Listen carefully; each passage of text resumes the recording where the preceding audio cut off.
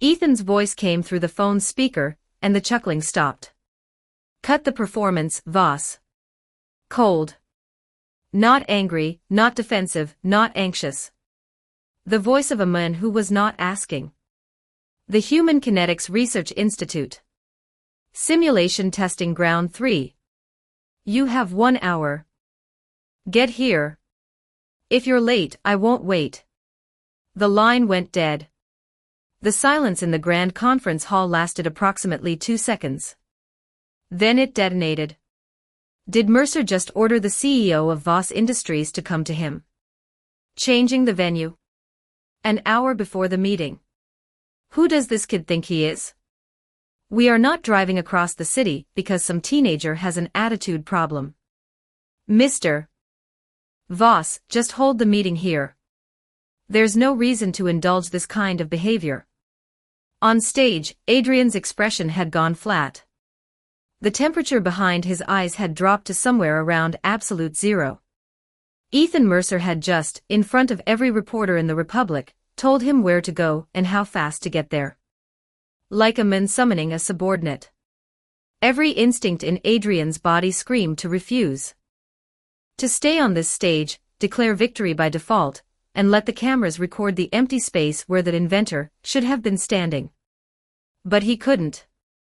The technology wasn't in his hands. 3 months of research had produced nothing.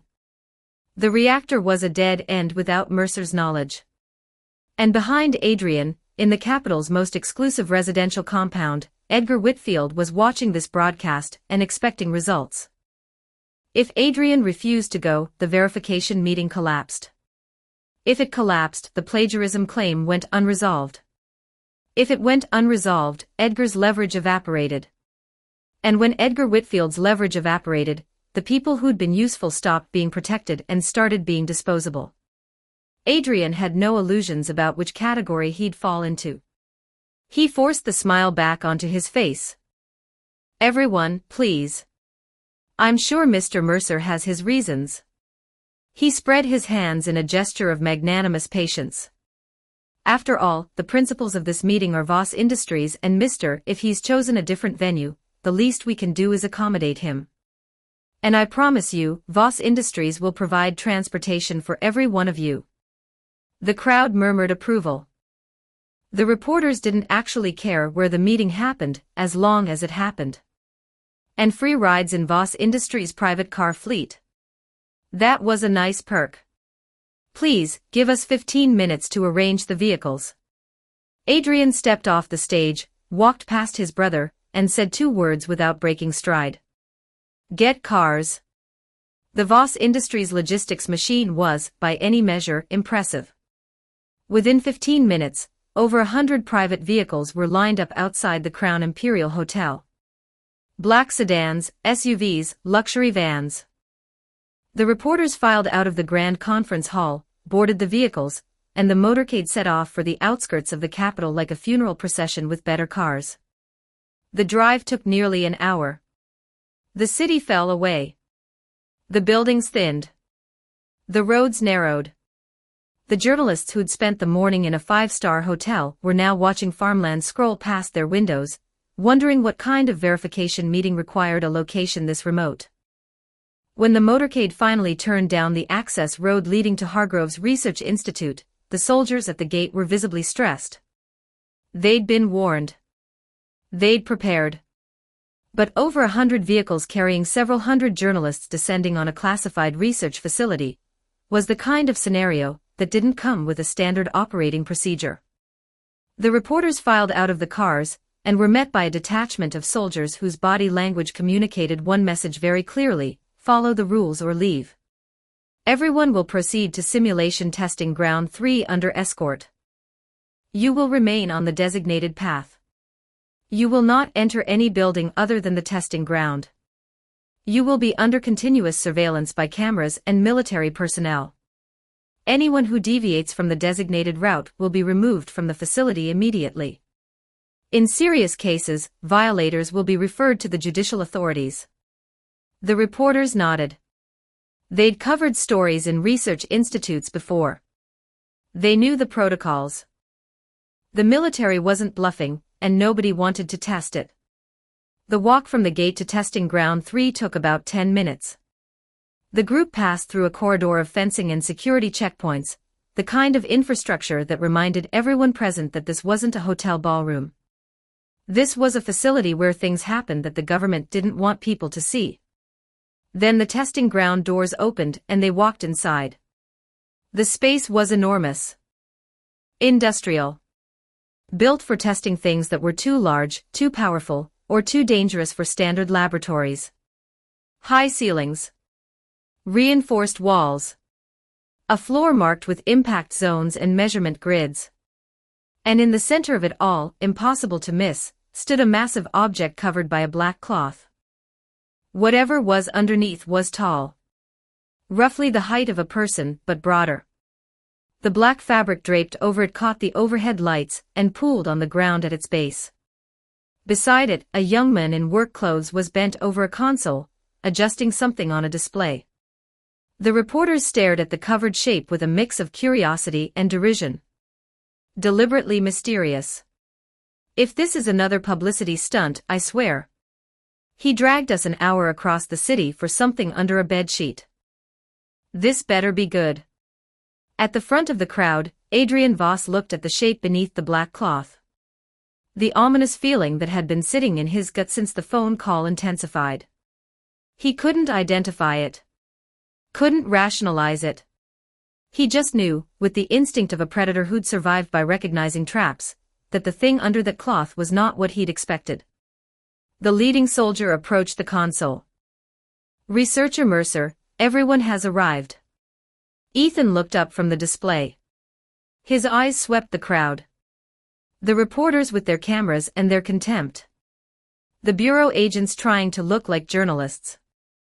The Aurelian operatives trying to look like bureau agents. Dominic Voss in the second row pretending to be calm.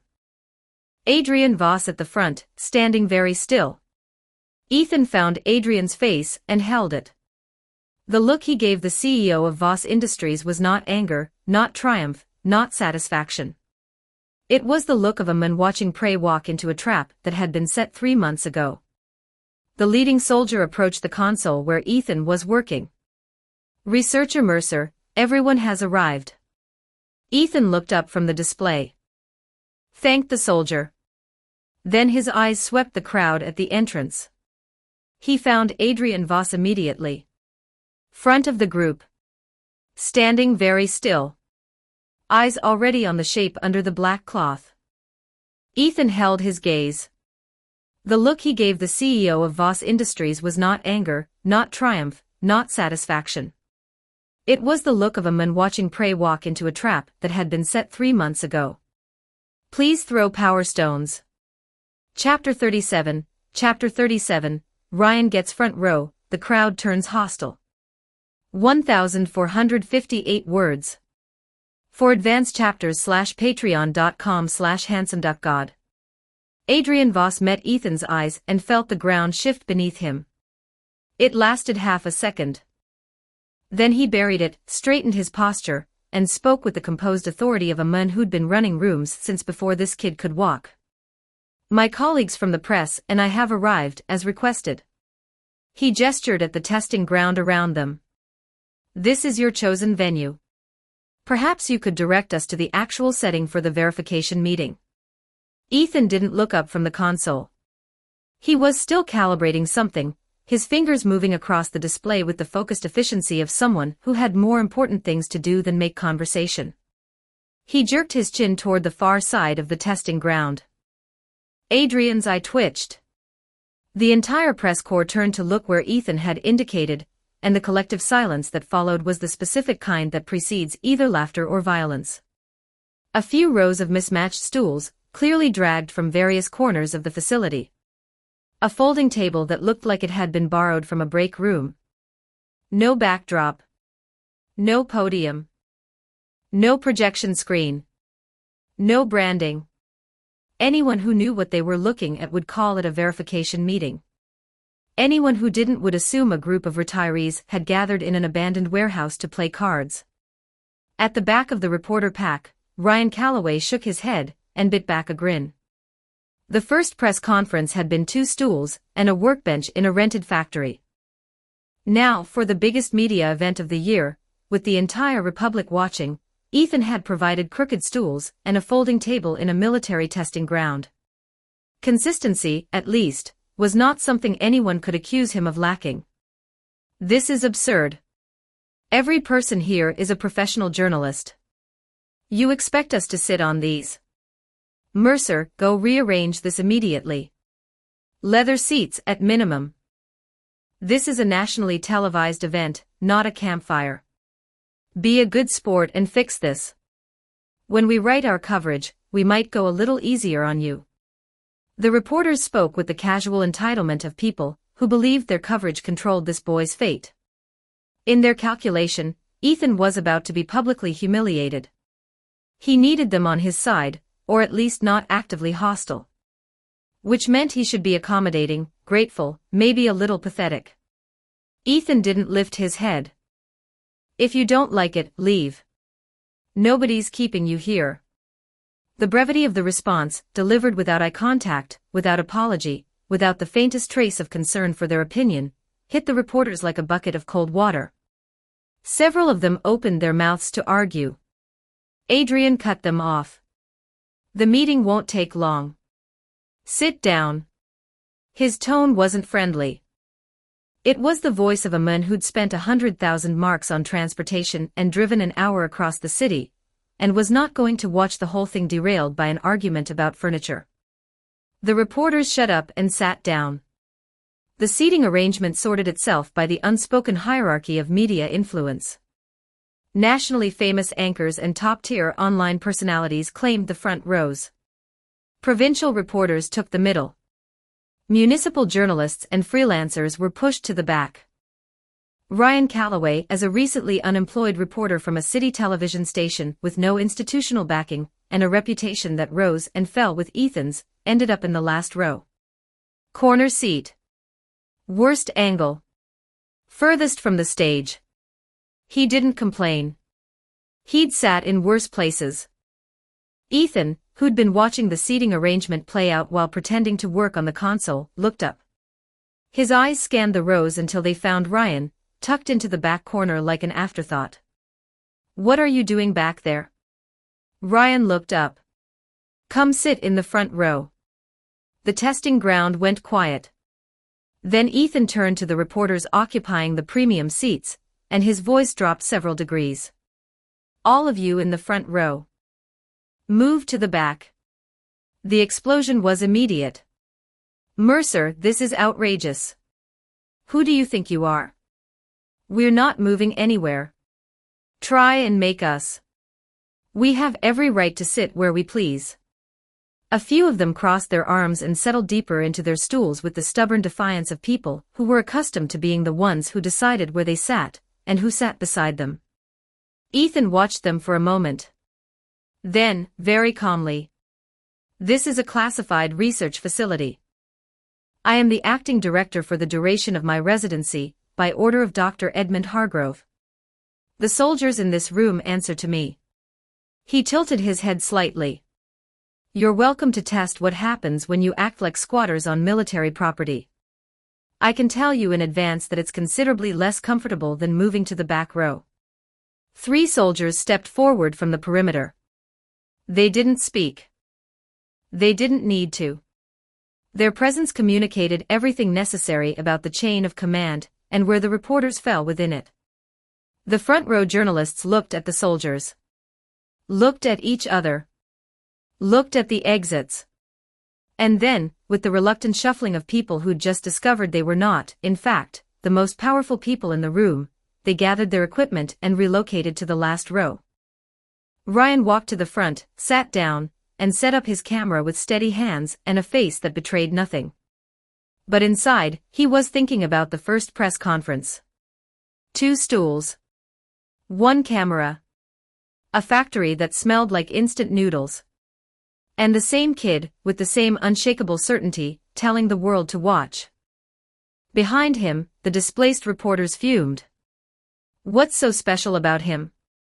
He's only front row because he's Mercer's pet. After today, when Mercer's reputation is finished, Calloway goes down with him. A reporter with no standards who'll do anything for fame. We should write to every outlet in the Republic and have him blacklisted. Agreed. Seconded. Ryan heard every word. He didn't turn around. He'd heard worse. And in about 10 minutes, every person whispering behind him was going to eat those words with a side of humble pie. With the seating settled, Ethan wiped his hands on a rag, set down his tools, and walked to the front of the testing ground.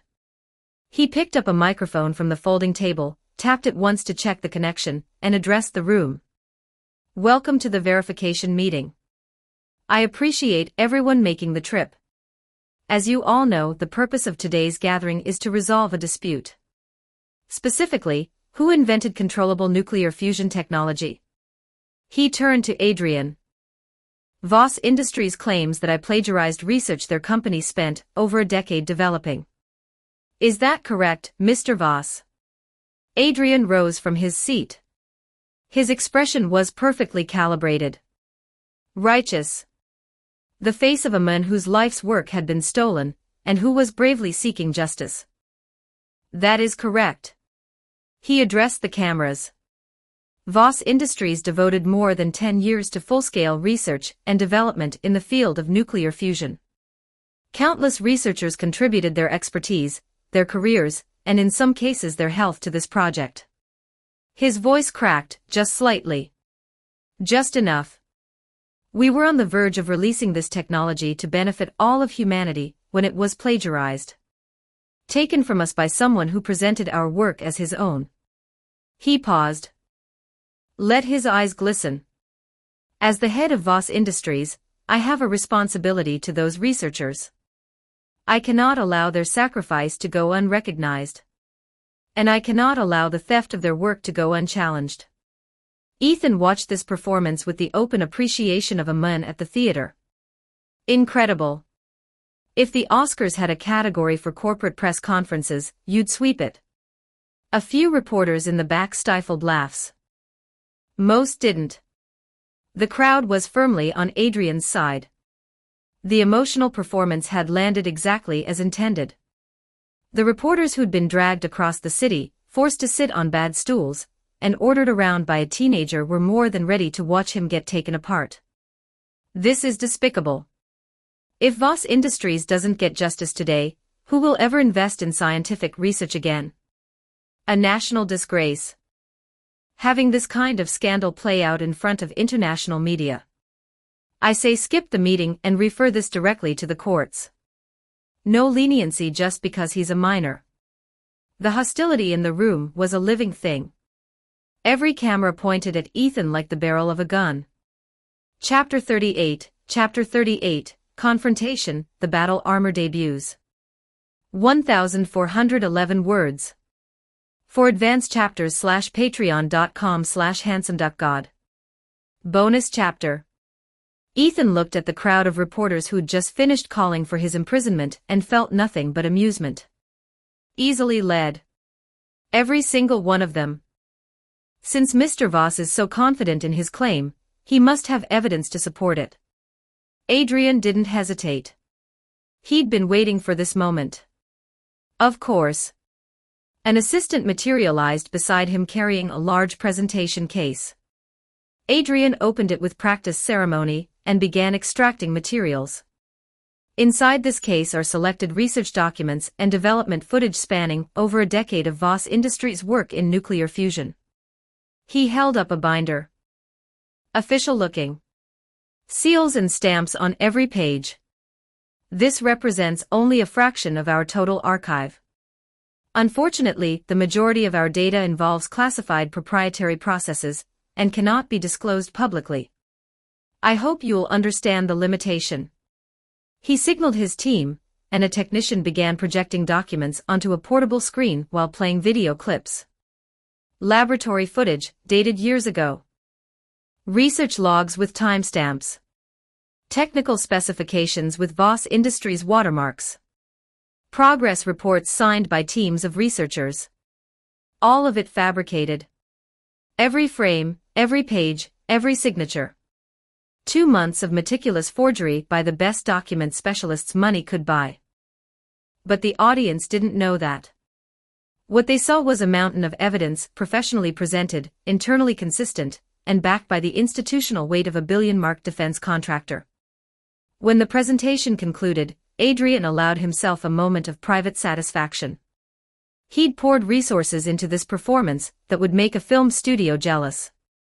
Outside of the two brothers who knew the truth, nobody watching could have identified a single flaw. He turned the knife. Mercer, Voss Industries has presented its evidence. I'd be very interested to see yours. This was the trap. Adrian had designed it perfectly.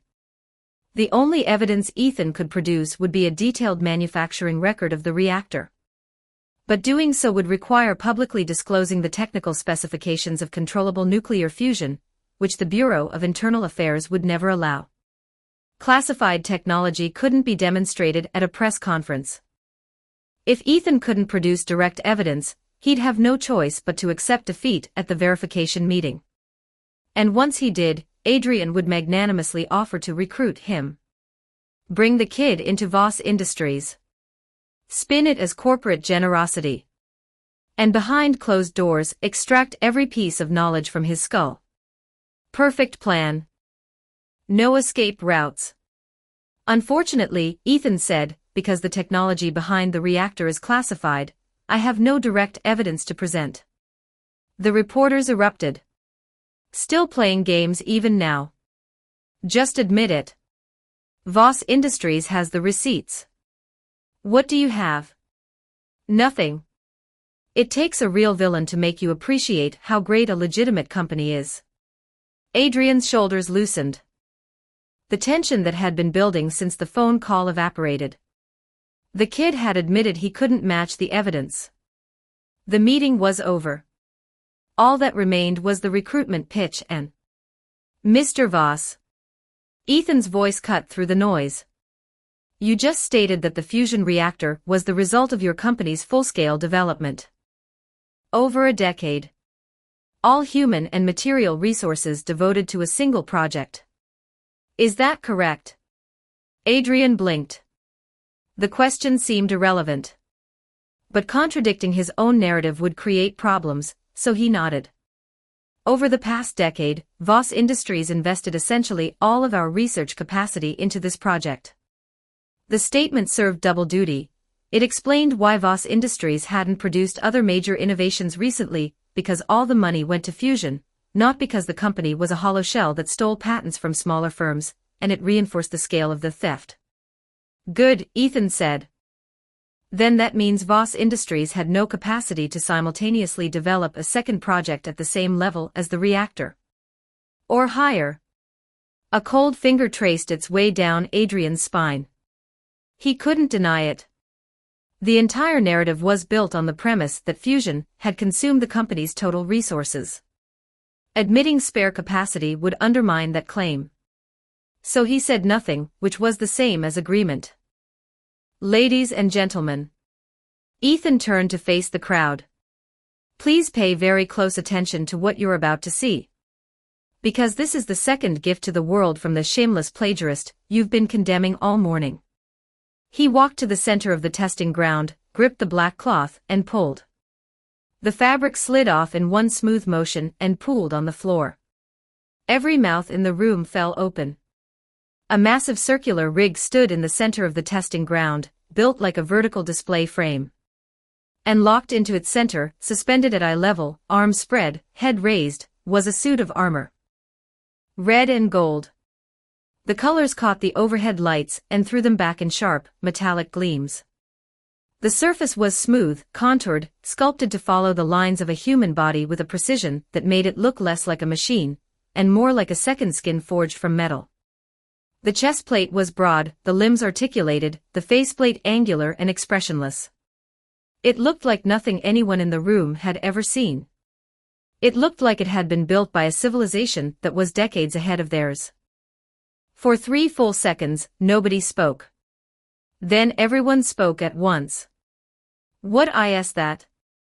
Adrian Voss stared at the armor, and every instinct in his body screamed that his life had just changed irrevocably.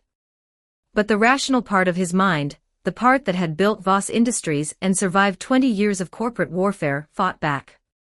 He forced his breathing steady, forced his expression neutral, and looked at the object on the rig with the cold, analytical eye of a man who'd spent his career evaluating technology. It's a suit. A metal suit. Impressive looking, sure. But what does it actually do? The world's most advanced robots could barely walk without falling over. The most sophisticated powered exoskeletons were clumsy, limited, and consumed energy at rates that made them impractical for anything beyond laboratory demonstrations. If this was a robot, it was the best-looking one he'd ever seen. But best-looking wasn't the same as functional. And a pretty shell with nothing inside was just sculpture. His confidence stabilized. Impressive presentation, Mr. Mercer. His voice was steady again. But a fancy paint job doesn't change the facts. Today's meeting is about the reactor, not a costume. Why don't you stop stalling and address the actual evidence? The reporters, following Adrian's lead, recovered from their shock and piled on. Is that supposed to be a robot? What a waste of the reactor's energy. The reactor could power an entire county for a month. And he built it to run a suit of armor. That's like using a nuclear plant to charge a phone. I think Mercer's finally cracked.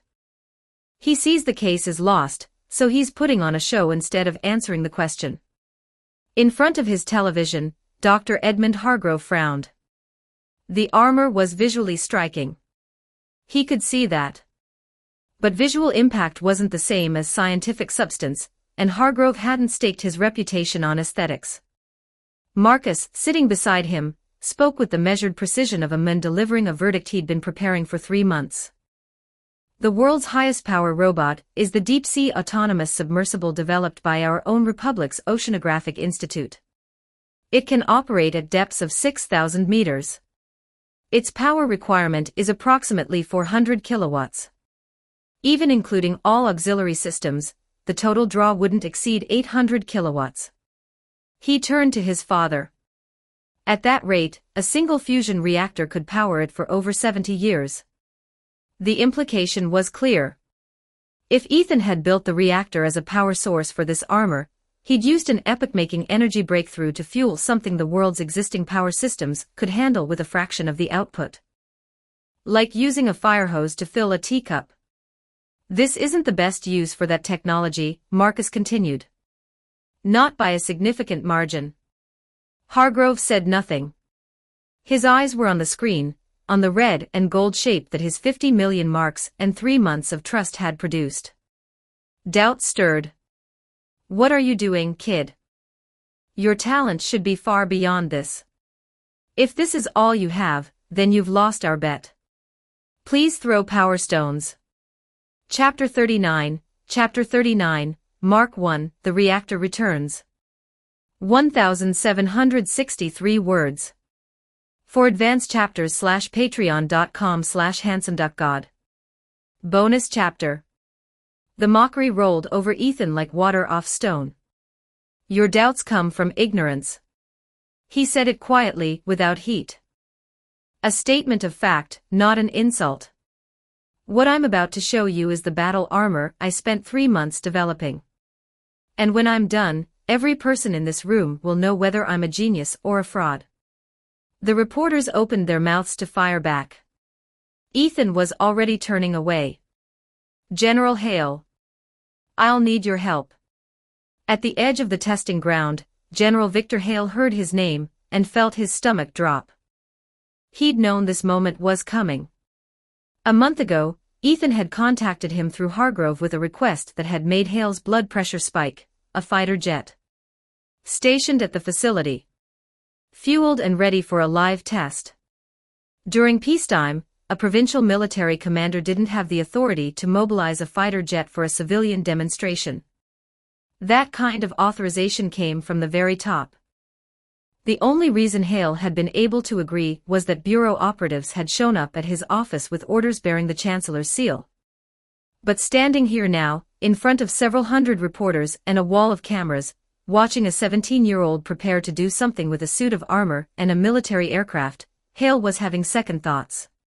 He walked to the front of the stage, trying to ignore the camera shutters firing like automatic weapons. "Kid," he said under his breath, leaning close enough that the microphones couldn't pick it up. "Tell me straight. Are you sure about this? Once that jet is in the air and this goes wrong, both of us look like idiots on national television." Ethan looked at the general with the patient amusement of someone who'd had this conversation before. "Relax, General. After today, just promise you won't pester me for one of these suits." Hale almost laughed. Battle armor for military use. That was science fiction. Movie nonsense. Would he beg for this oversized tin can? Not a chance.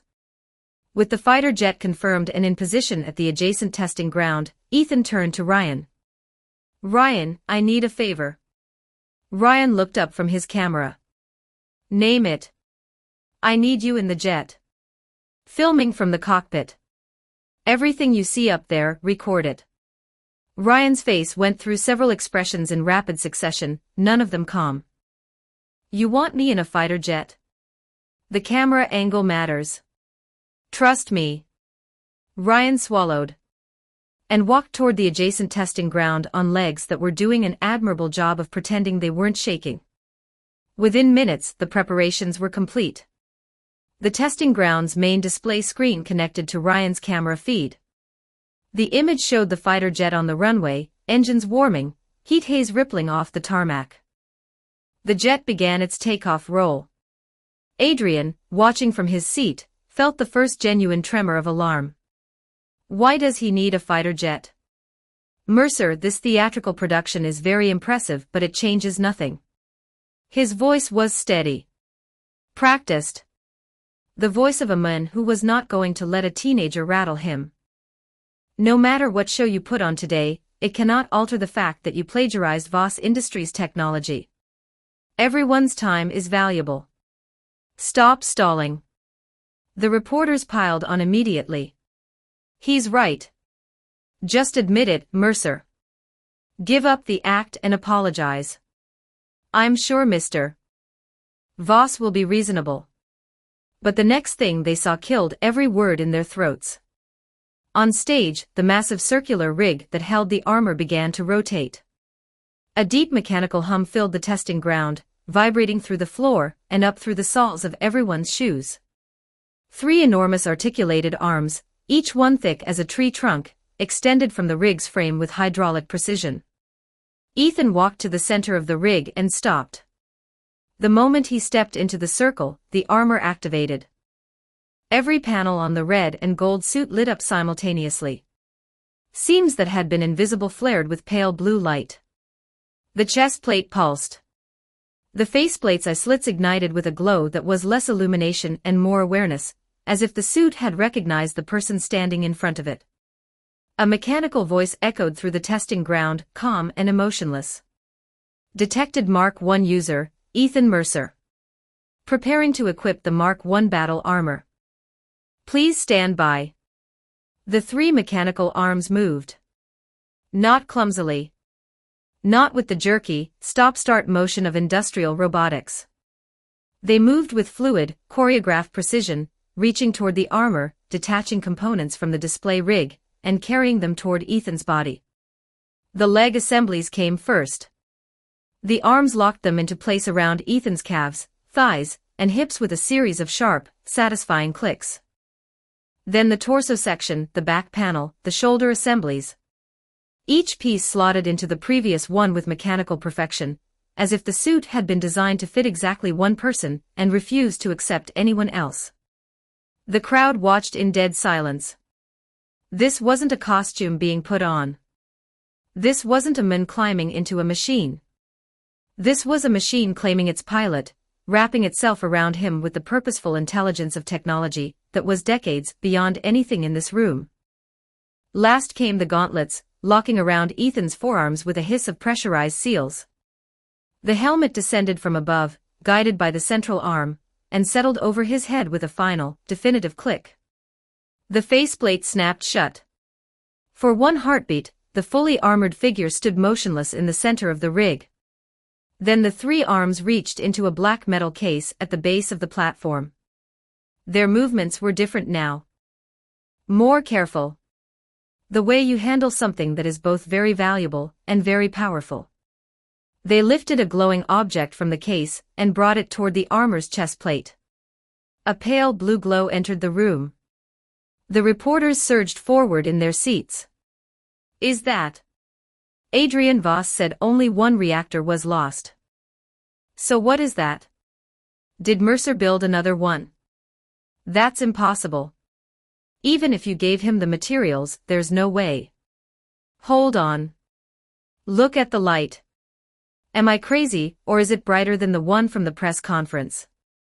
The last observation cut through the noise.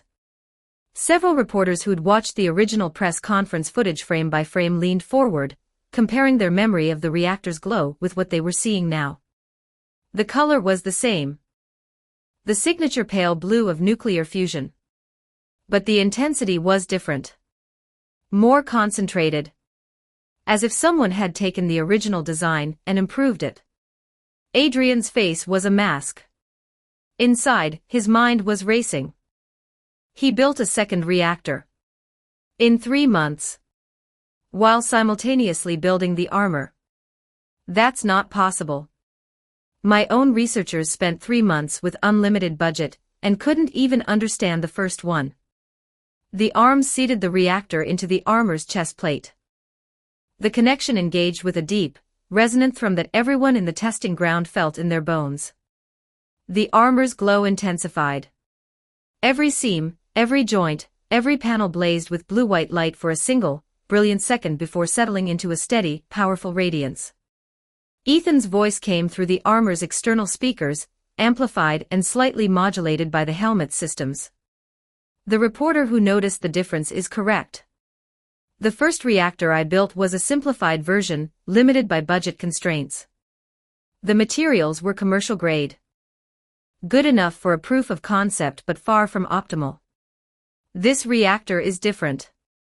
Built with Dr. Hargrove's support using the highest quality materials available. Its energy storage capacity and power output stability are on an entirely different level. At this point, the reporters had stopped mocking. Every one of them was recording. Pens moving, cameras rolling, phones capturing audio. Whatever this was, it was the story of their careers and they knew it. Damn it. Adrian kept his voice low enough that only Dominic, standing beside him, could hear. It was Hargrove. That old man bankrolled a second reactor. He'd been so focused on the kid that he'd forgotten about the 91-year-old legend standing behind him. A man with the resources, the connections, and the institutional authority to fund exactly this kind of project without anyone at Voss Industries knowing. One oversight. One blind spot. And now Adrian was watching his entire case crumble in real time. But he wasn't finished. He stood up. Straightened his jacket. And spoke with the calm, almost pitying voice of a man delivering a verdict. Clap. The slow, deliberate applause cut through the noise, and every head turned toward him. Mercer, I must say, this is impressive. The theatrics, the lighting, the mechanical arms. It's the best stage show I've seen in years. His smile was thin and sharp. But a glowing ring in a metal suit doesn't prove anything. For all anyone here knows, that reactor is an LED panel and a car battery. Your first reactor was verified by Dr. Hargrove at a military facility with proper equipment and trained technicians. This one has been shown to a room full of reporters inside a light show. If you want anyone to take this seriously, you'll need to do better than special effects. The words landed exactly as intended. The reporters who'd been teetering toward belief pulled back. He's right. The first time, there was a proper test. This is just presentation. That could be anything under the shell. Without verification, it's meaningless. Almost got fooled. Nice try, Mercer. Exactly. Voss sees right through it. Adrian watched the crowd swing back to his side, and the knot in his chest loosened by 1 degree. He was gambling. Gambling that Ethan couldn't have built a second reactor in 3 months. That the glow was fake. That the armor was a shell. That the mechanical arms and the dramatic assembly were theater designed to distract from the absence of substance. His own technicians had told him, even with complete mastery of the technology, building a reactor would take a minimum of 6 months to a year using the full resources of Voss Industries. And Ethan was one person with borrowed lab equipment. The math didn't support it. The math couldn't support it. Adrian sat back down and crossed his legs, projecting the confidence of a man who'd already won. Please throw power stones. Chapter 40, The Name of a Genius, Mark I Takes Flight. 1936 words. For advanced chapters /patreon.com/handsomeduckgod. Ethan looked at Adrian Voss through the faceplate and felt nothing but pity. You're a pitiful man, Voss. His voice came through the external speakers, amplified and slightly flattened by the helmet's audio system. Every word carried across the testing ground. You spent your whole career taking things that belong to other people. Companies. Reputations. You convinced yourself that this was strength. That money and connections made you untouchable. But in the end, you built nothing. You created nothing. Everything you have was stolen from someone who actually did the work. Watch closely. Because today, I'm going to show you what real work looks like. The 3 mechanical arms delivered the new reactor into the armor's chest plate. The moment the final component locked into place, the Mark I erupted with light.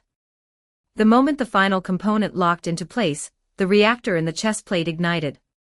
A steady, intense pale blue light bloomed from the center of the armor's chest, throwing hard shadows across the testing ground floor.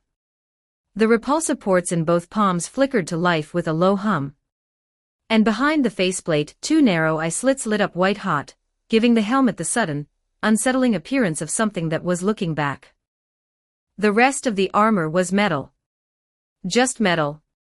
Red and gold alloy, catching the overhead lights, gleaming with the dull sheen of precision engineering. No fantasy. Just a machine that had been dead 30 seconds ago, and was now, unmistakably, awake. Ethan looked toward the crowd. Don't blink. Because every second from here on will be recorded in history. The faceplate dropped. The last sliver of the boy's face disappeared behind alloy and engineering. The armor sealed itself around him with a pressurized hiss, and the figure standing in the center of the testing ground was no longer Ethan Mercer. It was something new. Then, under the gaze of every person in the room, 4 jets of thrust erupted from the armor's palms and boot soles. White hot. Controlled. Perfectly balanced. The figure lifted off the ground. Not violently. Not with the lurching, unstable wobble of experimental flight systems. The armor rose smoothly, steadily, as if gravity had simply agreed to stop applying. 3 feet. The testing ground went silent in a way that had nothing to do with respect or anticipation. It was the silence of several hundred people whose understanding of reality had just been shattered like a pane of glass. That's impossible. The voice came from somewhere in the press section, small and bewildered. There is no technology on this planet that allows powered flight in a human-scale frame with that kind of stability. The stabilization alone, the gyroscopic calculations, the thrust vectoring, the real-time balance corrections, that's a problem the entire aerospace industry hasn't solved. Forget the aerospace industry. The robotics industry hasn't solved basic bipedal balance. And this thing is flying. Ethan's voice came through the speakers again, calm and faintly amused. Hovering is the most basic thing Mark I can do. What comes next is why I needed the fighter jet. Before a single person could process that sentence, the thrust from the armor's repulsors tripled. The 4 jets of flame that had been holding Ethan at a gentle hover suddenly erupted with a force that turned the air beneath him into a visible shockwave. The reporters in the front rows threw their hands up against the blast of wind and heat. Mark 1 launched. The acceleration was so sudden, so violent, so far beyond anything the crowd had been prepared for, that the armored figure seemed to simply vanish. One frame it was hovering at 10 feet. The next frame it was a red and gold streak climbing into the October sky like a missile with a pilot. The sound hit a second later. A thunderclap of displaced air that rattled the testing ground's reinforced walls and made several reporters duck instinctively. Then silence. The figure was gone. A contrail hung in the air where it had been, dissipating slowly in the wind. Every head in the testing ground tilted upward. The screen. Look at the screen. On the main display, Ryan Calloway's camera feed showed the view from the fighter jet's cockpit. Scattered clouds. The jet cruising at several thousand meters. And there, floating beside the cockpit canopy as casually as a man leaning against a wall, was the Mark 1 armor. Red and gold. Hovering at fighter jet altitude. Matching the aircraft's speed without visible effort. Through the cockpit glass, Ryan's camera caught the armor in perfect focus. The chest plate glowing. The faceplate angled toward the jet. The entire figure hanging in the sky as if it belonged there. So that's why they needed a fighter jet. It's keeping pace with the jet. At this altitude, a suit of armor is flying alongside a fighter jet. This can't, what am I looking at right now? This is a battle armor. An actual, functional, flying battle armor. Mark 1 alone is enough to push the entire field of military technology forward by a century. The doubts were gone. All of them. Every snide comment about robots and LED panels and stage shows and car batteries. Obliterated in the 3 seconds it took for a red and gold figure to launch from a testing ground floor and appear beside a fighter jet at cruising altitude. Because nobody in this room, no matter how skeptical, no matter how hostile, no matter how deeply invested in Adrian Voss's narrative, could look at a man flying under his own power at several thousand meters and call it a special effect. This wasn't a robot. This wasn't a powered exoskeleton. This wasn't anything that existed in any laboratory, any military program, any research institution on the planet. This was something from the future. Built by a 17-year-old. In a borrowed laboratory. In 3 months. And the man who'd accused this kid of plagiarism was sitting on a stool in the front row with the color draining from his face. Adrian Voss didn't fall off his stool. That would have required muscles capable of movement, and his body had temporarily stopped responding to commands. He sat perfectly still, staring at the main screen, and watched the architecture of his life collapse. The plagiarism claim was dead. Not wounded. Not weakened. Buried under the weight of a second invention so far beyond anything Voss Industries could have conceived, let alone secretly developed, that the suggestion was laughable. He'd told a room full of cameras that all of Voss Industries' resources had gone to fusion. And now a kid was flying beside a fighter jet in a suit of armor that made his company's entire technology portfolio look like a child's toy set. The logical trap had sprung. And Adrian was inside it. In front of his television, Dr. Edmund Hargrove's hands trembled on his cane. Not from frailty. From the specific, overwhelming emotion of a man who had spent 70 years pushing the boundaries of human knowledge, and was now watching someone leap past those boundaries like they were chalk lines on a sidewalk. Battle armor. Powered flight. A human being hovering beside a military aircraft wearing a suit that a teenager had built in his laboratory. The implications cascaded through Hargrove's mind at a speed that belied his age. Military applications. Civilian applications. Search and rescue. Disaster response. Space exploration.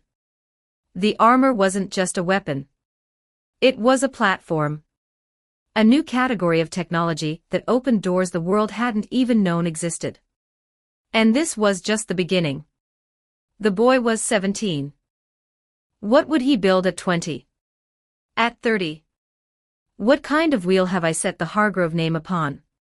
Not a wheel. Beside him, Marcus Hargrove sat in silence. His mouth, which had been delivering verdicts and calculations and skeptical assessments for 3 months, was closed. The levitation alone had been enough to demolish his argument about accumulated research.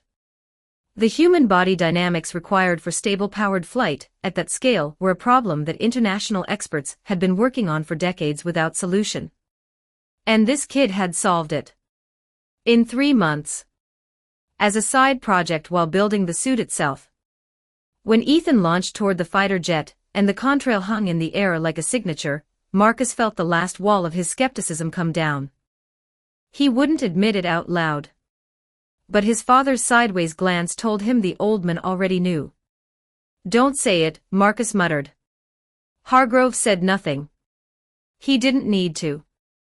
The smile on his face said everything.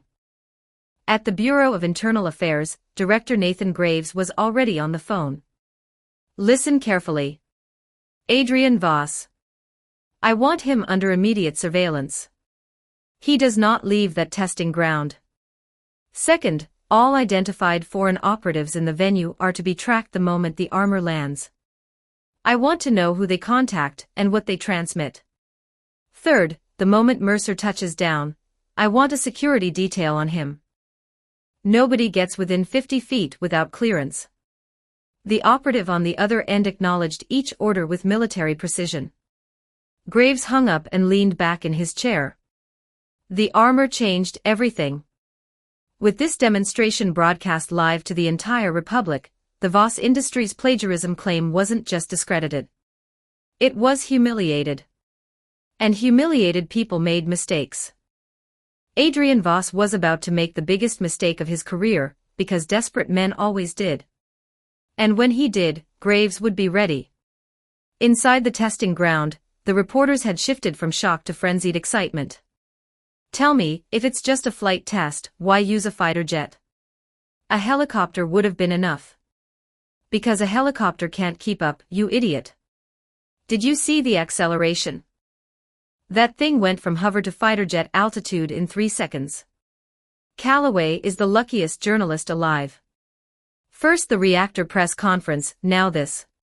From the cockpit of a fighter jet. Forget lucky. The guy bet his entire career on Mercer twice, and won both times. That's not luck. That's judgment."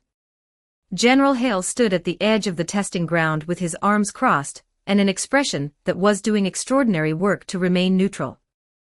He'd scoffed at the idea of military battle armor. Movie nonsense. Science fiction. And now a suit of powered armor was floating beside one of his fighter jets at combat altitude, and the kid inside it had warned him not to pester me for one of these suits. The general was already mentally composing his procurement request. Through the armor's internal communication system, Ethan could hear every voice in the testing ground. The shock. The wonder. The reporters tripping over themselves to describe what they were seeing. He hadn't planned to say anything yet. The demonstration would speak for itself. But the months of being called a fraud, a thief, a plagiarist, a disgrace, had left their mark. Not as wounds. He connected his mic. "I know everyone is curious about why this test required a fighter jet." His voice came through the testing ground's speakers and simultaneously through every television broadcasting the live feed. "It's because in the next phase of the demonstration, even a fighter jet might not be able to keep up a beat. Ladies and gentlemen, please hold your breath. The debut of Mark I is just getting started." Chapter 41, Chapter 41 Bonus Chapter. 1,491 words. For advanced chapters /patreon.com/handsomeduckgod. Is he serious? He's going to race a fighter jet. That's insane. I'll grant that Mercer is a genius, but that doesn't give him the right to treat us like idiots. At supersonic speeds, the human body would be torn apart by the inertia alone. The G-forces at that velocity would liquefy internal organs. General Hale's expression had gone flat. The fighter jet he'd authorized for this test wasn't a training aircraft. It was a frontline interceptor, one of the most advanced airframes in the Valorian military's arsenal. Maximum speed, Mach 3. 3 times the speed of sound. 1 kilometer per second. Fast enough to cross the entire republic from south to north in just over an hour. That kind of speed wasn't achieved by hobby projects in borrowed laboratories. It was the product of decades of aerospace engineering, billions of marks in research funding, and manufacturing processes that pushed the limits of known materials science. And Ethan Mercer was claiming his suit of armor could keep up. Hale had spent the last hour having his assumptions about this kid demolished one by one, and he was running low on assumptions to demolish. This was where rational assessment met physical impossibility. In his view, the kid had gotten drunk on the crowd's reaction, and was about to embarrass himself at 30,000 feet. Maybe that's not the worst thing, Hale thought. A dose of humility might do him good. Inside the armor, Ethan didn't know what the general was thinking. And he wouldn't have cared if he did. The truth was, the laboratory environment had limited his ability to test the Mark I at full capacity. He'd run simulations. He'd stress-tested individual systems.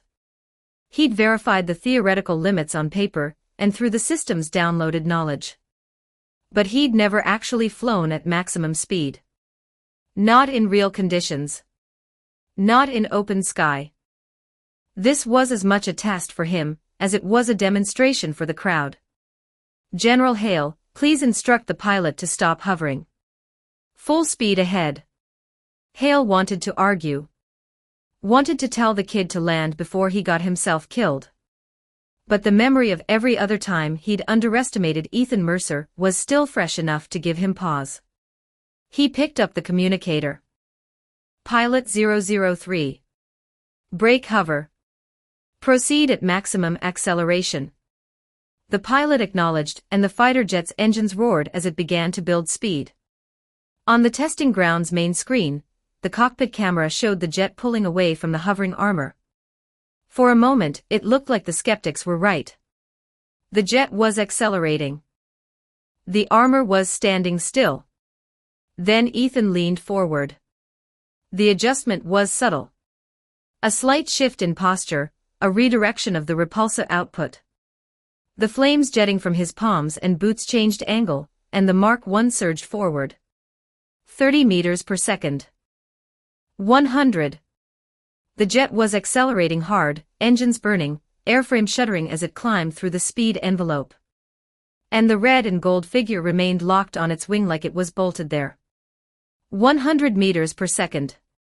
That's faster than a high-speed train. And it's still accelerating. General Hale's composure cracked for the second time that day. Even if the armor never went faster than this, what he was watching was already revolutionary. At 100 meters per second, the Mark I was fast enough for combat deployment. Fast enough to intercept ground targets, provide rapid air support, and execute maneuvers that no conventional aircraft could match at low altitude. The entire concept of individual combat had just been rewritten. But the jet was still accelerating. And so was the armor. 200 meters per second. 300. The numbers climbed on the testing ground's telemetry display, and the crowd watched with the specific, breathless terror of people who knew they were witnessing something that would be in textbooks. The cockpit camera showed the armor holding position on the jet's wing. Unwavering. As if the laws of aerodynamics were a suggestion it had chosen to ignore. Then came the boom. Not from the jet. The jet had broken the sound barrier minutes ago. This boom came from the armor. A visible shockwave cone formed around the red and gold figure as Mark I punched through Mach 1. The camera caught it perfectly, a ring of condensation vapor, expanding outward from the suit like a halo, then gone. The sound barrier. Broken by a man in a suit of armor. The testing ground erupted. IT broke the sound barrier. A suit of armor just went supersonic. This is beyond anything, this is beyond everything, there's no category for what I'm watching right now. Forget the Nobel Prize. They need to invent a new award. In the fighter jet, the pilot stared at the red and gold shape flying beside him with an expression that belonged in a hospital. Supersonic. A suit of armor was flying at supersonic speed, 3 feet from his wingtip. He'd trained for years. Logged thousands of flight hours. Pushed aircraft to their limits in exercises that would make most people pass out. And in all that time, the only things that had ever matched his speed were other fighter jets. Now a teenager in a metal suit was keeping pace with him like it was a casual afternoon. Before the pilot could process this, the armor tilted its head slightly and looked at him through the cockpit canopy. Then its right arm swung forward in a gesture that every pilot on the planet recognized. The pilot's professional composure evaporated. In his entire career, nobody had ever implied that his fighter jet was too slow. This was a machine built to dominate the sky. A weapon system that cost more than most buildings.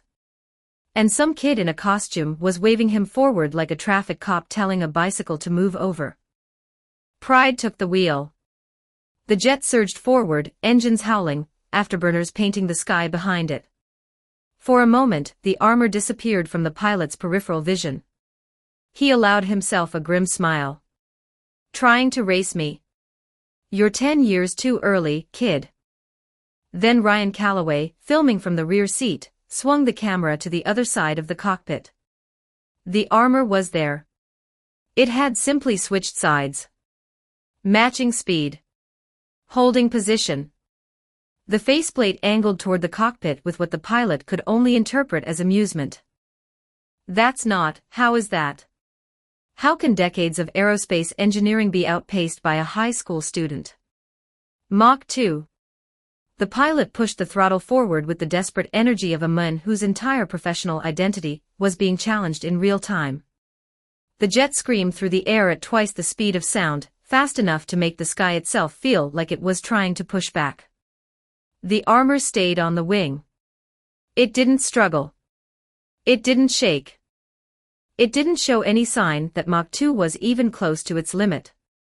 The pilot's hands were steady on the controls, but his voice cracked when he keyed the radio. Reporting to General Hale. Speed at Mach 2. The armor is maintaining formation without difficulty. Requesting authorization to exceed Mach 2.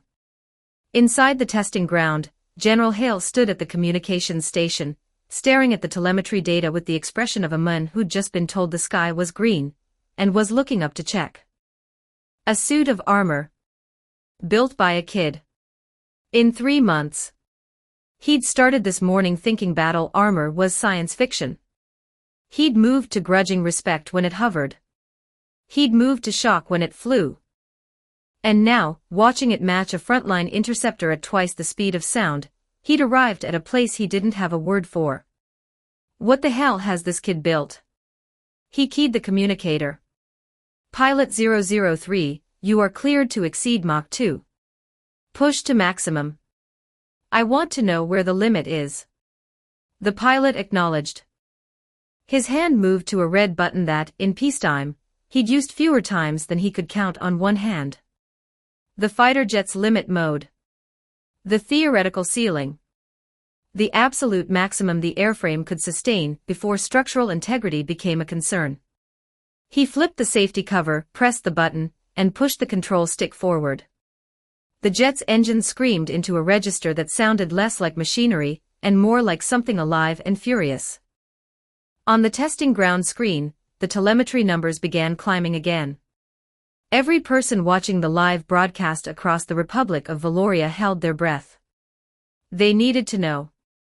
Could Mach 3, the absolute limit of the most advanced fighter jet in the military's arsenal, finally find the ceiling of Mach 1? Chapter 42, Flight Altitude, Records are meant to be broken. 18 words. For advanced chapters patreon.com/handsomedduckgod.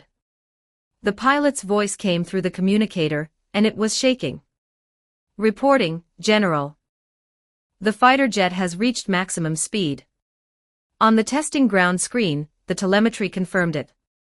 The absolute ceiling of the most advanced interceptor in the Valorian military. The airframe was at its structural limit, engines maxed, every system redlined. And the red and gold armor was still on the wing. Not struggling. Not straining. Floating beside the jet with the relaxed posture of a man on a morning walk who happened to be moving at 3 times the speed of sound. The testing ground erupted. It matched Mach 3. Matched. Look at the armor. It hasn't even broken a sweat. That thing clearly has room to spare. The most advanced fighter jet in the Republic just hit its ceiling, and the armor is treating it like a warm-up. The excitement was building toward delirium when Ethan's voice cut through the speakers. I'm afraid I have some bad news. The crowd went quiet. Since the fighter jet has reached its speed limit, Ryan's camera can no longer keep up with what comes next. Disappointment crashed through the room. After everything they'd seen, the idea that the demonstration would end because the camera platform couldn't go fast enough felt like the cruelest possible anticlimax. Then Ethan continued. So I've prepared a backup. Above the testing ground, a small device rose into the air. It was roughly the size of a baseball, smooth and featureless except for a single lens on its front face, and a pale blue glow at its base. I call it the Signal B. Its core is powered by a miniature reactor, and by sacrificing all other capabilities in favor of pure speed, it can reach a maximum velocity of over Mach 10. It's also equipped with autonomous evasion and stabilization programming, which means it can film at extreme speeds without losing clarity or getting destroyed. It'll handle the camera work from here. The Signal B shot upward and vanished. The distance that had taken the fighter jet and Mark 1 nearly 10 minutes to cover, the Signal B closed in under a minute. The testing ground screen flickered, and the feed switched from Ryan's cockpit camera to the drone's lens. The image was crystal clear. The armor hanging in the sky, waiting. The crowd cheered. The demonstration wasn't over. It was about to get serious. Under General Hale's order, the fighter jet banked and returned to base. In the realm of speed, the most advanced interceptor in the Valorian military had been reduced to a support vehicle. Its job was done. Ethan was alone in the sky now. Just him, the armor, and a baseball-sized drone that could film at 10 times the speed of sound. He felt the anticipation building in his chest. Not nerves. He'd never pushed Mark 1 to its true limit. The lab had been too small, the airspace too restricted, the testing conditions too constrained. Everything up to this point had been operating within margins he'd imposed on himself. No more margins. He opened the throttle. The acceleration was so violent that the Signal B's stabilization systems had to fire corrective bursts to keep the armor in frame. A massive explosion cloud formed behind Mark 1 as the air itself protested the speed, and the red and gold figure punched through Mach 3 like it was a curtain. The testing ground fell silent. Not the excited silence of people processing a surprise. The absolute, hollow silence of people who had run out of categories for what they were seeing. 5 times the speed of sound. Faster than any manned aircraft in operational service anywhere on the planet. Faster than most missiles. A speed that existed, until this moment, only in classified research programs and theoretical papers. And the armor didn't look like it was slowing down. Ethan was about to push harder when General Hale's voice crackled through the communication system, urgent and sharp. Pull back. The restricted airspace I cleared for this test only extends about 1,000 kilometers. At your current speed, you'll overshoot the boundary in minutes and enter civilian flight corridors. If you cause an incident, neither of us will recover from it. Across the live broadcast, viewers groaned. The most extraordinary demonstration in technological history was being cut short by a paperwork problem. Insufficient airspace clearance. The mundane bureaucracy of restricted zones colliding with the extraordinary reality of what was happening in the sky. Hale looked genuinely pained. He hadn't expected this. Nobody had expected a simple verification meeting to produce something that could outrun the fastest jets in the military. But Ethan didn't turn back. General Hale, quick question. What's the current world altitude record for a manned aircraft? Hale blinked at the non-sequitur. 25,000 meters. Set by a Northern Sovereignty interceptor. Why? Do you know the true purpose of a record, General? A beat. Records are meant to be broken. On the screen, Mark 1 banked hard, angled its repulsors downward and shot straight up. Not gradually. Not in a climbing arc straight up, like a bullet fired at the stars. The telemetry display on the testing ground switched from speed to altitude. The numbers climbed with sickening speed. 10,000 meters. 15,000. 20,000. The breathing in the testing ground quickened.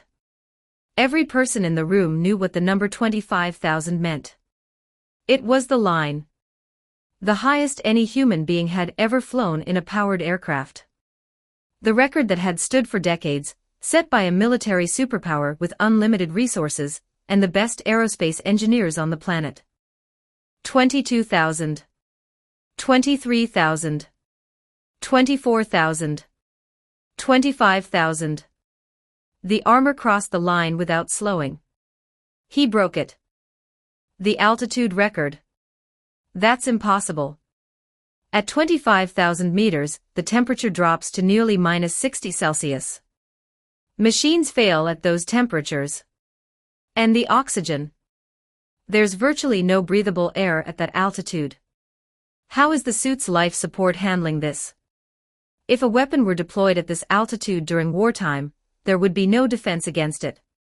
Nothing currently in service can operate this high.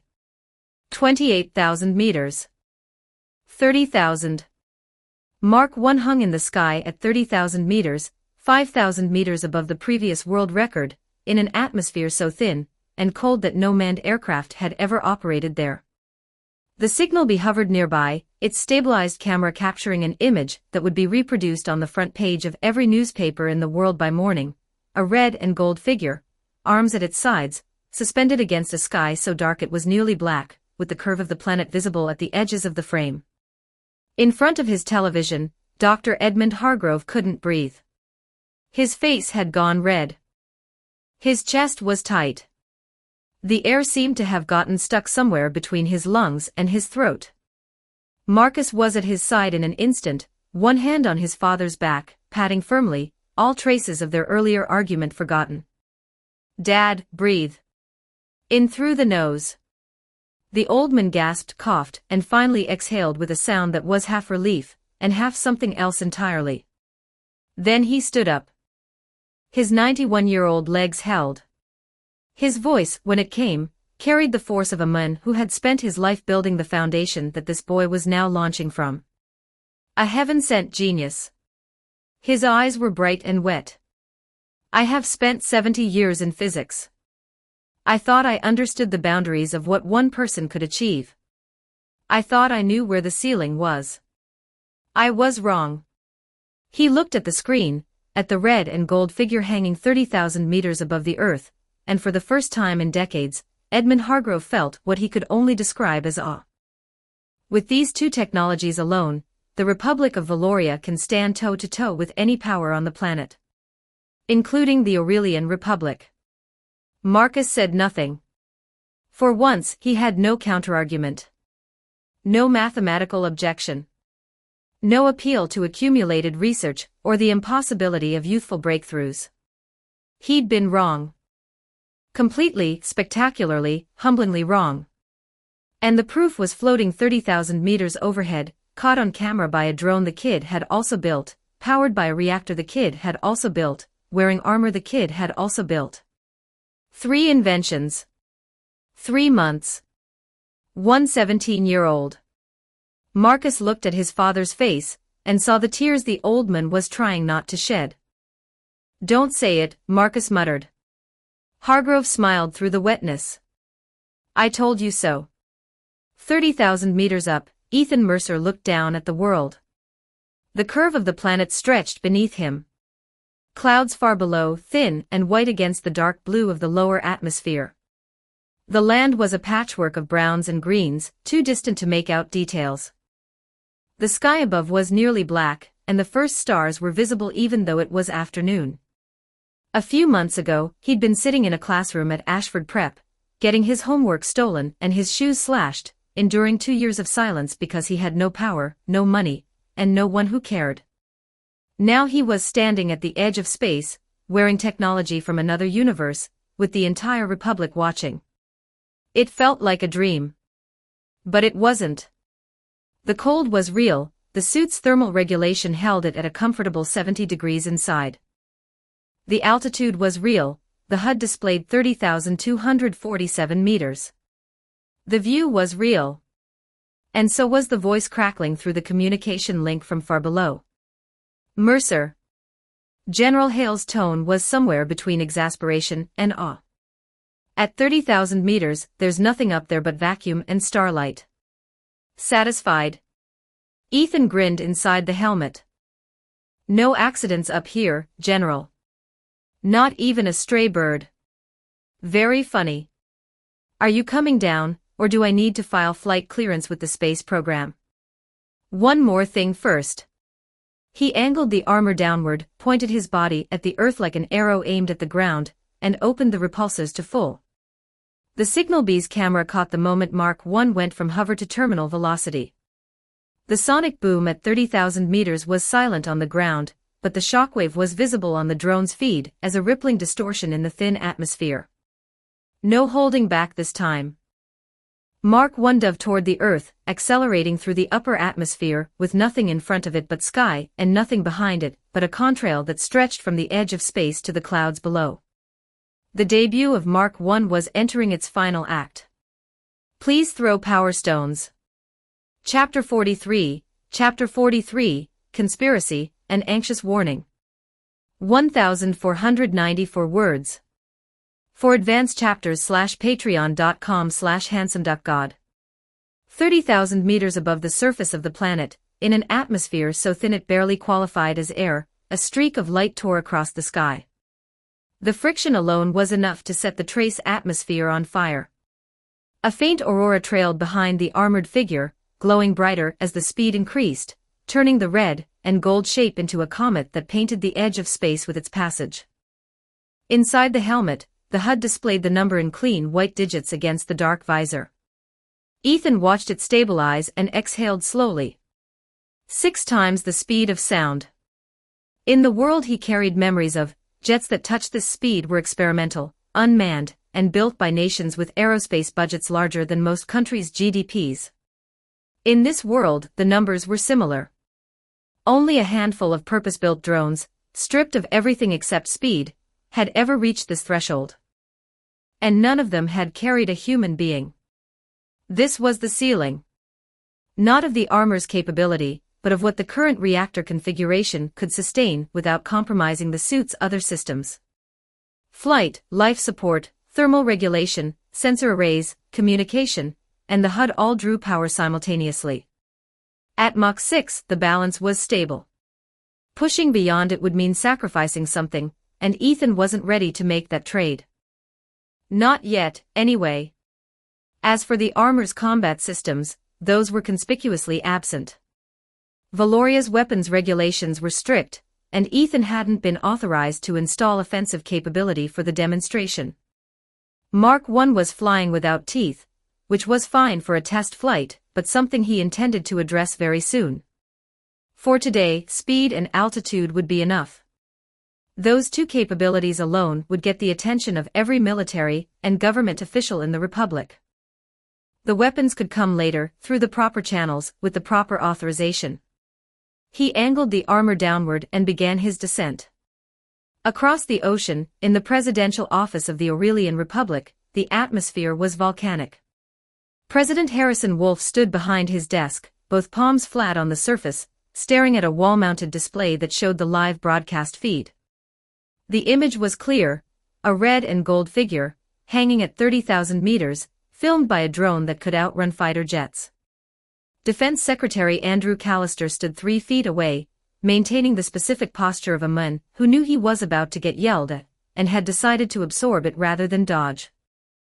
Andrew. Wolf's voice was quiet. Which was worse than yelling. Is this the fake news you told me about? Is this the Valorian smokescreen you assured me wasn't worth losing sleep over? If this is a smokescreen, then what are our physicists? Our aerospace engineers? Our entire defense research apparatus? Callister said nothing. There was nothing to say. 3 weeks ago, he'd assessed the fusion claims as probable disinformation and allocated surveillance assets as a precaution, not a priority. He'd told the president it was likely a bluff. The bluff was currently flying at Mach 6 at the edge of space, on live television, watched by an audience of hundreds of millions. Wolf let the silence stretch until it hurt, then spoke again. You had weeks. To take this seriously. To prepare. To have a plan in place for the possibility that this was real. And instead, you filed it under unlikely and moved on to trade negotiations. Callister absorbed the blow without flinching. He deserved it. When the president finished venting, the defense secretary shifted into the mode that had kept him in his position through 3 administrations, solution-first thinking. President, the situation has changed. But it may also present an opportunity. Wolf's eyes narrowed. What kind of opportunity? Our satellite network has been tracking the armor since it reached 30,000 meters. Based on its current trajectory, it will descend along the eastern coastal corridor of Valoria. He pulled up a tactical display on his tablet. The ARS Dominion, our carrier group currently patrolling international waters in the region, is positioned directly along that flight path. Wolf studied the display. His expression shifted from fury to calculation. You're suggesting interception. Interception is impossible, sir. The armor's speed and altitude exceed anything our carrier-based aircraft can match. And even if we could intercept, the Valorian military would never allow us to take it. They'd have jets in the air before we could blink. Then what? We don't intercept. We destroy. The word hung in the air. 2 fighter jets. Lightweight air-to-air missiles. The armor is fast, but at its current altitude and trajectory, there's a brief window where it will pass within range of the Sovereign's combat air patrol. We fire. The armor goes down over open water. We recover the wreckage before Valoria can respond. With the wreckage in our possession, our research teams could reverse engineer both the reactor and the armor within 12 to 18 months. Mass production within 3 years. Callister set the tablet down. Sir, whoever controls this technology controls the next century. If we let it stay in Valoria's hands, our position as the world's leading power is over. Not in a decade. Not in a generation. Now. Wolf stared at the tactical display. The carrier group. The flight trajectory. The narrow window. The question of whether the pilot inside the armor would survive a missile strike did not appear to factor into either man's calculations. Do it. Callister was already moving toward the door. And Andrew. The defense secretary stopped. If this fails, it never happened. Understood, sir. Inside the testing ground, the atmosphere was euphoric. The main screen showed Mark 1's descent trajectory, the red and gold figure dropping through the upper atmosphere in a controlled dive that looked more like a bird of prey than a piece of technology. The reporters, who'd spent the morning calling Ethan a plagiarist and demanding his imprisonment, were now tripping over each other to ask General Hale questions. General, was there government involvement in Mercer's research? General, you've appeared at both of Mercer's major demonstrations. Does this indicate a formal partnership between the inventor and the Northvale Military District? General Hale, can you comment on? The phone in Hale's right pocket rang. Not the regular phone. The other one. The black one, with the reinforced case and the encrypted line, that sat in a dedicated pocket sewn into his uniform jacket. The wartime line. Hale had carried that phone for 10 years. In all that time, it had rung exactly 3 times, each occasion corresponding to a national emergency. His face changed. He turned away from the reporters without a word, pressing the phone to his ear. "General Hale, this is the Homeland Security Bureau." The voice on the other end was urgent, clipped, operating at a speed that meant every second counted. "You need to contact Ethan Mercer immediately. Tell him to abort his descent and gain altitude. Now." Hale's blood went cold. 2 unidentified fighter jets have entered Valorian airspace over the eastern seaboard. They launched from a carrier group operating in international waters, just outside our territorial boundary. Based on trajectory analysis, we believe they are targeting the Mark I armor. The Eastern Military Command has scrambled interceptors. They can reach the area in under 10 minutes. Mercer needs to stay above engagement range until they arrive. "General, tell him to hold on." Hale looked at the reporters still pressing in around him, chattering, smiling, completely oblivious. Fury hit him like a wall. He drew the sidearm from his hip and fired 3 rounds into the ceiling. The gunshots were deafening in the enclosed testing ground. Every reporter froze. Cameras jerked. Microphones swung toward the sound. Then silence. Absolute silence. Hale didn't explain. Didn't apologize. Didn't waste a single second on the stunned faces staring at him. He ran to the communications station at the center of the testing ground, grabbed the direct link to the armor, and spoke with the controlled urgency of a man who'd spent 30 years in the military and knew exactly how little time he had. "Mercer, listen to me. Abort your descent. Climb immediately. Do not continue on your current trajectory. 2 hostile aircraft have entered Valorian airspace from the eastern seaboard. We believe they are targeting you. Our interceptors are 10 minutes out. You need to stay above engagement range until they arrive. Can you do that?" Inside the armor, after hearing General Hale's urgent warning, Ethan was about to climb when his sensors picked up the contacts first. 2 signatures. Approaching fast from the east. Fighter class. Climbing hard. He narrowed his eyes behind the visor. Was the warning a step too late? "I anticipated this. But I didn't expect them to move this fast. I hope they know when to stop. Mark I doesn't have weapons. But that doesn't mean it can be pushed around." Chapter 44, Missile Impact, Falling. 1918 words. For advanced chapters /patreon.com/handsomeduckgod. 2 fighter jets screamed toward Ethan's position from the east. They carried no national markings. The fuselages were bare, stripped of insignia, the way aircraft are stripped when the country that launched them intends to deny they were ever there. But the airframe model told the story. The silhouette, the engine configuration, the wing geometry. Every military professional watching the Signal Bees feed recognized it instantly. Aurelian Republic. In the testing ground, the reporters saw the jets on the main screen, and the confusion was immediate. What's happening? Are those escort fighters? Escort? Look at the profile. Those aren't Valorian jets. Foreign fighters. Inside our airspace. How is that possible? Someone actually had the nerve to fly military aircraft into Valorian territory. Whoever authorized that has either the biggest brass ones on the planet, or a death wish. General Hale's blood pressure, which had been elevated since the wartime phone call, reached a level that would have concerned his doctor. He grabbed the communicator. "Full speed, southwest. Our interceptors are inbound from that direction."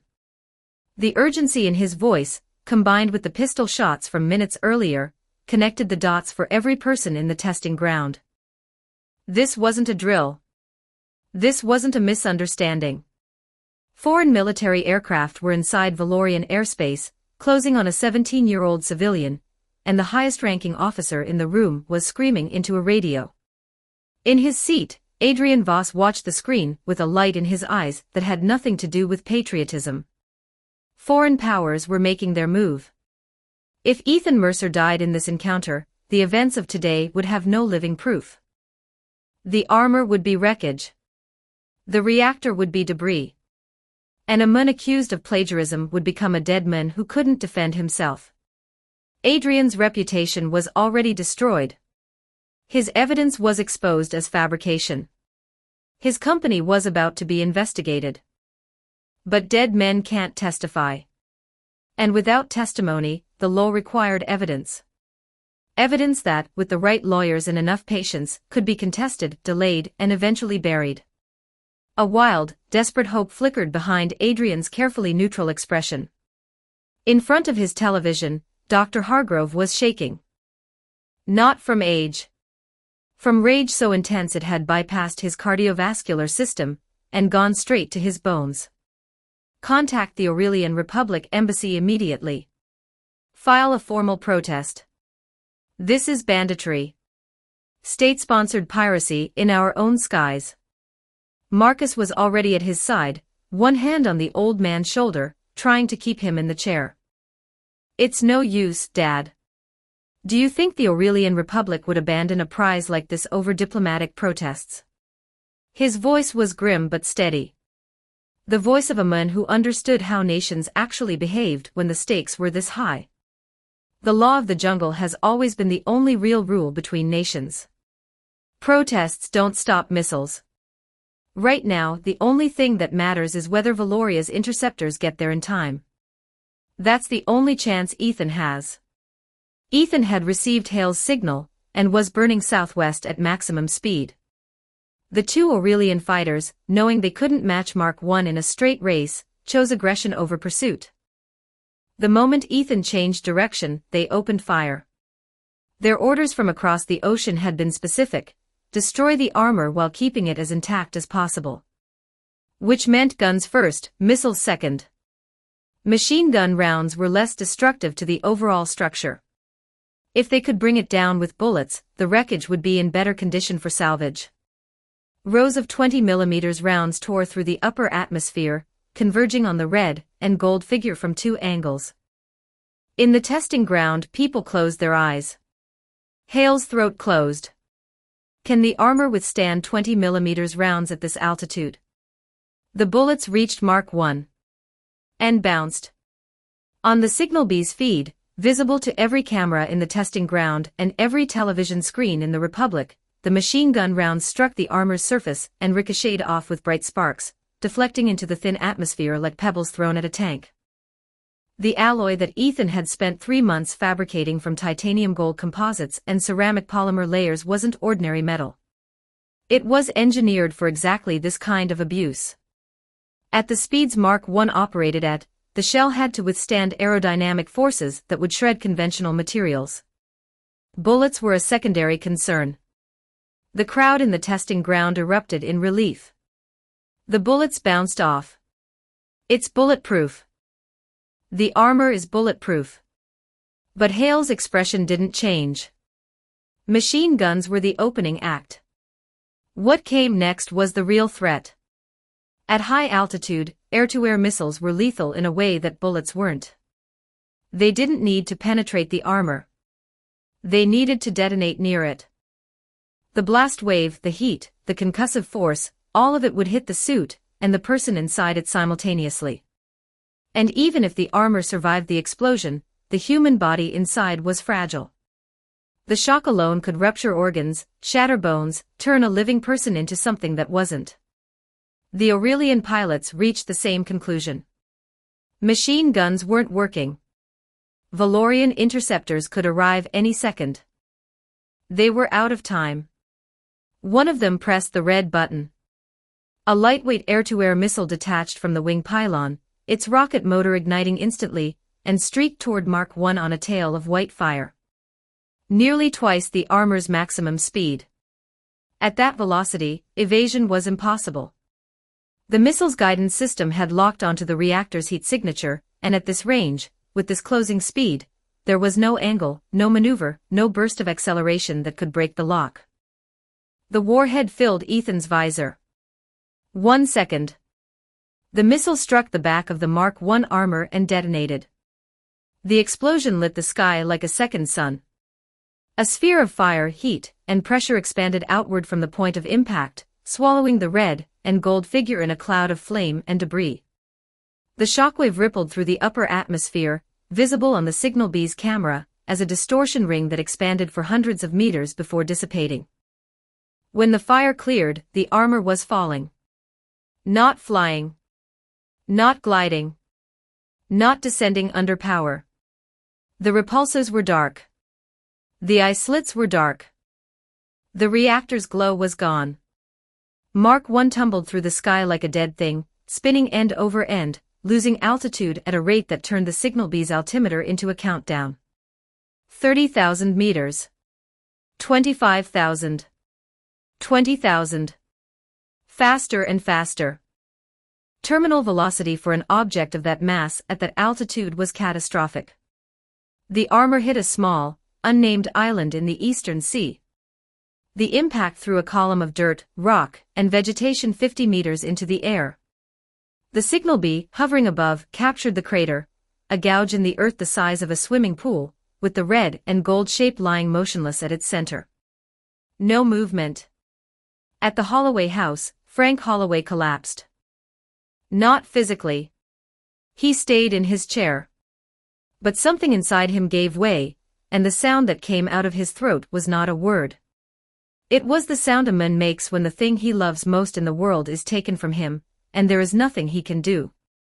If I'd known, I wouldn't have let him, no matter what. This is my fault. I should have stopped him. I should have. Linda was beside him. Her face was wet. Her hand was on his shoulder, gripping hard enough to leave marks. This was his dream, Frank. Her voice broke on the second word. We had no right to stop him. We never did. In the living room doorway, Natalie stood frozen, one hand on the frame, staring at the television. Her face was white.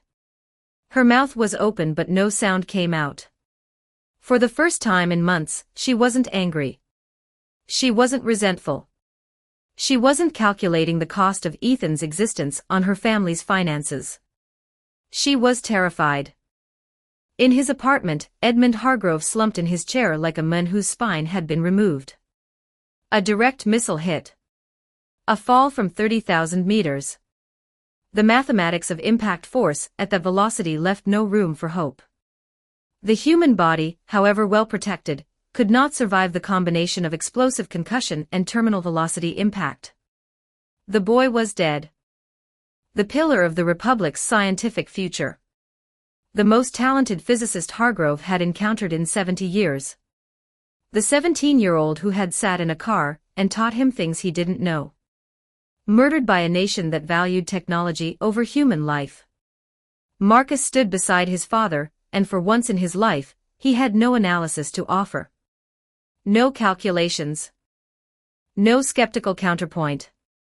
But his mind, trained by decades of research in human kinetics, was doing what it always did, running numbers. The missile had hit at high speed. The fall had been from extreme altitude. Both of those things were lethal under normal circumstances. But Mark I wasn't normal circumstances. The armor had demonstrated something during the flight test that most people in the room hadn't fully appreciated. At Mach 6, Ethan had executed sudden stops, sharp turns, and rapid accelerations that should have liquefied his internal organs. The G-forces involved in those maneuvers were staggering. The kind that killed trained pilots in centrifuge tests. And Ethan had performed them casually.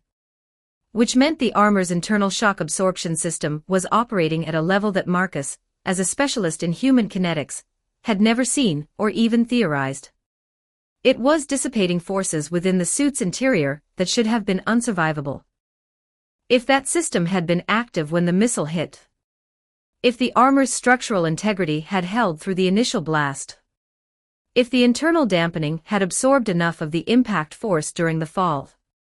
Marcus didn't say any of this out loud. The probabilities were too low to offer as comfort and too high to dismiss as fantasy. He kept his mouth shut and watched the screen. In the testing ground, the Signal B's camera held its position above the crater, broadcasting the motionless armor to every screen in the Republic. Adrian Voss was laughing. Not loudly. Not visibly. The sound was internal, a shaking in his chest that he couldn't quite suppress, the laugh of a man who'd watched his entire world collapse and then, at the last possible second, seen a door open. His reputation was gone. His evidence was exposed. The plagiarism claim was a joke. But Ethan Mercer was lying in a crater on an island in the Eastern Sea, and dead men couldn't testify. The law required evidence. Witnesses. Living accusers who could stand in a courtroom and point at the defendant and say he did this.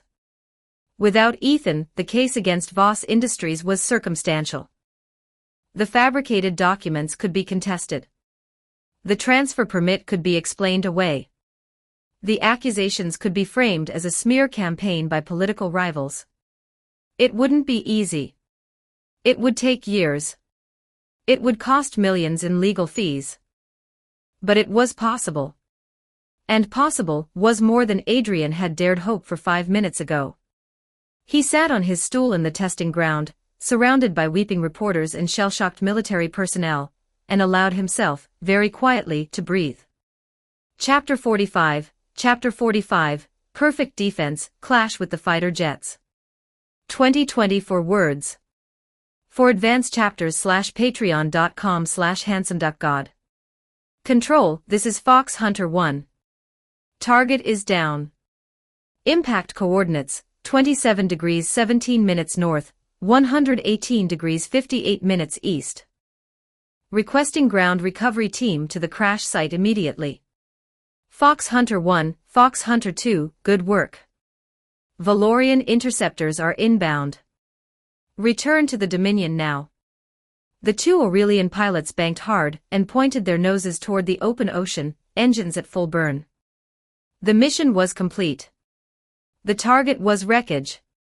Time to get out of Valorian airspace before the interceptors arrived and turned a covert operation into an international incident.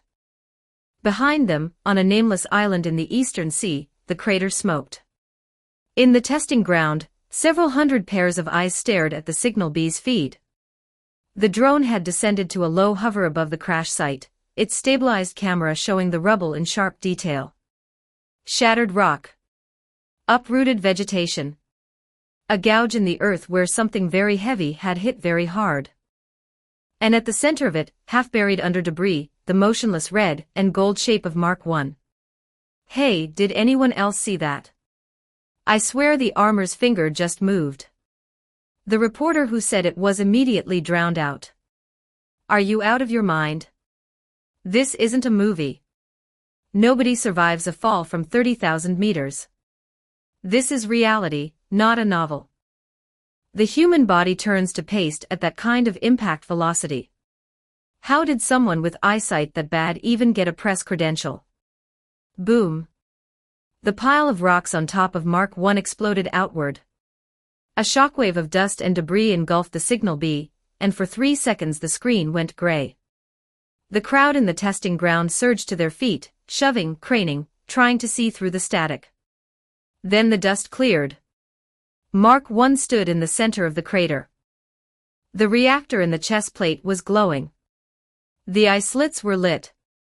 And the armored figure was rolling its neck and tapping the side of its helmet with one gauntlet, like a man working out a crick after a bad night's sleep. Ethan's voice came through the speakers, casual and faintly amused. I'll say this for that missile, it just cured the neck pain that's been bothering me for weeks. The testing ground was silent for exactly 1 second. Then the noise hit like a physical force. Screaming. Reporters who'd been weeping 5 minutes ago were now on their feet, shouting into cameras, grabbing colleagues, some of them actually jumping. The sound bounced off the reinforced walls and doubled back on itself until the entire facility was vibrating. This is a miracle. Miracle doesn't even begin to cover this. How is this possible? A direct missile hit, and a 30,000-meter fall, and he's standing.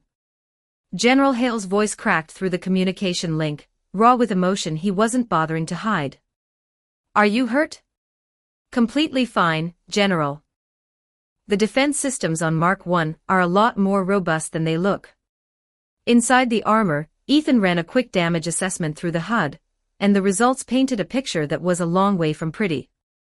The back panel where the missile had struck was warped inward, the alloy buckled and partially fused from the heat of the detonation. 3 of the rear stabilization vanes were gone entirely, sheared off during the fall or the impact. The left shoulder assembly was cracked, its range of motion reduced to about 60%. The right boot repulsor was flickering, its output unstable. One of the knee joints had seized during the crash, and was responding with a grinding resistance that Ethan could feel through the suit's frame every time he moved. The HUD itself was glitching. The left third of his visor display was dead, replaced by a band of static. Several sensor feeds were offline. The altitude readout was frozen at 0. And Ethan himself wasn't untouched. The shock absorption system had done its job, had kept him alive through forces that should have turned his skeleton into powder, but alive and unharmed were different categories. His ribs ached with the deep, spreading pain that meant bruising at minimum. His left wrist throbbed where it had slammed against the interior of the gauntlet during impact. His ears were ringing. When he'd first tried to stand in the crater, his vision had gone gray at the edges for 3 full seconds before stabilizing. The suit had saved his life. But it had paid for it. Functionally, Mark I was operating at maybe 60%. Flight was possible but rough. Speed would be reduced. Maneuverability was compromised on the left side. And another direct missile hit would probably finish what the first one started. "That's incredible news," Hale said, audibly exhaling. "Now listen to me carefully. The 2 Aurelian jets are heading back toward the coast. Our interceptors will handle them. All you need to do is fly southwest and..." "No." The word was flat. The voice of a man who was done taking directions. "General, those pilots fired a missile at me with the intention of killing me. If the armor had been anything less than what it is, I'd be dead right now. They hit me. And now they're running. I don't accept that." On the other end of the communication link, Hale felt his blood pressure spike for the 4th time that day. "Mercer, listen to me. Don't be reckless. The Republic will handle this through the proper channels. You've survived. That's what matters. Flying back into a confrontation with armed fighter jets only puts you in danger again." Ethan understood the concern. But proper channels meant diplomatic protests, closed-door negotiations, strongly worded letters exchanged between ambassadors while the Aurelian Republic denied everything and the pilots who'd tried to murder him received promotions. That wasn't justice. That was paperwork. "General Hale, when have I ever done anything without being sure of the outcome? Mark I isn't just fast and high. You're about to see what else it can do." He cut the communication. At the Holloway house, Linda was gripping Frank's arm so hard her knuckles were white, tears still wet on her face, but her eyes locked on the screen where, impossibly, the boy she'd been mourning 30 seconds ago was standing upright and talking trash. Frank hadn't moved. Hadn't spoken. His eyes were fixed on the television, and the expression on his face was one that Linda had never seen before. Not relief exactly. Something deeper. The look of a man watching his son walk out of a burning building. Natalie was crying. Silently in the doorway, with her hand over her mouth, crying in a way she hadn't cried since she was 6 years old and believed the world could take things from you that you couldn't get back. In his apartment, Hargrove was on his feet. At 91. With tears on his face, and his cane forgotten on the floor. "That boy," he whispered. "That impossible boy." Marcus, beside him, had the expression of a man whose entire professional worldview had just been validated and demolished simultaneously. The shock absorption system worked. At a level that made his own research look like finger painting. The human kinetics problem that he'd spent his career studying had been solved by a teenager who'd learned it from downloaded memories of a fictional universe. He should have been humiliated. Instead, for reasons he couldn't fully articulate, he felt something closer to pride. Dad. Yes. He's going after them. Hargrove looked at the screen. Mark 1 was rising from the crater, climbing fast, headed not southwest toward safety but northeast toward the retreating Aurelian jets. Of course he is, Hargrove said quietly. He's 17. Fox Hunter 1 and Fox Hunter 2 were running. Full afterburner. Pointed at the ocean, pointed at the carrier group, pointed at the floating piece of sovereign Aurelian territory where two pilots who'd just completed a successful mission could land, debrief, and start planning how to spend their commendation bonuses. The mood in both cockpits was relaxed. Triumphant, even. The target was down. The mission was complete.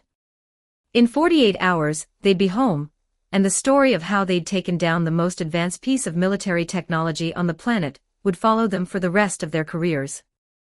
Then Fox Hunter 2's radar screamed.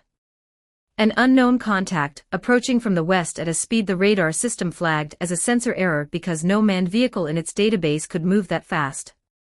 The pilot of Fox Hunter 1 saw it a second later. A dot on his scope, closing the distance that had taken them minutes to build in what appeared to be seconds. Fox Hunter 2, are you seeing this? Affirmative. What the hell is? The dot became a shape. The shape became a color. Red and gold, growing in the canopy at a rate that made the pilot's training scream evasive action now. Mark 1 pulled up hard, braking from pursuit speed to a relative hover in a maneuver that would have killed the pilot of any conventional aircraft.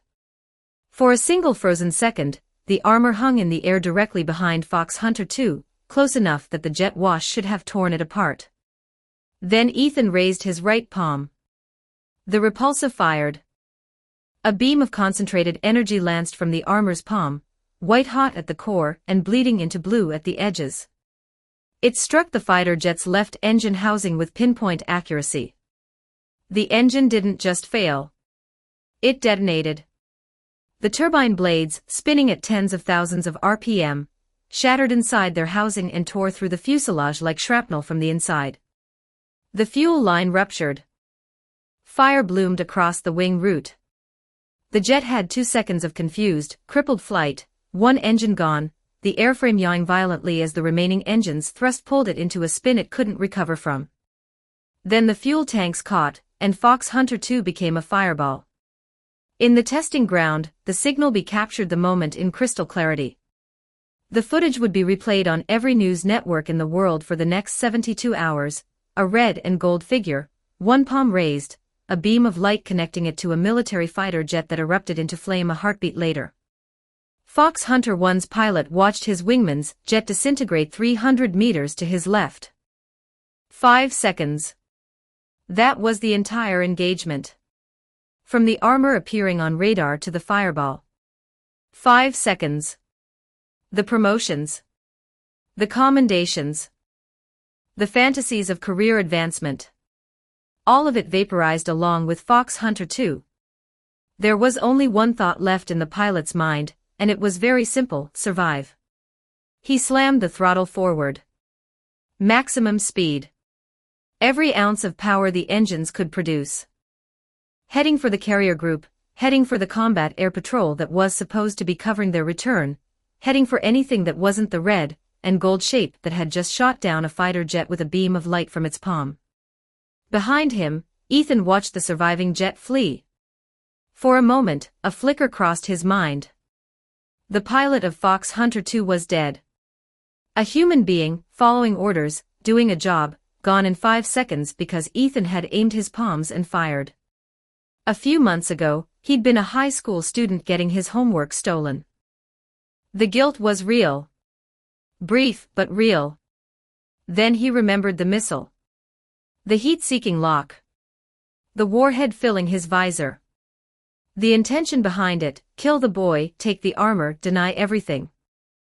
If Mark 1's defense had been anything less than what it was, Ethan Mercer would be a corpse on a nameless island, and nobody would ever be held accountable.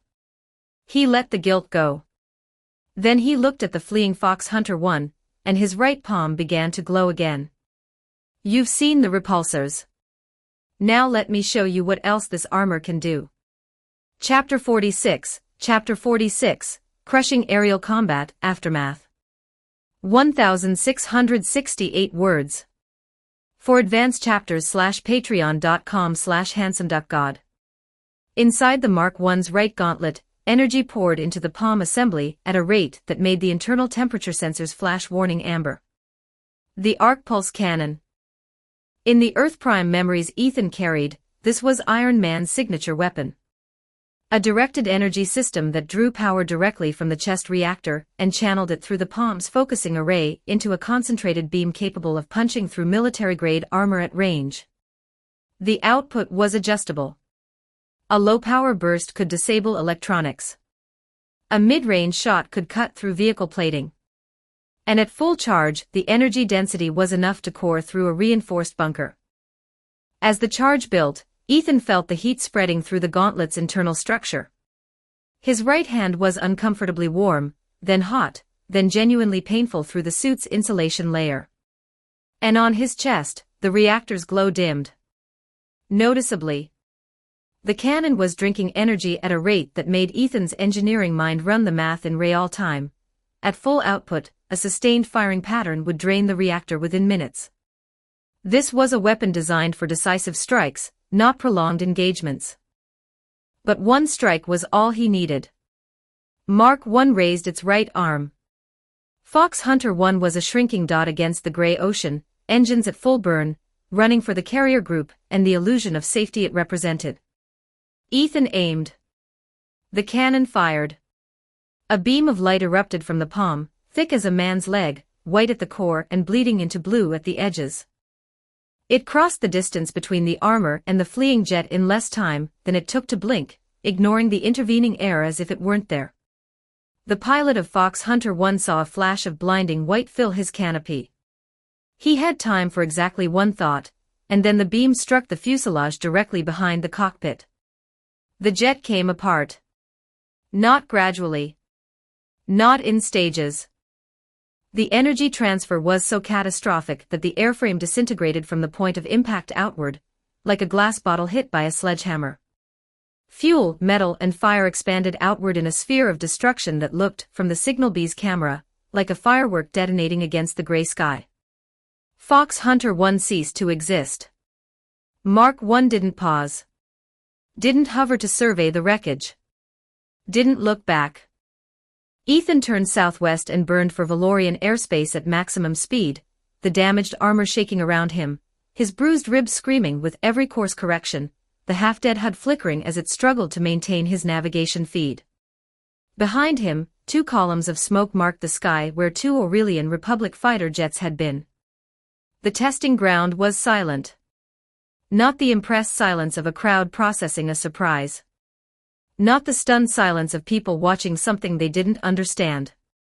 This was the hollow, breathless silence of several hundred human beings who had just watched a 17-year-old, in a suit of armor he'd built in a borrowed laboratory, survive a missile strike, and then destroy 2 military fighter jets in under a minute.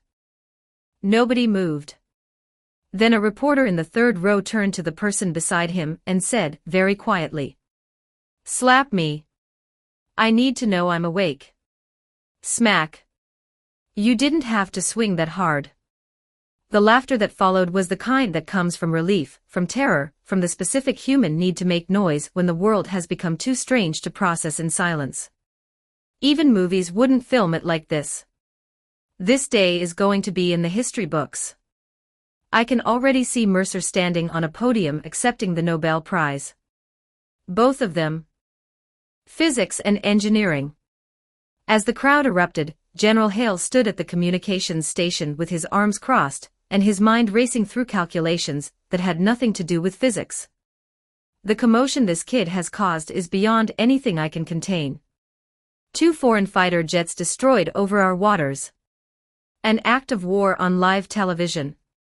The international fallout alone will take years to sort out. But that armor. I need one. North Vale Province needs one. And this time, I'm not just going to ask nicely. I need to find a way to tie this kid to our military district permanently, because if I don't, every other province will be lining up to poach him. His phone rang. Director Graves. Listen carefully. Graves' voice was operating at a frequency that suggested the director had abandoned any pretense of calm. Forget Adrian Voss. Forget the foreign operatives. You have one job right now. The moment Mercer lands, you surround him with every soldier you have. Nobody gets within 50 feet without my personal authorization. I am on my way with a full security detail. Until I arrive, his safety is your sole responsibility. There must not be a single mistake. The bureau personnel and the crowd acknowledged and immediately repositioned, forming a loose perimeter around the testing ground's landing zone. As they moved, several of them cast glances at Adrian Voss, still slumped on his stool at the front of the press section. The man hadn't moved since Mark I had stood up in the crater. He sat with his shoulders rounded and his hands hanging between his knees, staring at the floor with the vacant expression of someone whose mind had finally stopped running calculations, because every possible outcome led to the same place. He'd known at the moment the armor survived the missile. He'd held onto a thread of hope when he thought Ethan might die in the aerial combat. That thread had snapped when Fox Hunter 1 became a fireball. Every crime the Voss brothers had committed was about to be laid bare. The fabricated evidence. The stolen reactor. The coerced patent acquisitions. The relationship with the Whitfield family. All of it. Because Ethan Mercer was alive, and alive people testified. Adrian Voss, sitting on a crooked stool in a military testing ground, surrendered to gravity. In front of his television, Edmund Hargrove was laughing. Not chuckling. Not smiling. Laughing, with his head tilted back and tears running down the creases of his face, the full-throated laugh of a 91-year-old man who had bet everything on a teenager and won. Magnificent. I knew it. I knew I didn't misjudge him. Let's see what my old friends have to say now. Every one of them warned me I was making a mistake. Every one of them said I was throwing away my reputation.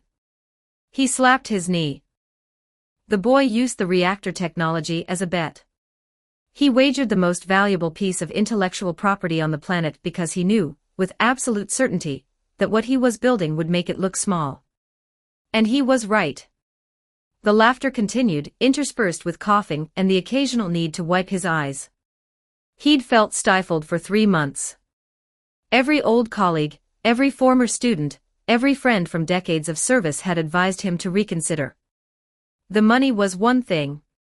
But staking his lifelong reputation on an unproven teenager. That was the part they couldn't accept. And their concern, however well-intentioned, had been a disguised question. Has Edmund Hargrove finally lost his judgment? Now the answer was on every screen in the Republic. No, he hadn't. His judgment was as sharp as it had ever been. And the boy he'd backed had just done something that would be studied, debated, and celebrated for generations. Beside him, Marcus Hargrove sat very still. The aerial combat had been the final demolition of everything he'd believed about how science worked. Not just the armor's performance. Not just the weapons system. The entire package: reactor, armor, shock absorption, weapons, flight systems, AI interface, the signal-B drone. All of it built by one person, in 3 months, in a single laboratory. His entire career had been built on the premise that breakthroughs required teams, institutions, decades of accumulated work. That individual genius was overrated and systemic effort was what actually moved the needle. And it wasn't just the timeline. It was everything.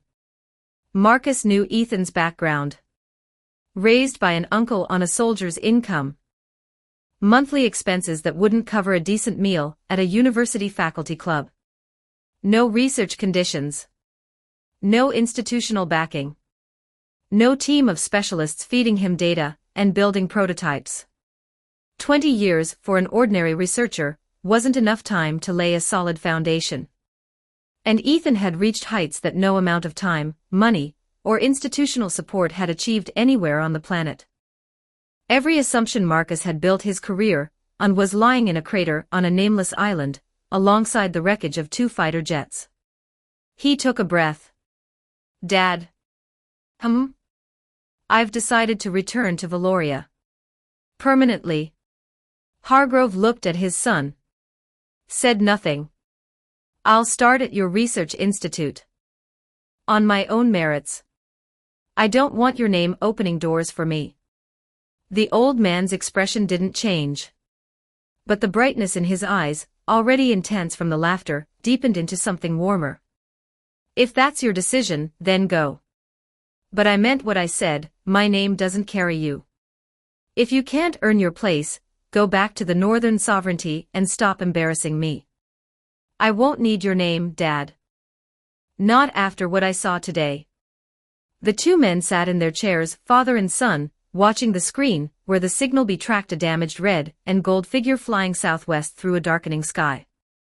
Neither of them said anything else. They didn't need to. Across the ocean, in the Aurelian Republic, the mood was considerably less cheerful. 2 fighter jets lost. 2 pilots dead. An operation that was supposed to be deniable, filmed in its entirety by a drone and broadcast to the world. The target they'd tried to kill was alive, armed, and heading home. The consequences would be felt for years. Chapter 47, Mark 1 lands, Adrian Voss's End Handsome Duck God. 1910 words. For advanced chapters /patreon.com/handsomeduckgod.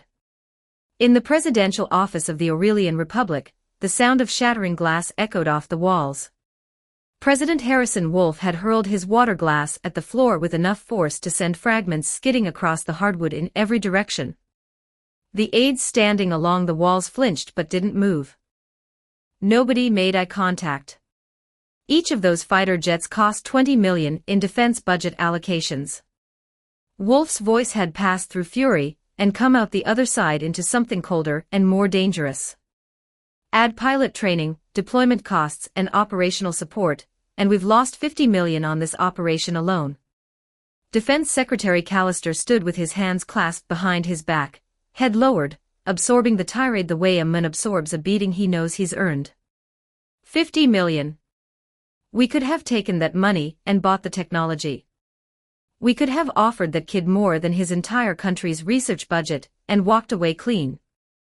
Instead, 2 pilots are dead, 2 jets are wreckage, and the operation was filmed by a drone and broadcast to every screen on the planet. Tell me, Andrew. Is the boy that powerful, or are the people I appointed to handle this that incompetent? The question hung in the air. Callister said nothing because both answers were true. Wolfe paced behind his desk for a full minute, then stopped. When he spoke again, the rage had been compressed into something precise and functional. 2 months, Andrew. I don't care what methods you use. Within 2 months, you will acquire both technologies. And this Mercer boy will be dealt with. Callister felt the weight of the order settle onto him like a physical load. He knew exactly how impossible it was. After today's broadcast, the Valorian government would wrap Ethan Mercer in so many layers of security that an ant couldn't get close to him without clearance. The technology would be classified at the highest levels. Diplomatic channels would be poisoned for years. But looking at the president's face, Callister had no doubt that saying no would end his career before the word finished leaving his mouth. He bit down and nodded. President. From the eastern sea to the capital, the distance was nearly 1,000 kilometers. At full speed, Mark 1 covered it in under 10 minutes.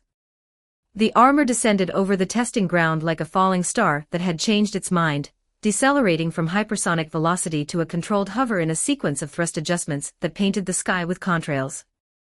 The crowd below watched it come down with expressions that had evolved considerably since the morning. The contempt was gone, the mockery was gone, the skepticism was gone.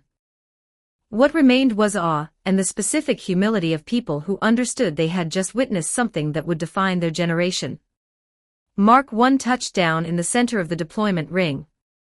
Up close, the damage was visible and sobering. The back panel was warped and blackened where the missile had struck. Bullet scars pocked the torso and limbs.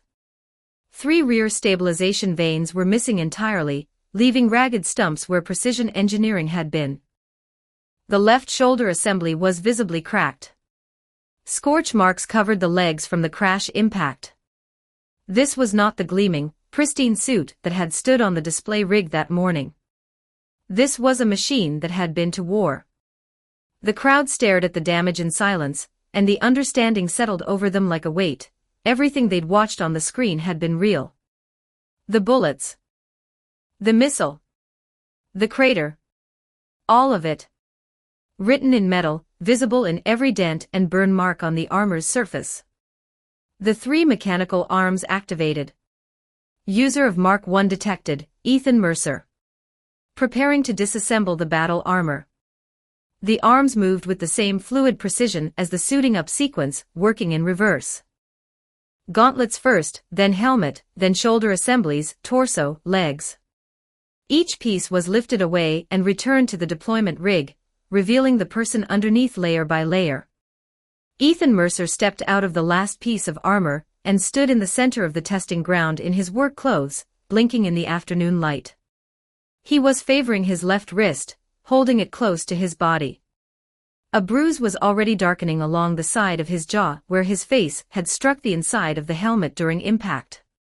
He moved stiffly, the way a person moves when their ribs are screaming at them with every breath.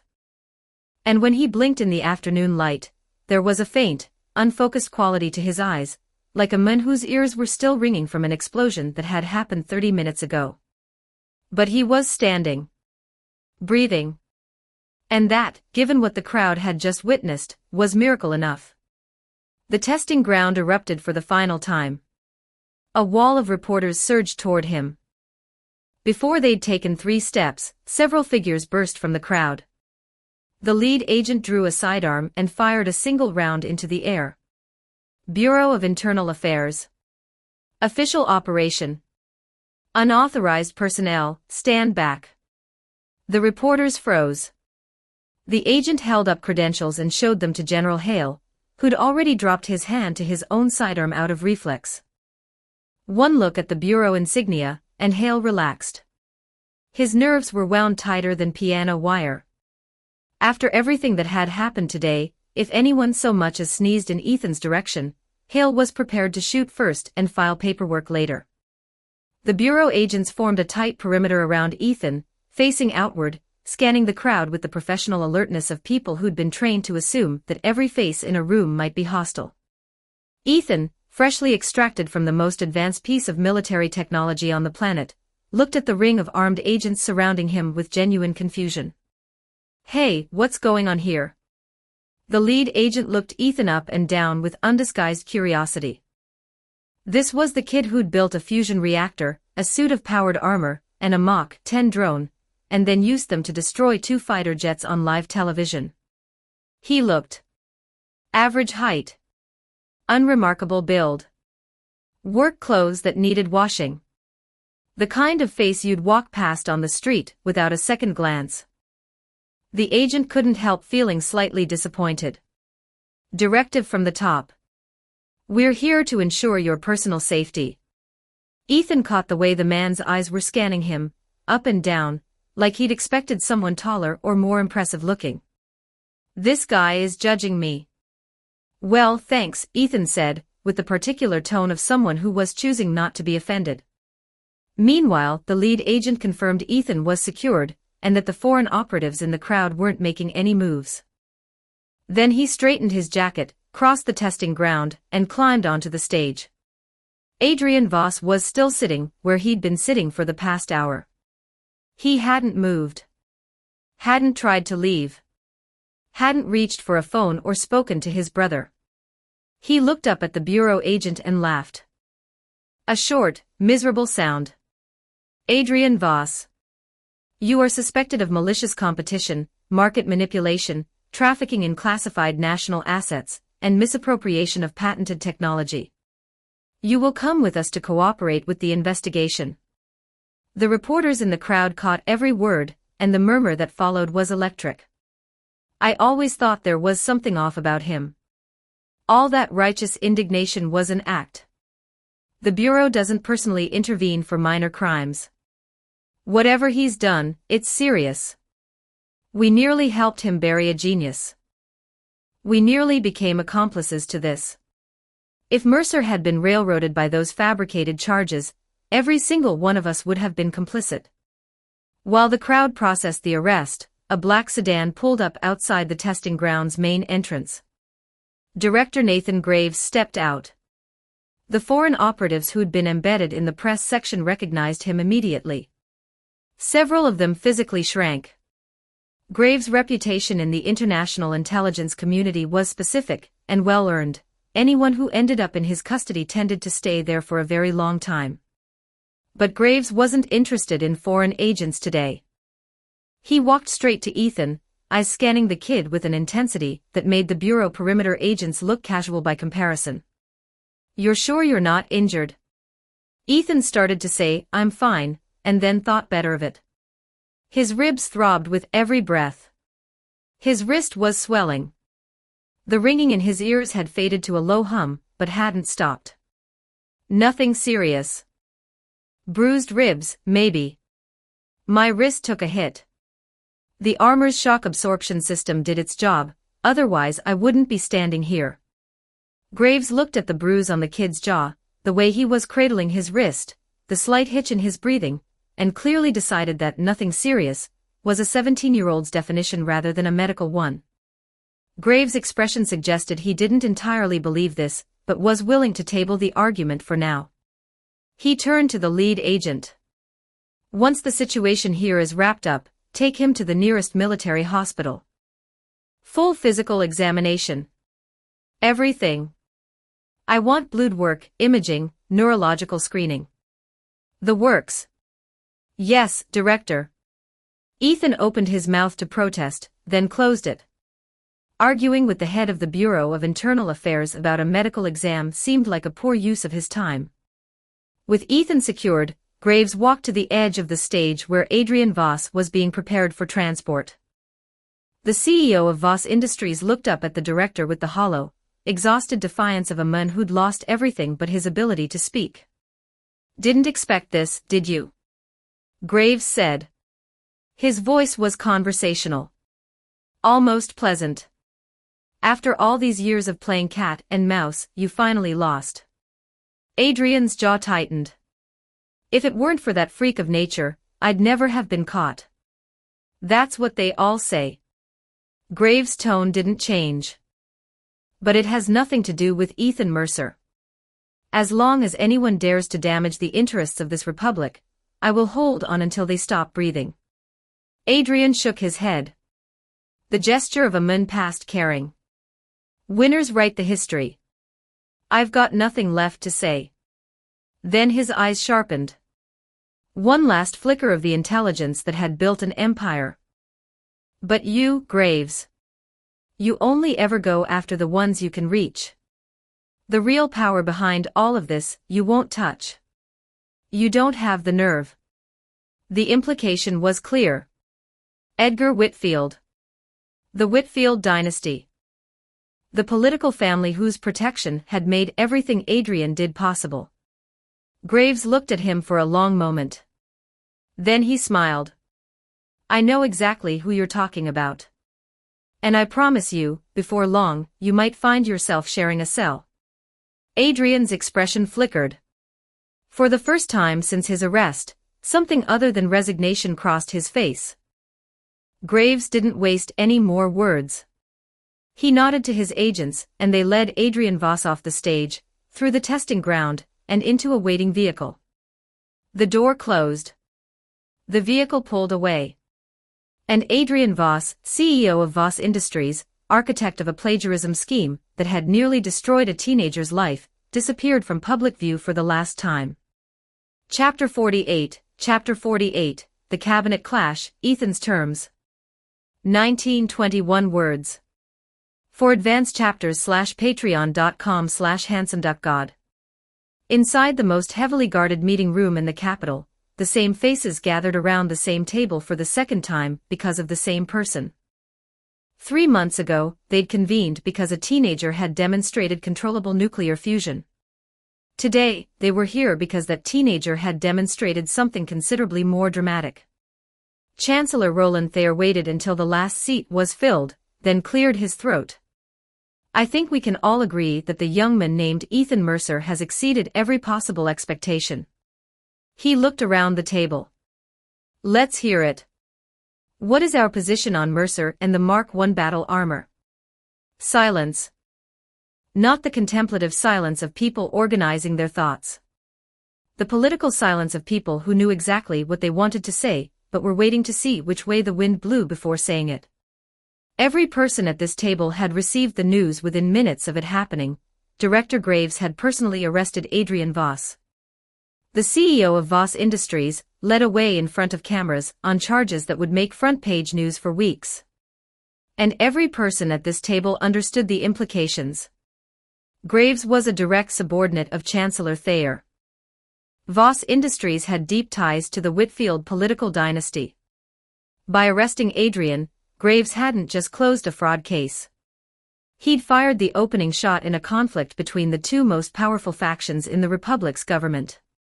On one side, Chancellor Thayer, who controlled the Bureau of Internal Affairs, and had spent years building a case against the Whitfield family's corruption. On the other, Edgar Whitfield, patriarch of a dynasty whose elders had made foundational contributions to the Republic's development, whose connections in political and business circles ran deeper than most people could map, and whose influence, while technically subordinate to the Chancellor's authority, was substantial enough to make any direct confrontation enormously costly. The arrest of Adrian Voss had brought this opposition into the open. And nobody at the table wanted to pick a side before the outcome was clear. Edgar Whitfield broke the silence. I believe the manufacturing technology for this battle armor must be nationalized. His voice was measured. Reasonable. The voice of a senior statesman offering prudent counsel. Previously, the Chancellor decided to leave the fusion reactor technology in Mercer's hands. I agreed to that decision with reservations. But the situation has changed. The Mark I has demonstrated offensive military capability. It destroyed 2 armed fighter jets. It operates at speeds and altitudes beyond anything in our current arsenal. He looked around the table, making eye contact with each person in turn. Leaving technology of this destructive potential in the hands of a private individual, particularly a 17-year-old with no institutional oversight, is irresponsible. It is a matter of national security. Around the table, heads nodded. Whitfield's argument was logical, measured, and appealed to the instinct that every politician in the room shared: control. If the government owned the technology, the government controlled how it was used. Chancellor Thayer watched the nods with an expression that gave nothing away. He let the silence stretch. Then he spoke. Since anything with destructive potential cannot be held by a private individual, I assume we'll also be removing kitchen knives from the market. The nodding stopped. And power tools. Electric drills. Chainsaws.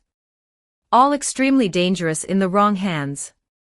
Perhaps we should nationalize those as well. For national security. The faces around the table went through a sequence of expressions that started at confusion and ended at discomfort. Thayer continued as if he hadn't noticed. Oh, and automobiles. A car traveling at highway speed is a weapon capable of killing dozens. Clearly too dangerous for private ownership. The discomfort deepened into something closer to shame. Thayer's palm hit the table. The sound cracked through the meeting room like a gunshot, and every spine in every chair straightened simultaneously. I think some of you have been comfortable for too long. You've forgotten what this government is supposed to stand for. His eyes swept the room. I am not opposed to appropriate controls. Classification. Security protocols. Usage restrictions. All of those are reasonable, and I will support them. But nationalization. Seizing a citizen's intellectual property because it's too valuable to leave in his hands. If we take everything of value that our citizens create, we are not a government. We are bandits with paperwork. Edgar Whitfield's expression darkened. Chancellor, that characterization is unfair. Nobody at this table has selfish motives. This is about the security of the Republic. If it's about the Republic, then we should be protecting the people who create value for it, not robbing them. Thayer cut him off without ceremony. How is what you're proposing any different from what the Aurelian Republic just tried to do? They sent fighter jets into our airspace to steal the technology by force. You want to steal it by committee vote. The method is different. The principle is identical. If we do this, if we establish the precedent that the state seizes any technology it considers too important to leave in private hands, then who will ever create anything for this republic again? Who will take risks? Who will innovate? Who will devote their genius to a country that rewards success with confiscation? The room was very quiet. Conrad Whitfield, the vice minister, couldn't contain himself. Chancellor, with respect, you're being dramatic. When the state acquires technology from citizens, it provides ample compensation. This isn't confiscation. It's a transaction. Mercer's family circumstances are modest, from what I understand. The compensation we'd offer might be exactly what he wants. Thayer looked at Conrad Whitfield the way a teacher looks at a student who has just said something remarkably stupid in front of the entire class. Fine, Vice Minister. How much should we pay for these two technologies? Hundreds of millions of marks. Tens of billions. Conrad's mouth opened. Nothing came out. His face cycled through several colors. Since you won't say it, I will. The Mark I armor alone, in terms of civilian applications and military strategic value, is a priceless asset. We could empty the national treasury, and it wouldn't be enough. Not even close. You cannot buy what cannot be priced. And you cannot nationalize what you cannot afford. The opposing voices had been silenced. Thayer pressed the advantage. I know many of you are unhappy with what I'm about to decide. Some of you believe I'm being naive. Some of you believe I'm being politically motivated. He stood. But today on this matter, I am going to be the sole voice of authority. The technology stays with Mercer. The patents remain in his name. And any person in this government who attempts to circumvent the decision will answer to me personally. If you disagree, you're welcome to publish the contents of this meeting, and let the citizens of the Republic decide whose side they're on. He walked out. The door closed behind him with a sound that was, in its own quiet way, louder than the palm that had hit the table. Edgar Whitfield sat very still, watching the door. The gloom that settled over his features had nothing to do with a policy disagreement. Half an hour ago, Graves had arrested Adrian Voss. Today, the Chancellor had publicly overruled the Whitfield family in a cabinet meeting.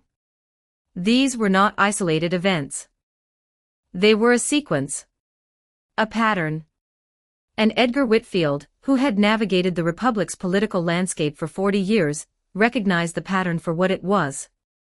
The Whitfield family was in danger. Outside the testing ground, Ethan was finding the post-demonstration experience considerably less exhilarating than the demonstration itself. He was surrounded by Bureau agents. 4 of them. Positioned at compass points around him, scanning every face in the vicinity with the alert intensity of men who'd been told their careers depended on nothing happening to the teenager in the center. It felt less like protection and more like a very polite form of custody. Director Graves, I appreciate the security, but this isn't sustainable. You can't follow me around for the rest of my life. Graves, walking beside him, allowed himself a thin smile. I can try. Then his expression sobered, and he stopped walking. Ethan, I'm here to formally convey a decision from the Republic's senior leadership. Ethan turned to face him. The bruise on his jaw was deepening. His left wrist was wrapped in a field bandage that one of the Bureau agents had produced from somewhere. His ribs hurt when he breathed too deeply. But his eyes were clear. The Republic proposes a joint development partnership. Your fusion reactor technology and the Mark I armor system will be developed collaboratively with government research institutions for both civilian and military applications. The patent rights for both technologies remain yours. Personally, this is non-negotiable and has been confirmed at the highest level. However, the technologies are classified. You are prohibited from disclosing specifications, manufacturing processes, or operational parameters to any private individual, corporation, or foreign entity. Ethan's eyebrows rose. He'd expected this conversation. He'd expected it to go considerably worse. In the Earth Prime memories he carried, governments that discovered technology this valuable didn't ask nicely. They nationalized, classified, and buried the inventor under so many NDAs and security clearances that they effectively became government property themselves. The Republic was offering him a partnership with his name on the patents. That was not what he'd prepared for. Seeing Ethan's surprise, Graves apparently misread it as dissatisfaction because he hurried to add, "The partnership comes with material support, of course." He produced a bank card from his jacket pocket and held it out. 100 million marks. Deposited and available immediately. Ethan stared at the card. Additionally, we understand that the research and development costs for the armor project were funded by Dr. Hargrove through personal loans totaling 50 million marks. The state has already repaid that amount in full. Hargrove's accounts have been settled. Graves' expression shifted to something almost embarrassed. It was, Ethan thought, the first time he'd ever seen the director of the Bureau of Internal Affairs look awkward. "I know that compared to the actual value of these technologies, the money is inadequate. Significantly inadequate. But cooperation with the state comes with benefits that aren't measured in marks." His voice hardened slightly. "For instance, the matter of the 2 Aurelian Republic fighter jets. Shooting down military aircraft of a foreign power, even in self-defense, creates diplomatic complications that a private citizen cannot resolve alone. The state will handle this completely. You will face no legal consequences, domestically or internationally." Ethan looked at the bank card. Looked at Graves. Looked at the 4 agents standing around him like a human fence. 100 million marks. His patents. Hargrove's debt cleared. Legal immunity for the aerial combat. And the resources of an entire nation's research infrastructure at his disposal. 3 months ago, he'd been a dropout with 5 million marks, a borrowed factory, and a system tattoo that only he could see. Director Graves. "Yes. I accept." Graves exhaled. It was a small sound, but Ethan caught it, and realized that the director of the Bureau of Internal Affairs had genuinely been nervous about the answer. "Good." He pocketed the bank card, handed it to Ethan, and allowed himself, for the first time all day, something that almost qualified as a smile. Chapter 49, Admiration for Ethan Mercer, The Whitfield Family's Crisis. 1,437 words. For advanced chapters /patreon.com/handsomeduckgod. Bonus chapter. Watching Ethan walk away surrounded by his security detail, Director Graves allowed himself a long, slow exhale. Then he pulled out his phone and called the Chancellor. Thayer had barely made it out of the cabinet meeting room. The phone rang before he'd taken 10 steps down the corridor. "How did it go?" Graves permitted himself a note of satisfaction that he rarely allowed anyone to hear. He took the card. Said he'd consider the terms, but the moment that card was in his hand, the deal was done. "Good. Good work, Nathan." A pause. Graves could hear the Chancellor's footsteps slowing in the corridor. "Tell me something. Your honest assessment. What is this kid actually like?" Graves thought about it longer than he usually thought about anything. "He's not what you'd expect. Looks ordinary. Average build. Work clothes that needed washing. You'd walk past him on the street without a second glance. But there's something underneath that. A stubbornness. Not arrogance, exactly. More like a man who's decided what he is and isn't willing to accept, and no amount of pressure will move those lines. He reminds me of someone, actually. Who? You, sir. About 30 years ago. The Chancellor was quiet for a moment. Then, unexpectedly, he laughed. Nathan, you are the only person on this planet who could get away with comparing me to a 17-year-old. The laughter faded. When Thayer spoke again, his voice carried something different. Nathan, do you think I've been too indecisive? About the Whitfield situation. Graves chose his words carefully. Sir, your caution has never been cowardice. The Whitfield family's contributions to the Republic's founding are real. Their connections run deeper than most people understand. Moving against them would create enormous resistance, and the social disruption could be severe. I had my own doubts. Whether the cost of uprooting them was worth the result. But these past few days, watching that kid changed something in my thinking. The Chancellor's interest sharpened. Go on. I've been reviewing Ethan Mercer's file in detail. From the moment he started building the reactor, he faced every obstacle you can name. No funding. No equipment. Public ridicule. An entire media ecosystem calling him a fraud. He had opportunities to compromise.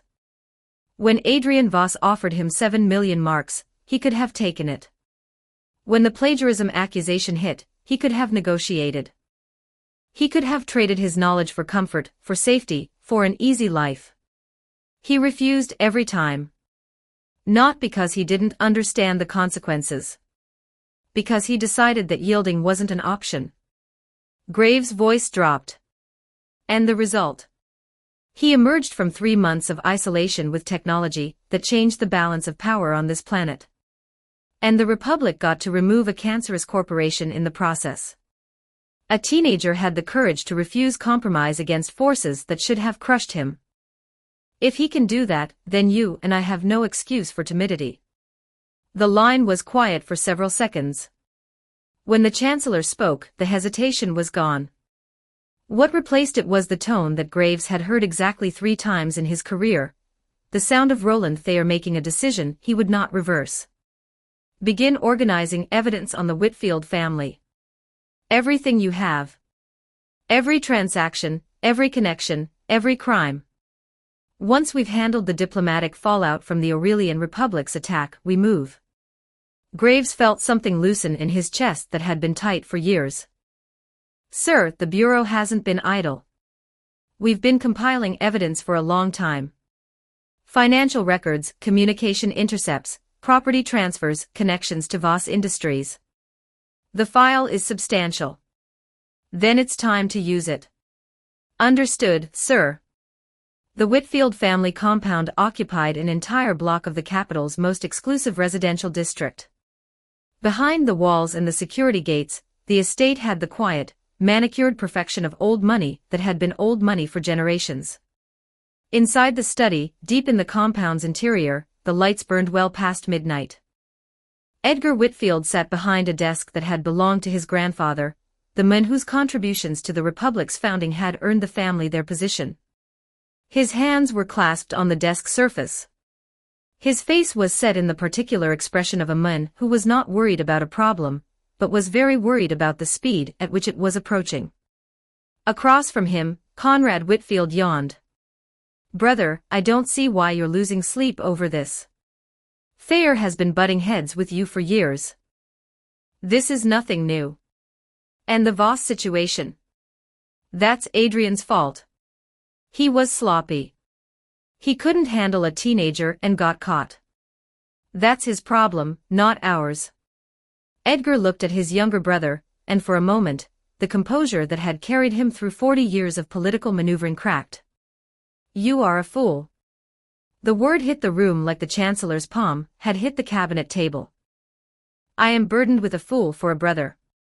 Conrad's drowsiness vanished. Before today, no matter how much Thayer and I clashed, it was always behind closed doors. That's how the game is played. You test each other's positions, you probe for weakness, but you never draw blood in public. Today he interrupted me in the middle of a sentence. In front of the entire cabinet. He didn't just overrule me. He humiliated me. Deliberately. In a room full of people who will spend the next week deciding what that means. And the Voss arrest. If Adrian committed crimes and framed Ethan Mercer, then arrest Adrian. That's justice. But Graves didn't just arrest Adrian. He's dismantling Voss Industries entirely. Seizing assets. Freezing accounts. Investigating every subsidiary. Why would he do that, Conrad? Why go after the entire corporation when the crime was committed by 2 men? Conrad stared. Because the corporation is connected to us. Graves is cutting off our limbs. Weakening our financial network. Removing our allies one by one. Edgar's voice dropped to a register that Conrad had heard perhaps twice in his life. This is not a political disagreement. This is a campaign. Thayer and Graves are preparing to move against the Whitfield family directly. And if we don't act now, we won't have the opportunity later.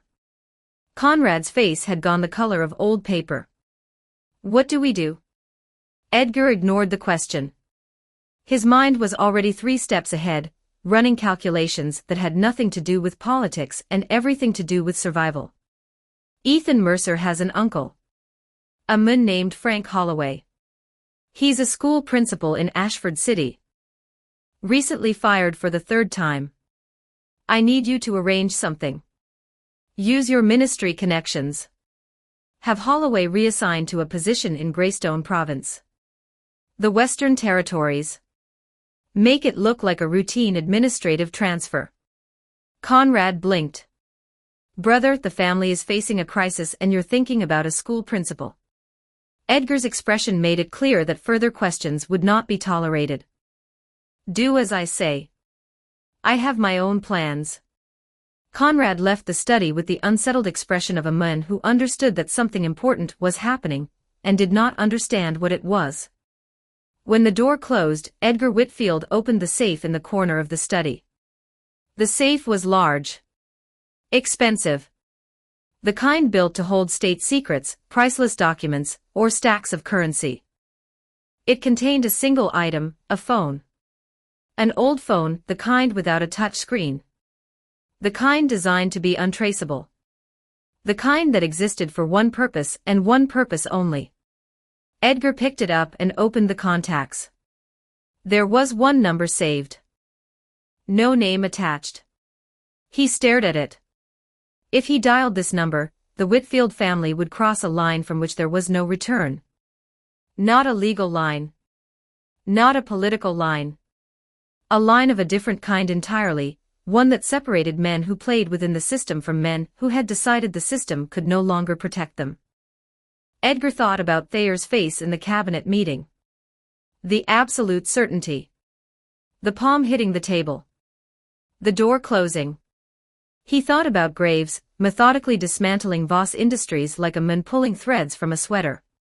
He thought about the red and gold figure on the television screen, and the world that figure had created, a world in which the old rules no longer applied and the old protections no longer held. Then, without hesitation, Edgar Whitfield dialed the number. The phone rang once. Someone answered. Chapter 50, The Approaching Conspiracy, Defection. 1,390 words. For advanced chapters /patreon.com/handsomeduckgod. At that moment, James Aldridge was finishing his lunch in the headquarters of the Aurelian Republic's Department of Defense. By any measure, his story was an inspiring one. A young man from the Republic of Valoria who'd traveled across the ocean to study at Ardmore University, where his academic performance had been exceptional. Professors praised him. Scholarships came easily. After graduation, he'd secured an Aurelian green card and citizenship through the standard channels, and through years of quiet, diligent work, had risen to a position inside the Aurelian Department of Defense. A rare Valorian-born presence in the most powerful military institution on the planet. On the surface, it was the kind of immigrant success story that the Aurelian Republic liked to celebrate. What nobody knew was that James Aldridge had been planted by the Whitfield family 30 years ago. A sleeper agent.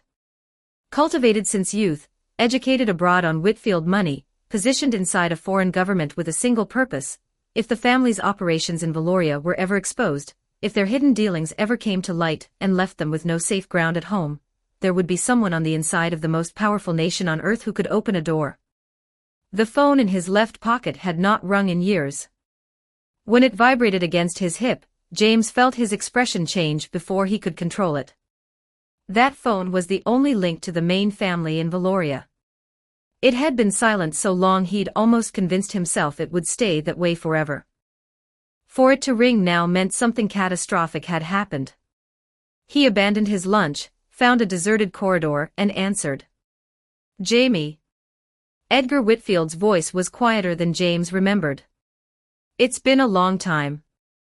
The childhood nickname hit James like a fist. His eyes stung. Uncle Edgar. Is everything all right at home? The silence on the other end was answer enough. When the patriarch of the Whitfield family called a sleeper agent he hadn't contacted in years, things were not all right. You've heard about the Ethan Mercer situation? Edgar said finally. I've heard. It's all anyone in this building talks about. James kept his voice low, eyes scanning the corridor. I also know that Secretary Callister has been given a direct order from President Wolfe: acquire both technologies and eliminate Mercer within 2 months. But Valoria's security apparatus is already in motion. Half a day after the demonstration, the Bureau had Mercer surrounded. Agents everywhere. The security perimeter is expanding by the hour. Callister has no leads. No approach vector. He's been in a fury for days. On the other end of the line, Edgar Whitfield listened to the intelligence report, and a strange curve formed at the corner of his mouth. What if I could help Secretary Callister complete his task? The words landed like a stone in still water. Uncle Edgar. James's voice dropped to barely a whisper. Are you serious? If you do this, the Whitfield family loses its footing in Valoria completely. There would be no coming back. Jamie, I need you to go to Callister's office and hand him this phone. Don't worry. I wouldn't harm the family. James wanted to argue. Wanted to explain the risks, the consequences, the irreversibility of what Edgar was proposing. But 30 years of conditioning, 30 years of loyalty to the family that had raised him, educated him, and given him a purpose, overrode every objection. He said nothing. And in that silence, he agreed. It was the afternoon lull. The corridors of the Defense Department were quiet. Most staff were at lunch or in meetings. James confirmed no one was watching, then knocked on Secretary Callister's office door. Come in. Callister looked up from his desk and saw James Aldridge, and his mood, which had been foul for days, soured further. Anything connected to Valoria made his stomach turn right now. What is it, Aldridge? Not busy enough with your workload? I don't have time for social visits. James didn't flinch. Didn't smile. Just placed a phone on the desk with the calm precision of a man who'd been waiting 30 years for this moment. I'm here to help the secretary solve his problem. Callister stared at the phone. Then stared at the man standing across from him. In all the years James Aldridge had worked in the department, he'd been quiet, competent, unremarkable. The kind of person you trusted precisely because they never gave you a reason not to. The person standing in front of Callister now was someone else entirely. The posture was different. The eyes were different. The careful, agreeable employee had been replaced by a man who looked like he'd been carrying a secret for decades, and had finally decided to set it down. Aldridge, you should know I'm not in the mood for games. James didn't move. Didn't blink. Callister picked up the phone. Hello, Mr. Callister. The voice on the other end was immediately recognizable. Not because Callister had spoken to him before, but because anyone in international politics knew Edgar Whitfield's voice. One of the most powerful political figures in the Republic of Valoria. A man whose family had shaped that nation's government for generations. How does James Aldridge have a direct line to Edgar Whitfield? Callister buried the question for later and replied. Mr. Whitfield. This is unexpected. What can I do for you? You have it backwards, Mr. Callister. The question is what I can do for you. Edgar's voice was measured. Businesslike. The voice of a man proposing a transaction, not asking for a favor. You need Ethan Mercer and his technologies. I am the person who can deliver them. Callister's eyes flicked to James, standing motionless across the desk. The man's expression confirmed what the phone call was suggesting. This was not a bluff. I'm listening. For the next 10 minutes, Edgar Whitfield laid out his plan. Callister listened without interrupting. The plan was detailed, specific, and built on intelligence that only someone inside Valoria's government could possess. Entry points. Security gaps. Timing windows. The kind of operational blueprint that Callister's own intelligence services had spent weeks trying to construct and failed. When Edgar finished, he fell silent, giving the secretary time to think. Callister thought. He had to admit, this was currently the only viable path to acquiring the technologies and extracting Mercer from Valoria. Every approach his own people had proposed had been blocked by the Bureau's security apparatus. Edgar's plan used insider knowledge to bypass every one of those blocks. Whitfield, a man in your position doesn't offer this kind of assistance without expectations. What are your terms? Edgar didn't hesitate. Green card status in the Aurelian Republic for 50 members of the Whitfield family. 5 billion in Aurelian currency. And a private aircraft from Valoria to Aurelian soil. Callister's instincts, honed by decades in intelligence and defense, immediately flagged the pattern. Whitfield, this sounds very much like a defection. Edgar laughed. A short, dry sound with no humor in it. Let's not use such dramatic language, Mr. Callister. Let's simply say that members of my family have long admired the Aurelian way of life. Callister didn't believe a word of it. A political dynasty that had spent generations building power in Valoria didn't suddenly develop an appreciation for Aurelian culture. Because something was coming that they couldn't survive. But Callister didn't need to believe Edgar's story. He needed Edgar's plan. And the price, while substantial, was a rounding error compared to the value of the technologies being offered. Whitfield, I look forward to a productive partnership. As do I, Mr. Callister. The line went dead. Callister set the phone down on his desk and looked at James Aldridge, who was still standing in exactly the same position, hands at his sides, face unreadable. 30 years. This man had been inside the Department of Defense for 30 years, and nobody had known. Aldridge. Sir. How long have you been working for the Whitfield family? James met his eyes. Since before I came to this country, sir. Callister absorbed this. Then he picked up his own phone, and began making calls. The conspiracy that would determine Ethan Mercer's fate had just acquired its most dangerous ally. Chapter 51, Ryan Calloway blacklisted, Ethan's gift. 1,590 words. For advanced chapters /patreon.com/handsomeduckgod. After considerable effort, Ethan finally managed to convince his bureau security detail that he was capable of eating a meal without armed supervision. They retreated to a discreet distance. Not far enough that Ethan couldn't see them. Far enough that he could pretend they weren't there. His stomach had been growling since the armor came off, and the bruised ribs made every growl feel like a personal insult. He needed food. But he didn't plan on eating alone. He pulled out his phone and dialed.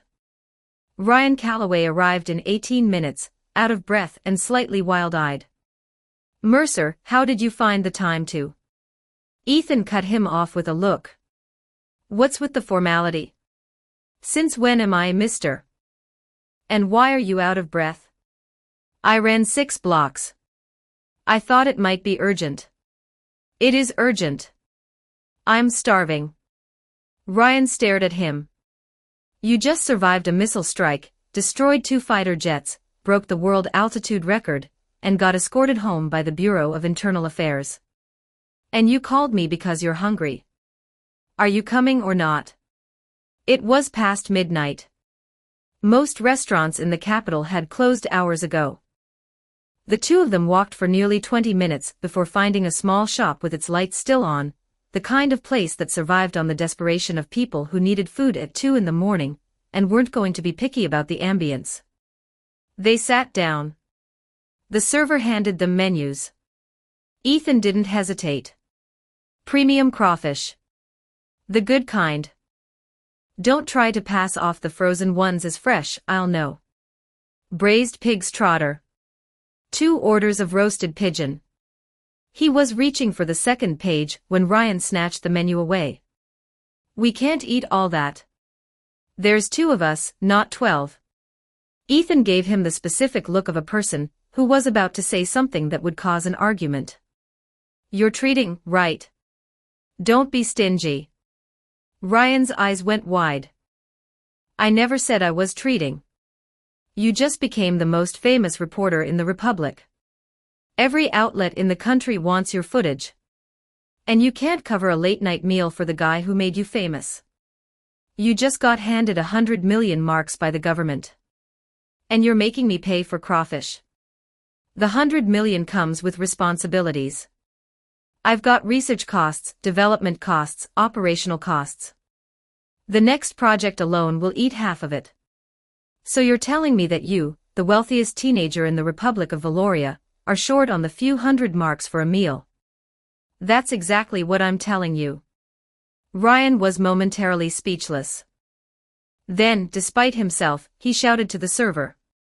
Add 2 bottles of your best spirits. The food came fast. Not many customers at 2 in the morning. Within minutes, the table was covered with dishes, and Ethan was eating with the focused intensity of someone who hadn't had a proper meal in 3 months of laboratory isolation. Ryan didn't eat. He uncapped the bottle, poured a glass, and drank it in one swallow. Ethan noticed. He set down his utensils, poured himself a glass, and matched Ryan's pace. You're not even of legal drinking age, Ryan said, glaring. My birthday's in January. Technically I turned 18 months ago. Ryan gave up trying to enforce responsible behavior on a kid who'd been flying at Mach 6 that afternoon, and started on his second glass. After the 3rd round, something in Ryan's expression loosened. Not relaxed, exactly. More like a wall coming down. You know, for the first half of my career, I was invisible. His voice was different now. The professional polish gone, replaced by something raw underneath. Overlooked. Talked down to. Passed over for every assignment that mattered. I watched people with half my talent and a quarter of my work ethic climb over me year after year because they had the right connections, the right family names, the right friends in the right offices. That kind of frustration, the powerlessness of knowing you're good enough but the system doesn't care, it was suffocating. Ethan said nothing. He drank and listened. Before you came along, I used to lie awake at night and wonder if it was my parents' fault. Why couldn't they have been somebody? Why were they just regular people, working regular jobs, living regular lives? He poured another glass. Then I met you. And everything I believed about what it took to succeed got demolished. Your situation was worse than mine. Raised by an uncle who couldn't keep his own job. No connections. No safety net. But you never, not once, compromised. Not when the school tried to break you. Not when the media turned on you. Not when a billion-mark corporation framed you for theft. Settling for less, accepting what the system gives you, making peace with mediocrity. I thought those were just what normal people did to survive. Coping strategies. The price of being nobody special. But you made me realize they were choices. And I'd been making the wrong ones. He met Ethan's eyes. Because of you, even if my career in journalism ends tomorrow, I can hold my head up. Because for the first time in my life, I stopped compromising. The words hung between them, honest and heavy. Ethan put down his glass. What happened? Ryan's expression shifted. The vulnerability retreated behind a layer of practiced indifference, but not fast enough to hide what was underneath. It's nothing dramatic. The established journalists, the big names, the anchors, the network stars, they notice that you and I have a relationship. That I've had exclusive access to both of your major demonstrations. That I've been in the room and the cockpit for every story that mattered. They're worried that every piece of first-hand coverage about you is going to come through me. And they can't have that. He took a drink. So they coordinated. Reached out to every major outlet, every network, every platform. Got them to agree, quietly, that Ryan Calloway doesn't get hired. Doesn't get published. Doesn't get credentials. Industry-wide blacklist. He said it calmly. The way a man says something he's already processed and filed under things I can't change. Ethan's jaw tightened. The bruise on his face darkened as blood rose under the skin. He'd intended his support of Ryan to help the man's career. Instead, it had painted a target on his back. The same journalists who'd been sitting in the last row at the verification meeting, mocking Ethan and predicting his failure, were now using their institutional power to punish the one reporter who'd believed in him from the beginning. Public figures. People who appeared on screens every night, talking about integrity and fairness, and holding the powerful accountable. And behind the cameras, they were petty, jealous, and vindictive enough to destroy a colleague's career because he'd gotten the story they wanted. They want to push you out, Ethan said. His voice was flat. I'm not going to let that happen.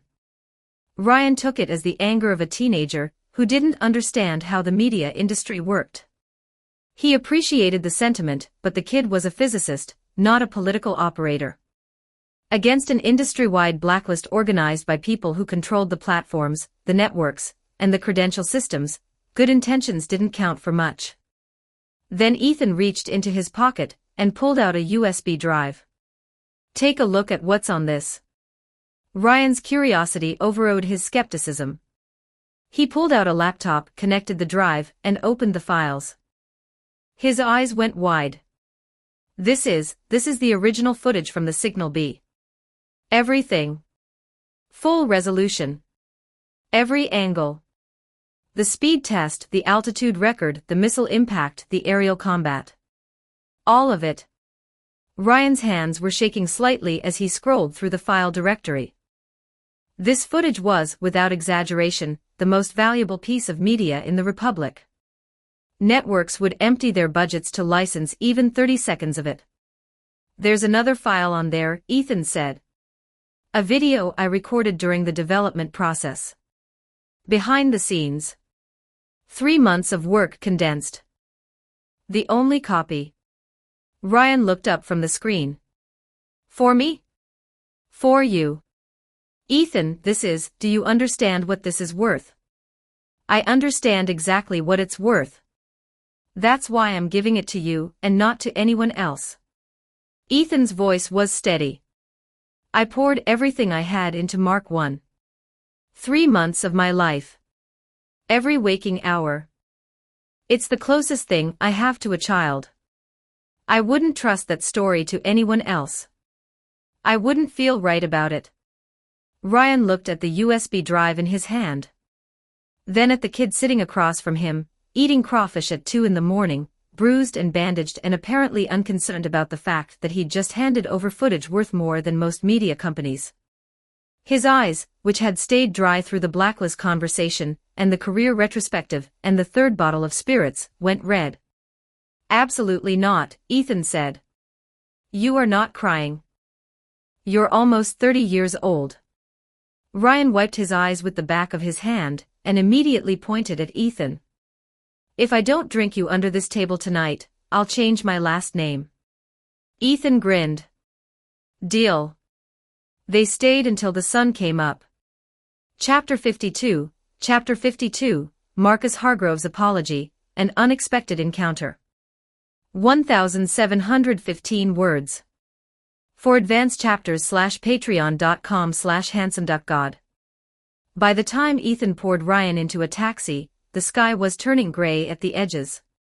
He looked at the journalist slumped across the back seat like a man who'd lost a fight with a bottle and felt a mix of contempt and affection. And here I thought you could actually drink. Turns out you're only good at talking big. Ryan mumbled something incoherent. Ethan gave the driver the hotel address, closed the door, and hailed a second cab. He had somewhere to be. Hargrove's residence was located inside a high-security compound in the capital's most exclusive district. The same compound where the old man had lived for decades, protected by military-grade access controls and a roster of security personnel who took their jobs very seriously. At the Hargrove residence, Marcus was exhausted. The night had been a marathon. Ever since watching the verification meeting, his father's excitement hadn't dimmed for a single minute. The old man had spent the entire night alternating between praising Ethan to Marcus's face and calling every colleague, former student, and old friend he had to brag about his judgment. I told them. I told every one of them. They said I was senile. They said I was throwing my reputation away. Now? This had been going on for approximately 8 hours. Marcus had answered more phone calls than he could count, fetched more cups of tea than he cared to remember, and listened to the same "I told you so" speech delivered to 17 different people with 17 slightly different phrasings. Since dawn, visitors had begun arriving. An endless procession of academics, officials, and former students, all wanting to congratulate the old man and, not coincidentally, position themselves closer to whatever was going to happen next. Currently, one of his father's former students was in the sitting room. A researcher from a provincial institute in North Vale province. Which made him, technically, Ethan's fellow provinceman. Marcus was just allowing himself a moment of quiet when the phone rang. Who is it? His tone was shorter than intended. Anyone who'd been fielding calls all night would have been the same. Hargrove. Marcus recognized the voice instantly. And the moment he did, something complicated happened to his expression. Ethan. It's me, sir. I wanted to visit Dr. Hargrove in person. To thank him properly for everything he's done. Marcus felt a rush of energy that had nothing to do with caffeine. Of course. My father will be thrilled. Where are you? I'll send someone. I am at the compound gate. But they won't let me through without an escort. Marcus didn't hesitate. Wait there. I'm coming. He grabbed his coat and was out the door before the sentence finished. Under Marcus's escort, Ethan cleared the security checkpoints and entered the compound. The houses here were set back from the road, screened by mature trees, the kind of neighborhood where the residents' identities were classified and the property values were a state secret. Hargrove was waiting by the door of his residence, leaning on his cane, wearing an expression that combined genuine warmth with theatrical indignation. There he is. I was beginning to think you'd gotten too famous to visit an old man. Ethan's face fell into an apologetic grimace. Don't even start. This past night has been a disaster. I spent hours trying to shake the bureau's security detail, then I had to pour a drunk journalist into a taxi, and the cab from the hotel took 40 minutes because the driver didn't believe the address was real. Hargrove laughed, the deep, full laugh of a man who'd been waiting all night for someone he actually wanted to talk to. Marcus, watching Ethan interact with his father, frowned slightly. You came here alone. Where's your security detail? I convinced them to give me some breathing room. The bureau is being negligent with your safety. You're a sensitive person right now. You shouldn't be walking around. Hargrove cut his son off with a look.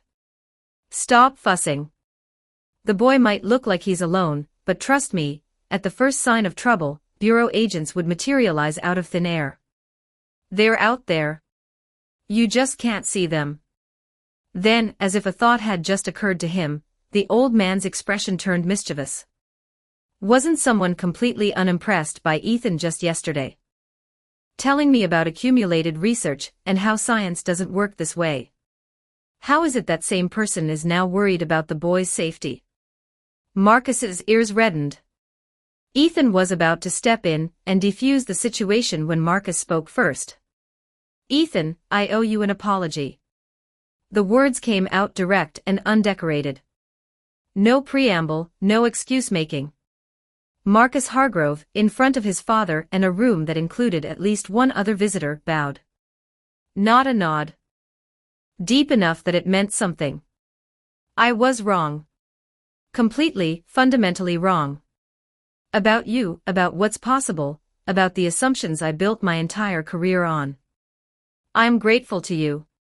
Not just because you vindicated my father's judgment, but because you showed me things about physics that I didn't believe existed. Please forgive my behavior at the laboratory. Ethan looked at the top of Marcus Hargrove's head, bowed toward him, and felt the specific discomfort of a teenager being formally apologized to by a man in his 50s who had more published papers than most departments. Please don't do that, mister. I understood your position at the time. Honestly, if I'd been in your shoes, I probably wouldn't have believed me either. He reached forward and helped Marcus straighten up. From here on, let's call it a clean slate. Hargrove, watching his son apologize and his protégé accept it with grace, looked happier than he had in years. Now, Marcus, remember this, despite being decades older, you'll be coming to this boy for physics advice from now on. Best get used to it. Marcus nodded without protest. 3 months ago, that instruction would have made him bristle. Today, after watching what Ethan had built and what he'd done with it, the idea of learning from a teenager felt less like humiliation and more like common sense. Now then, Ethan, you've come at exactly the right time. A former student of mine is visiting today. Works at a research institute in North Vale province. When he heard that such an extraordinary talent had emerged from his own province, he insisted on being introduced. Hargrove's eyes twinkled. Douglas, come meet your fellow provenceman. A man in his early 40s emerged from the inner room. Well-dressed. Academic bearing. The kind of face that projected confidence and institutional authority. It's been a long time, Ethan. The moment Ethan saw the face, his expression went flat. Douglas Langford. Sophia's father. Researcher at the North Vale Provincial Institute of Physics. Former student of Dr. and one of the people who had looked down on Ethan the most during his years of poverty and orphanhood. It's you. Then 2 more figures stepped out from the inner room behind Douglas. Ethan knew all 3 of them intimately. Throughout his middle school and high school years, these 3 people had been a constant source of humiliation and contempt. The father who'd told his daughter to stop associating with that orphan boy. The daughter who'd publicly denied ever dating him. And the friend who'd helped spread the rumors. Sophia Langford. And beside her, Megan Price. What are you doing here? The question came out colder than Ethan intended. Or maybe exactly as cold as he intended. You know each other. Hargrove, who had no knowledge of the history between them, assumed the connection was a pleasant coincidence. He immediately gestured everyone toward the sitting room. Seeing Ethan frozen in place, Douglas stepped forward and spoke in a low voice, pitched so Hargrove couldn't hear. Ethan, I know you're angry. And you have every right to be. But this is Dr. Hargrove's home. You wouldn't want to make a scene here, would you? Ethan looked at Douglas Langford. Then at the stooped, beaming figure of Dr. Hargrove, who was already heading for his favorite chair, completely unaware of the tension crackling between his guests. He took a deep breath. Let it out. Then he followed them into the sitting room. Hargrove settled into his chair, pulled Ethan down beside him, and immediately launched into questions about the Mark I. How did the shock absorption system handle the missile impact? What was the theoretical maximum altitude? Could the reactor configuration be optimized for sustained higher speeds? Ethan answered everything. Hargrove's curiosity was genuine and his questions were sharp, and despite the poisonous atmosphere generated by the three unwelcome guests, Ethan found himself unable to hold back. When Edmund Hargrove asked you about physics, you answered. It was that simple. To the side, Douglas Langford listened to Ethan speak with fluent expertise about subjects that most professional physicists couldn't follow, and felt something twist in his chest. Deep, nauseating, inescapable regret. He'd dismissed this kid. Told his daughter to stay away from him. Looked at the orphan from Millbrook County with the second-hand clothes, and the uncle who couldn't hold a job, and decided that there was nothing there worth his time. And now that orphan was sitting beside Douglas's own mentor, discussing physics at a level that made Douglas feel like a first-year student listening to a lecture in a language he barely spoke. The verification meeting replayed in his mind. The armor. The flight. The speed test. The altitude record. The missile. The aerial combat. A 17-year-old had achieved what no institution on the planet had ever accomplished. And Douglas Langford had told his daughter to dump him. The most terrifying part wasn't the technology. It was the age. 17. What would this kid accomplish at 20? At 30? If Ethan wanted to emigrate to the Aurelian Republic tomorrow, they'd roll out every red carpet they owned. Honorary professorships. Academy memberships. Unlimited funding. And Douglas Langford, sitting in his mentor's living room, watching his former neighbor's orphan hold court with a legend, understood with perfect clarity exactly how badly he had miscalculated. Chapter 53, Greedy Faces, Ethan's Anger. 1,733 words. For advanced chapters patreon.com/handsomeduckgod. Back in middle school and early high school, Ethan had been nothing. An orphan with second-hand clothes, living on his uncle's inconsistent income, carrying the kind of poverty that made other families lock their daughters away. The Langford family had looked down on him accordingly. But things were different now. Douglas Langford sat in Hargrove's living room, watching Ethan discuss physics with his mentor, and behind the academic regret, a different kind of calculation was taking shape. If Sophia reconnected with Ethan, if the relationship could be revived, then Douglas wouldn't need to stay buried in a provincial research institute for the rest of his career. With a connection to the most important inventor in the Republic, there was nowhere in Valoria he couldn't go. Every door in every institution would open. And once the dust settled, a few co-authorship credits on Ethan's patents, a name attached to the right papers, and people wouldn't call him Researcher Langford anymore. They'd call him Academician Langford. He caught Sophia's eye and gave her a look. The meaning was unmistakable. Sophia turned toward Ethan. She'd always had feelings for him.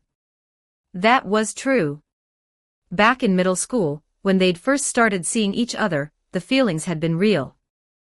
A smart, quiet boy with kind eyes who made her laugh and never asked for anything. But high school had changed the equation. Better-looking boys with better families. Suitors with money and connections and futures that didn't involve Millbrook County. On one side, a scholarship student from nowhere. On the other, the sons of Ashford City's elite families. Anyone would have made the same choice. At least, that's what Sophia told herself. Now the flutter was back. Stronger than before, fueled by the knowledge that the quiet boy from middle school had turned into the most famous person in the Republic. The feelings were real. But whether they would have returned without the fame was a question Sophia wasn't equipped to answer honestly. She watched Ethan's cold expression and felt a prickle of irritation. What's his problem? I'm right here. I'm willing to come back. Doesn't he realize how many people would kill for this chance?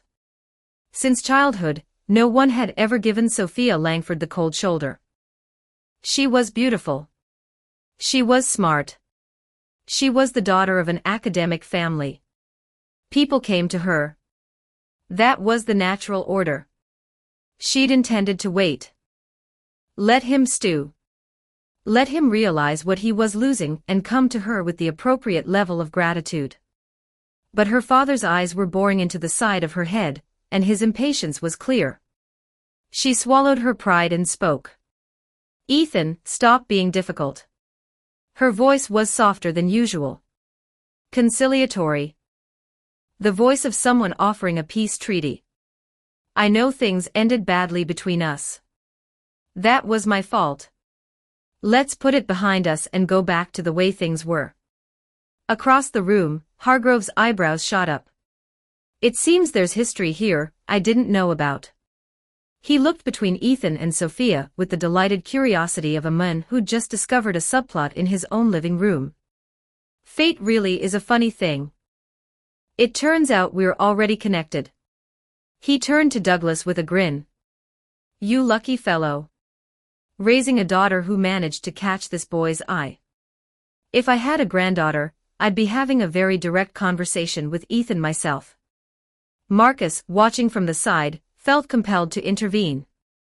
Dad, even if I had a daughter, she'd be nearly 30 by now. A dozen years older than Ethan. Do you really think that's appropriate? Details. Ethan, listening to the Hargroves' banter, might have found it funny under different circumstances. But the Langford family was sitting 6 feet away, and the sight of them had excavated something from the deepest part of his memory that he'd spent years trying to bury. He looked at Sophia. His expression didn't change. You're overthinking this, Sophia. His voice was flat. Controlled. The kind of control that comes not from calm, but from the active suppression of something much hotter. I don't hold a grudge against you. We were together. We split up. That's life. But your parents are a different matter. The room went quiet. What they said about my parents at the school gate that day is something I will never forgive. Today, in Dr. Hargrove's home, I won't make a scene. That would be disrespectful to a man who's given me everything. If you came here to visit Dr. Hargrove, that's your business. But if you came here for me, I'd suggest you give that idea up right now. Hargrove's amusement faded. He looked at Marcus. Marcus looked back.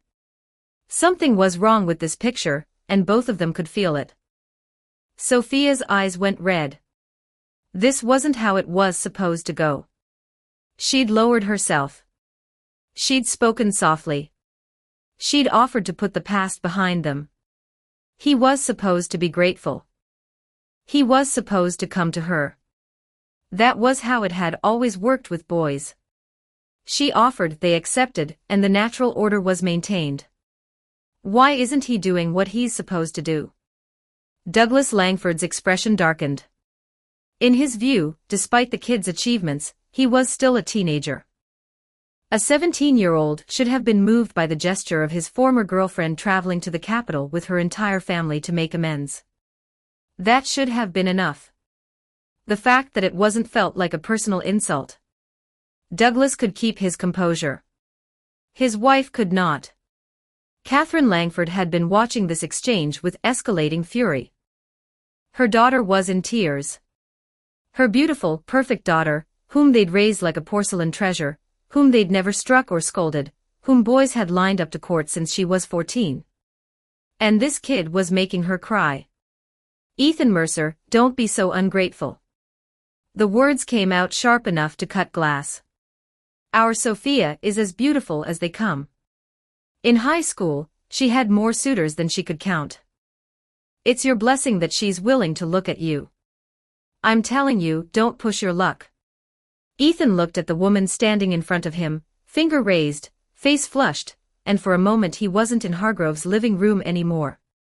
He was standing at the gate of Millbrook County Middle School, 3:30 in the afternoon, backpack over one shoulder, and Catherine Langford and Douglas were blocking his path. In front of everyone. Students streaming past. Teachers pretending not to see. And this woman, this same woman, pointing at him and calling him a bastard with no parents to raise him. No one to teach him right from wrong. A stray dog that their daughter had made the mistake of pitying. He'd been 13. He hadn't known how to fight back. He'd just stood there, shaking, while the words hit him like stones, and the other students walked around the scene, as if a child being publicly humiliated were no different from a pothole in the road. But he wasn't 13 anymore. "Then tell me," Ethan said. His voice was quiet. "What exactly do you think I should do?" Catherine, mistaking his calm for submission, shot her husband a triumphant look and pressed forward. "It's simple. Once you and Sophia are together, we'll be family. And family helps each other. Adding your father-in-law's name to a few of your patents wouldn't be unreasonable, would it? It would help Douglas's career, and it's not like it costs you anything. As for money, you're certainly not short of it now." She kept going. An actual, itemized list of things Ethan should provide, do, and sacrifice in exchange for the privilege of dating her daughter. She didn't notice the change in the room. Hargrove's face had gone from curious to stony to something that looked like it could generate its own weather system. Marcus had uncrossed his arms and taken a step forward, the way a man steps forward when he's considering whether physical intervention will be necessary. Even Sophia had the sense to look horrified. Whatever she'd expected her mother to say, this wasn't it. "Get out of my house." Hargrove stood up so fast he nearly fell. Marcus and Ethan both lunged to catch him, each grabbing an arm. The old man was shaking. Not from frailty. From a fury so pure it had burned through 91 years of composure, and come out the other side white hot. "I have spent my entire life in the pursuit of knowledge and integrity. And in my old age, I discover that I taught a student who would bring this into my home." His eyes found Douglas Langford, and what they contained was not anger but something worse, disappointment so deep it was indistinguishable from disgust. "All of you. Now." Ethan looked at Catherine Langford one last time. "Everything you just listed. The patents, the money, the career advancement. I could do all of it. I have the means. I have the resources." His voice dropped. "But there's one problem. You're not worthy." The words landed like a hammer on glass. "Since the day you stood at that school gate and insulted my parents in front of everyone, our families have been irreconcilable. My own life is cheap. Say what you want about me. I can take it. But no one, has the right to speak a single word against my mother and father. If this weren't a civilized society, and if we weren't standing in Dr. Hargrove's home, I wouldn't be using words right now." The look in Ethan's eyes was something the Langford family had never seen directed at them before. Not anger. Not frustration. The flat, absolute stare of a person who was capable of violence, and had made a conscious decision not to commit it. All three of them took a step backward. Marcus, who had been watching with mounting fury of his own, opened the door. "Are you waiting for dinner? Get out." Douglas Langford left first. Then Catherine, pulling Sophia by the arm. Sophia looked back once, over her shoulder, at Ethan. He wasn't looking at her. He was helping Hargrove back into his chair. The door closed. Chapter 54, A Familiar Home, Supersoldier Serum Theory. 1,742 words. For advanced chapters /patreon.com/handsomeduckgod. Under the united front of Ethan and the Hargrove father and son, the Langford family had no choice but to leave in disgrace. After Hargrove's fury had subsided to a low simmer, Ethan stated the real reason he'd come. "Hargrove, there's 30 million marks on this card. It's my way of thanking you for everything you've done." Hargrove looked at the card. Then at the boy holding it out. He knew, because Graves had told him, that the state had already reimbursed the 50 million in full. Ethan didn't owe him a single mark. And 30 million, for a kid who'd been borrowing money from his uncle 6 months ago, was an astronomical sum. But here he was, offering it without hesitation. Not because he had to. Because he wanted to. That told Hargrove everything he needed to know about the kind of person Ethan Mercer was. I accept the sentiment. Take the money back. Dr. Hargrove, I really think. The old man waved his hand with the authority of a man who'd been ending conversations for 70 years. If you keep arguing, I'm going to get genuinely angry. And you've already seen what that looks like once today. Ethan put the card away. With the matter settled, Marcus pulled Ethan aside and spent the next hour asking questions about the Mark I like a graduate student who'd just discovered a new field of physics. How did the flight stabilization algorithms handle turbulence? What was the theoretical upper limit of the shock absorption system? Could the reactor configuration be miniaturized further? Ethan answered everything. Marcus took notes. The Bureau had arranged a special car for noon. Ethan would have preferred to take a regular train, but one glance at his phone, which was flooded with news articles and photos of his face on every platform in the Republic, convinced him otherwise. If he showed up at a public train station, the other passengers would tear him apart. Not out of malice. Out of enthusiasm. Which, in a crowd of several hundred, amounted to the same thing. He had lunch with the Hargroves, said his goodbyes, and climbed into the waiting car. The drive from the capital to Ashford City was over 1,000 kilometers. Even on empty highways, it took the entire afternoon. By the time the car pulled up outside the Holloway house, the sky was dark. Ethan thanked the bureau driver, walked to the front door, and let himself in. The house smelled like Linda's cooking. Specifically, like every dish she knew how to make had been prepared simultaneously, which was Linda's way of dealing with emotional situations she couldn't otherwise express. But the living room was quiet. Only Linda was home. Aunt Linda. Where's Uncle Frank? Linda's expression combined annoyance and pride in roughly equal proportions. Don't get me started.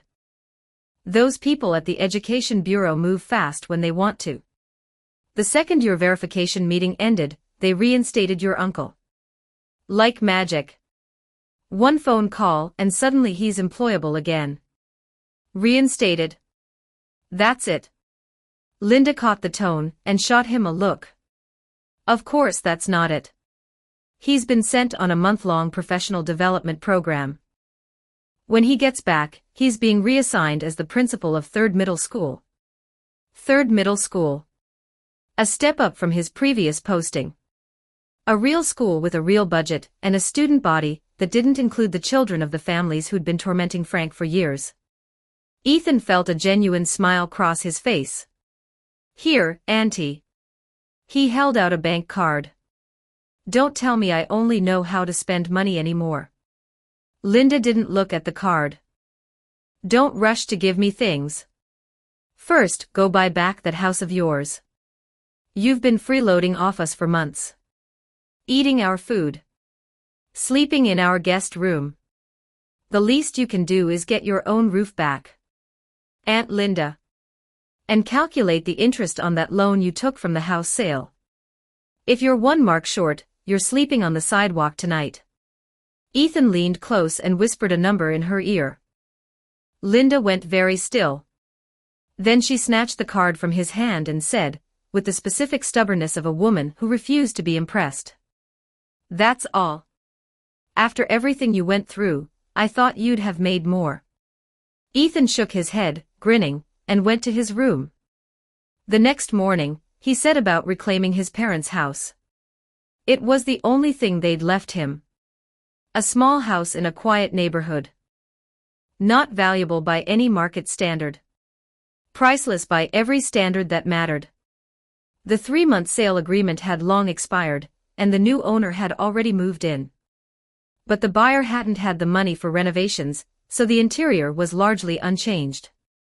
Same furniture. Same layout. Same scratches on the doorframe where Ethan had marked his height every birthday until he was 12. Ethan knocked on the door and made a direct offer to buy it back at a premium. The new owner recognized him immediately. The face that had been on every screen in the Republic for the past 48 hours was standing on his doorstep, offering to buy back his childhood home. The men agreed on the spot and refused to accept any extra money. Ethan wouldn't let it go. He'd learned that the buyer had purchased the house with a loan, and the interest alone was significant. Under Ethan's insistence, the transaction closed at 20% above market value. The door opened. Ethan stepped inside. The same hallway. The same kitchen. The same living room where his parents had sat in the evenings, where his father had helped him with homework, where his mother had told him stories before bed. He stood in the center of the room, and let the silence settle around him. 6 months ago, he'd walked out of this house with nothing. No prospects. No future that didn't involve being someone else's punching bag for the rest of his education. Now he was back. With 100 million marks, 2 revolutionary patents, government backing, military allies, and technology that had changed the balance of power on the planet. But this house was still the most valuable thing he owned. He closed his eyes and let the memories wash over him. His mother's voice. His father's hands. The feeling of being small and safe and loved. Then he opened his eyes and got to work. Open system interface. The familiar display unfurled in his mind. Blue text against darkness. The tattoo on his left hand pulsed faintly. He navigated directly to the prestige balance, because after a verification meeting that had been broadcast to the entire Republic, watched by hundreds of millions, and had involved powered flight, a missile strike, and the destruction of 2 foreign fighter jets, the emotional reactions generated should have been 179,900. Ethan nearly tripped over his own feet. 179,900 prestige points. The verification meeting had been, by an absurd margin, the single largest prestige harvest in the system's history. The shock, the awe, the terror, the grief when they thought he was dead, the euphoria when he survived, the fury at the Aurelian Republic, the pride in what he'd built, hundreds of millions of people experiencing intense emotions simultaneously, all directed at him. The system had been gorging itself for hours, and the result was a number that made every previous balance look like pocket change. There was no hesitation. He opened the Level 1 mall and found the final item on the list. Super Soldier Serum, Manufacturing Theory, 100,000 prestige points. The most expensive item in the tier. The last reward before the mall upgraded to Level 2. He spent it. The deduction was instantaneous. 100,000 points gone. Balance, 79,900. And then the knowledge hit. It wasn't like the reactor download, which had been a focused blast of physics and engineering. It wasn't like the armor download, which had covered metallurgy, weapon systems, and flight dynamics. This was biology. Biochemistry. Human physiology at the molecular level. The download was longer, denser, more complex than anything the system had transmitted before, and Ethan stood in the center of his parents' living room with his eyes closed and his hands braced on the back of a chair while 5 minutes of information poured into his neurons. When it finished, he opened his eyes. And understood. The Super Soldier Serum wasn't what he'd expected from the movies. It was deeper. More fundamental. In the Earth Prime memories, Captain America's abilities had seemed like a simple strength and speed boost. A bigger, faster human. That was the surface-level reading. The reality, now that Ethan had the complete biochemical theory mapped into his brain, was far more nuanced. The serum didn't just make you stronger. It restructured the human body from the cellular level upward. Muscle fiber density increased by orders of magnitude, creating tissue that was simultaneously stronger, faster, and more resilient than anything natural biology could produce. Bone density increased proportionally. Neural conductivity improved, enhancing reaction times to levels that made trained athletes look sluggish. And the defensive implications were staggering. In the movies, Captain America had shrugged off gunfire. The reason, Ethan now understood, was that the enhanced muscle density was sufficient to absorb and disperse the kinetic energy of a bullet before it could reach vital organs. Not invulnerability. but a level of passive defense that made conventional small arms largely ineffective. Unlike the armor which protected from the outside, the serum made the person themselves the weapon. And personal, biological strength was harder to take away than any piece of equipment. The armor could be damaged. A super soldier's body couldn't be confiscated. Ethan thought about the missile. The bruised ribs and the swollen wrist, and the ringing in his ears. If he'd been enhanced when that warhead hit, the injuries wouldn't have existed. The armor plus the serum wasn't an addition. It was a multiplication. Each technology amplified the other. Together they created something that no force on the planet could match. He looked at the system interface. 79,900 prestige remaining. The level 1 mall was empty now, every item purchased. Somewhere beyond it, the level 2 mall waited. But first he had a serum to build. Chapter 55, Frank Holloway under attack, Ethan's anti. 1,564 words. For advanced chapters /patreon.com/handsomeduckgod. As the last item in the level 1 mall grayed out, a single option remained on the interface. Unlock level 2 mall. Ethan felt a surge of curiosity. If the level 1 mall had contained a fusion reactor, Iron Man armor, and the super soldier serum, what would a higher tier hold? The jump in capability between those 3 items alone was staggering. Level 2 could contain anything. He pressed the button. Nothing happened. Then the system's notification chimed in his mind, carrying the particular tone of a cashier who knows you can't afford what you're looking at. To unlock the level 2 mall, 150,000 prestige points are required. Your current prestige is insufficient. Please keep up the good work. Ethan stared at the number. He had 79,900. He wanted to curse. This system was extortion in digital form. Buying items cost prestige. The armor had required purchasing 3 models because the higher tiers were bundled with the lower ones. And now even opening the next shop required 70,000 points he didn't have. But the system was the system. Arguing with it was like arguing with gravity, technically possible, practically pointless. He swallowed his frustration and closed the interface. The serum could wait a few days. He'd been running on adrenaline, instant noodles, and spite for 3 months. His body needed rest, his mind needed quiet, and his bruised ribs needed time to stop reminding him they existed every time he breathed too deeply. 2 days off. Then back to work. 2,000 kilometers to the west, Frank Holloway stepped off a bus in Greystone Province and immediately regretted not packing a heavier coat. The journey from Ashford City had been grueling. Multiple transfers, unfamiliar routes, and the specific exhaustion that comes from spending 14 hours on vehicles that weren't designed for comfort. He was stiff, tired, and confused about why this professional development program required such urgency. The paperwork had arrived on his desk the moment he was reinstated. Not the next day. Not the next week. The moment. And the province had sent a special liaison to oversee the arrangements, which was unusual for a routine study program. Since when did the Education Bureau send escorts for a school principal's training seminar?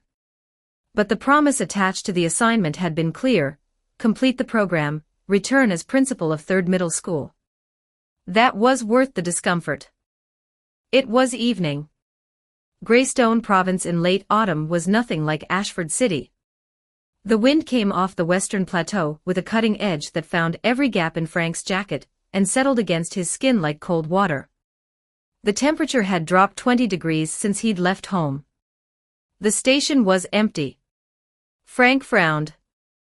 He'd been to Greystone Province before.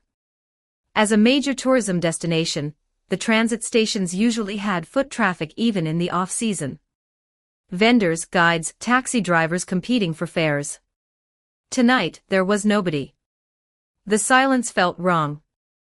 Not peaceful.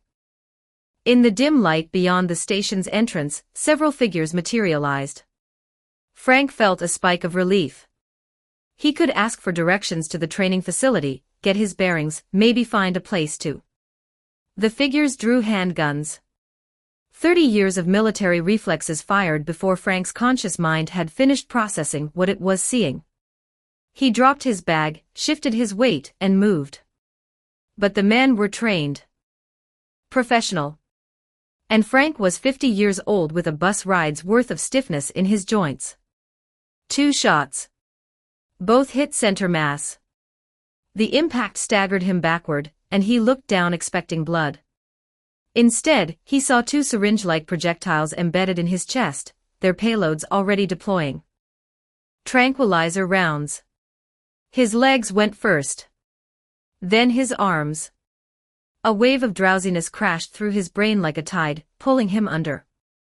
The ground came up to meet him. As Frank Holloway collapsed, several figures emerged from the shadows behind the station. Foreign faces. Hard eyes. The body language of men who did this kind of work regularly, and weren't sentimental about it. Behind them, Conrad Whitfield adjusted his collar, and looked at the unconscious men on the ground with an expression that contained no guilt whatsoever. Whitfield, the target is secured.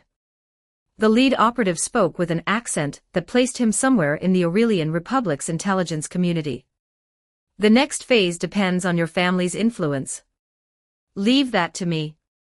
Conrad said it with the confidence of a man who'd grown up believing that the world arranged itself around Whitfield interests. He crouched beside Frank's body and studied the face of the man who meant more to Ethan Mercer than anyone alive.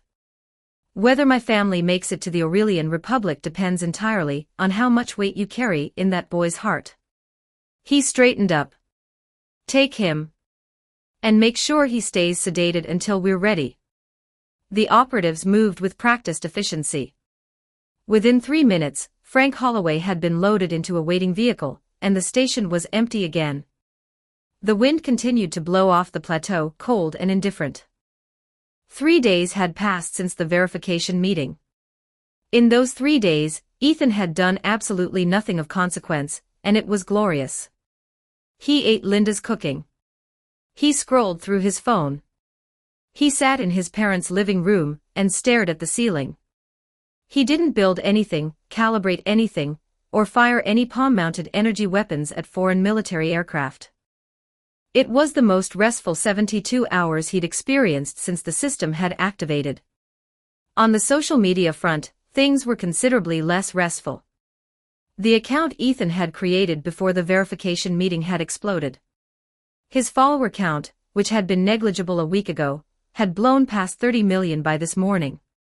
Most of the followers were young. Students, recent graduates, kids his own age who saw in Ethan's trajectory something that resonated. A nobody from nowhere who'd been told he was worthless, refused to believe it, and ended up changing the world. Some particularly enthusiastic fans had organized a fan club. They called him Professor Mercer on social media, which Ethan found simultaneously flattering and absurd. He was 17. He hadn't even graduated high school. But apparently, surviving a missile strike and destroying 2 fighter jets earned you an honorary academic title in the court of public opinion. Where there were fans, though, there were anti-fans. A smaller but vocal contingent had taken up residence in his comment sections, and their arguments followed a predictable pattern. I think this Mercer kid is overrated. He just stumbled into inventing those things. Luck, not talent. Exactly. And let's not forget, he killed the pilots of those 2 fighter jets at the verification meeting. That's not heroism. That's violence. Right. For someone who treats human life so casually, the government should be punishing him, not celebrating him. These voices were vastly outnumbered by supporters, who responded with the particular ferocity of people defending someone they'd personally invested their admiration in. Stumbled into it. Anyone who's completed basic education wouldn't say something that stupid. If I listed a single equation from the reactor's operational theory, I'd be impressed if you could identify the symbols, let alone solve it. Anyone who talks about luck needs to either finish kindergarten, or see a specialist about whatever's wrong with their brain. And about the fighter jets, anyone with eyes could see Professor Mercer was defending himself. Foreign military aircraft violated our airspace and fired a missile at a civilian. What was he supposed to do? Politely ask them to stop. Don't bother arguing with these people. In their minds, Professor Mercer should have sat still and let a foreign power kill him. Imagine having your country's airspace invaded and your response is to side with the invaders. Spineless doesn't even begin to cover it. Watching the anti-fans get systematically demolished was entertaining enough that Ethan decided to add fuel to the fire. He thought of a phrase from his Earth Prime memories. A biology joke that had gone viral in his downloaded lifetime. Nobody in this world had ever heard it. He typed it in the reply section under the most obnoxious anti-fan comment and hit post. The response was immediate. Professor Mercer commented. What did he say? I can't breathe. I'm dying. Professor Mercer is too much. Ethan's reply, sitting beneath a paragraph of jealous ranting. Jealousy makes you undergo plasmolysis. The comment section detonated. This is the greatest comeback I've ever seen. Plasmolysis, I'm going to use this in every argument for the rest of my life. To the anti-fans, you probably don't know what plasmolysis means. Don't worry, it'll be covered when you eventually finish middle school. Professor Mercer isn't just the greatest physicist alive. He's also funnier than every comedian on television. I didn't expect him to be this good at biology too. The thread was climbing toward the top of every trending list in the Republic when a different voice cut through the noise. Mercer is good at biology. That's hilarious. I'm a student at Ashford Preparatory Academy. Ethan Mercer's biology grades were among the worst in the entire school. Proof attached. Below the comment, a photograph of a report card. Ethan's name. Ashford Prep's letterhead. And a biology score that would have made a first-year student wince. Chapter 56, Entering the Biological Field, Everyone's Ridicule. 1,383 words. For advanced chapters /patreon.com/handsomeduckgod. Brandon Carlyle stared at his phone with the specific intensity of a man watching a bomb he'd just lit. He was the one who'd posted the report card.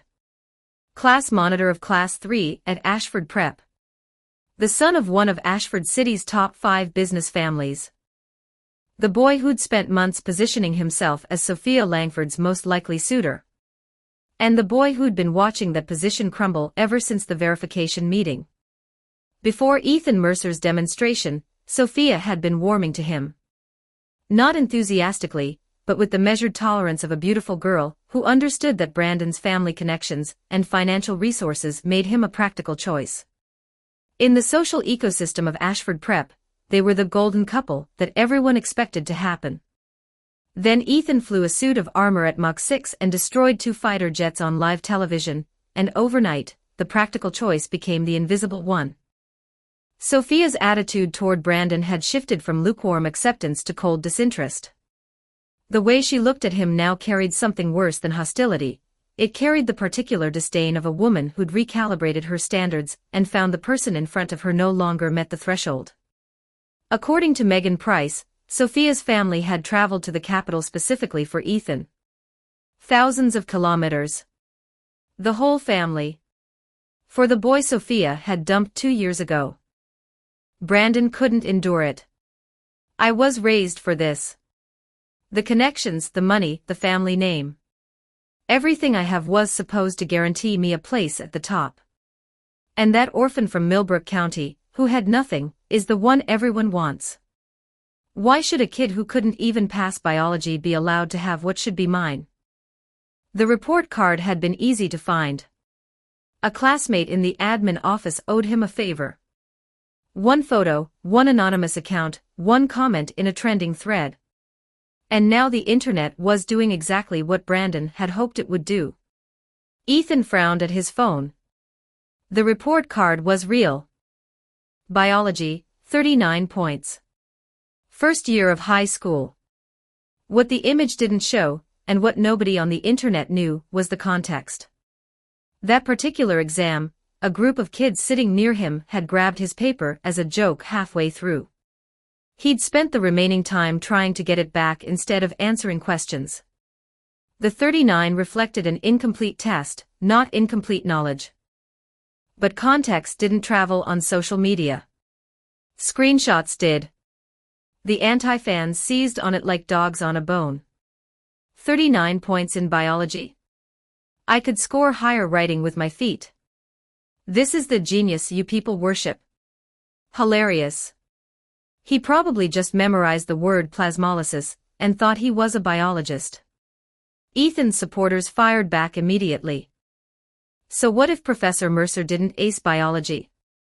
He's still doing more for this country than every person in this comment section combined.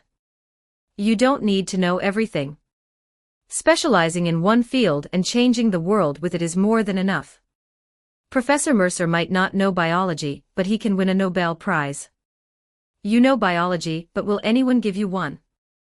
The war escalated. Comments bred comments.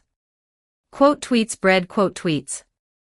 By mid-morning, the thread was one of the top trending topics in the Republic, and Ethan's headache had upgraded from mild to splitting. He could have ignored it. Let the fans handle the haters. Let the news cycle move on. Instead, Ethan typed a response that would cause his supporters to collectively clutch their chests. You say I don't know biology. Then let me tell you, my next project is entering the biological field. The comment section went nuclear. His fans, who had been fighting valiantly on his behalf, felt the particular betrayal of soldiers who'd been charging into battle only to hear their general announce he was surrendering. Professor Mercer, please. This is just hater bait. You don't need to respond.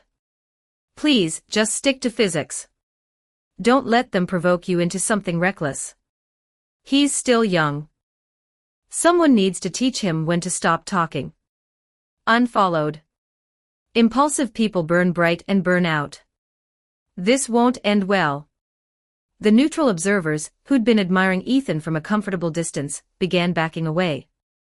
Cross-disciplinary research isn't something you announce on social media like a restaurant review. He's 17. Brilliant in physics. But biology is a completely different field.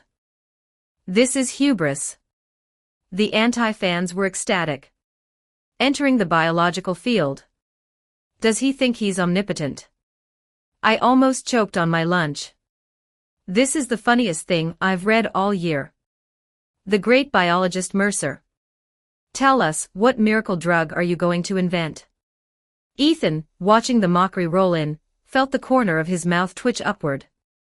He typed his second response. I'm developing a serum.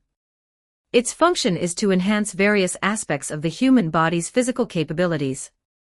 His fans went silent. Not the supportive kind of silent.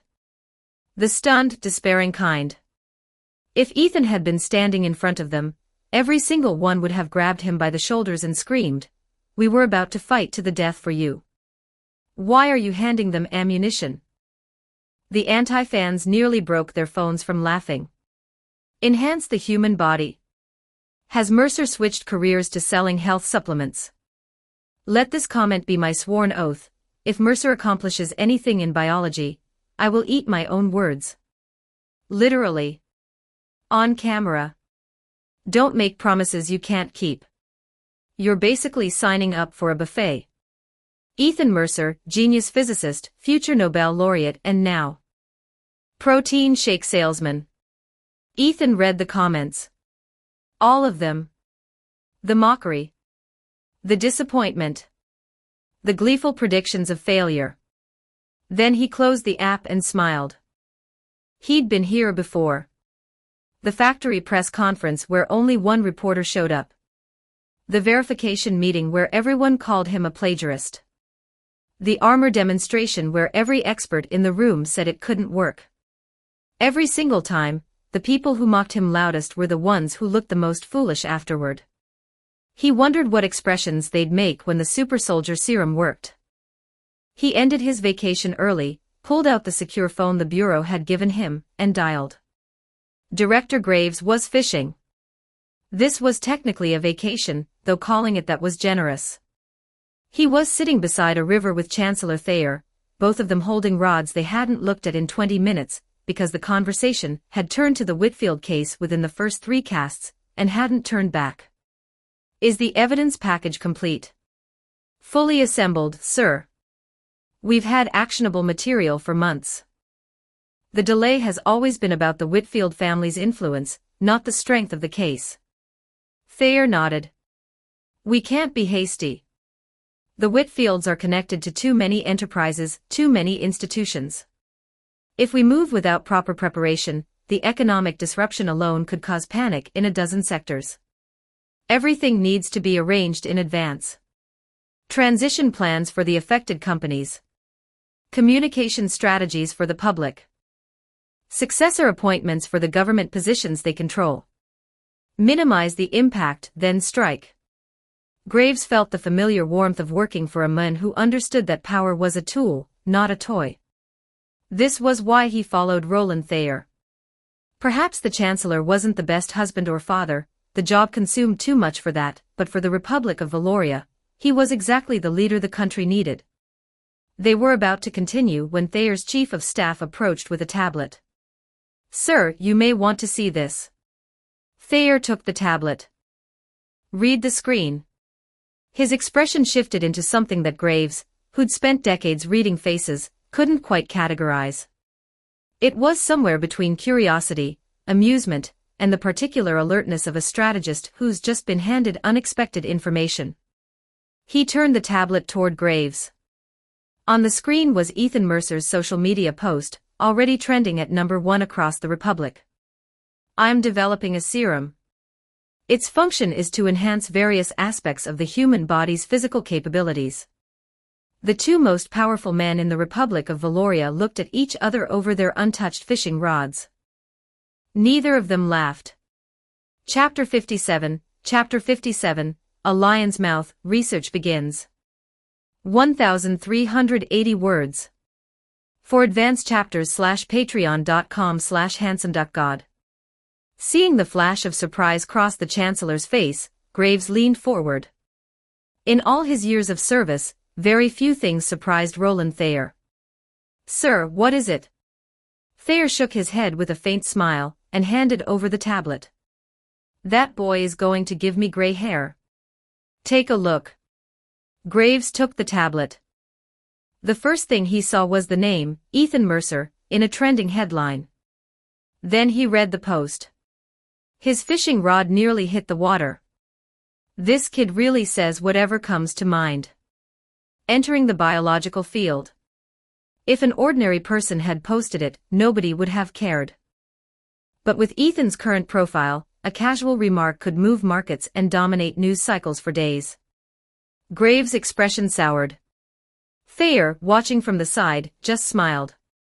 He's a child, Nathan. Don't be too hard on him. Whatever you think of his social media habits, the boy has made contributions to this republic that most people don't manage in a lifetime. Based on those 2 technologies alone, he could post 10,000 jokes online, and I'd still cover for him. Graves was opening his mouth to respond when his phone rang. He looked at the screen. His jaw tightened. He answered. Hey there, Director. How's the fishing going? The greeting was so aggressively casual that Graves' brain needed a full 3 seconds to recalibrate. You have the nerve to call me right now. Why is your mouth like an open window? Can't you keep it shut? Why do you post everything on social media before consulting anyone? Ethan, on the other end, could hear the exasperation rising with every sentence. He recognized the tone. Linda had the same one. Frank had the same one. It was the universal frequency of people who cared about you, and were furious about the way you were making them worry. My fault, completely my fault. Director, I promise, next time I'll check with you before posting anything.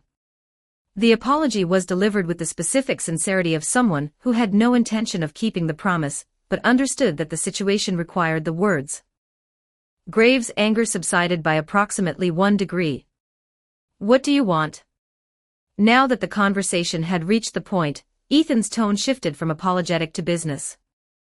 Director Graves, I need the most advanced biochemical laboratory in the Republic. Full access, exclusive use. I also need supporting biochemical equipment. I'll send you a detailed list. And 300 million marks in funding. The silence on the other end of the line lasted long enough that Ethan briefly considered whether the call had dropped.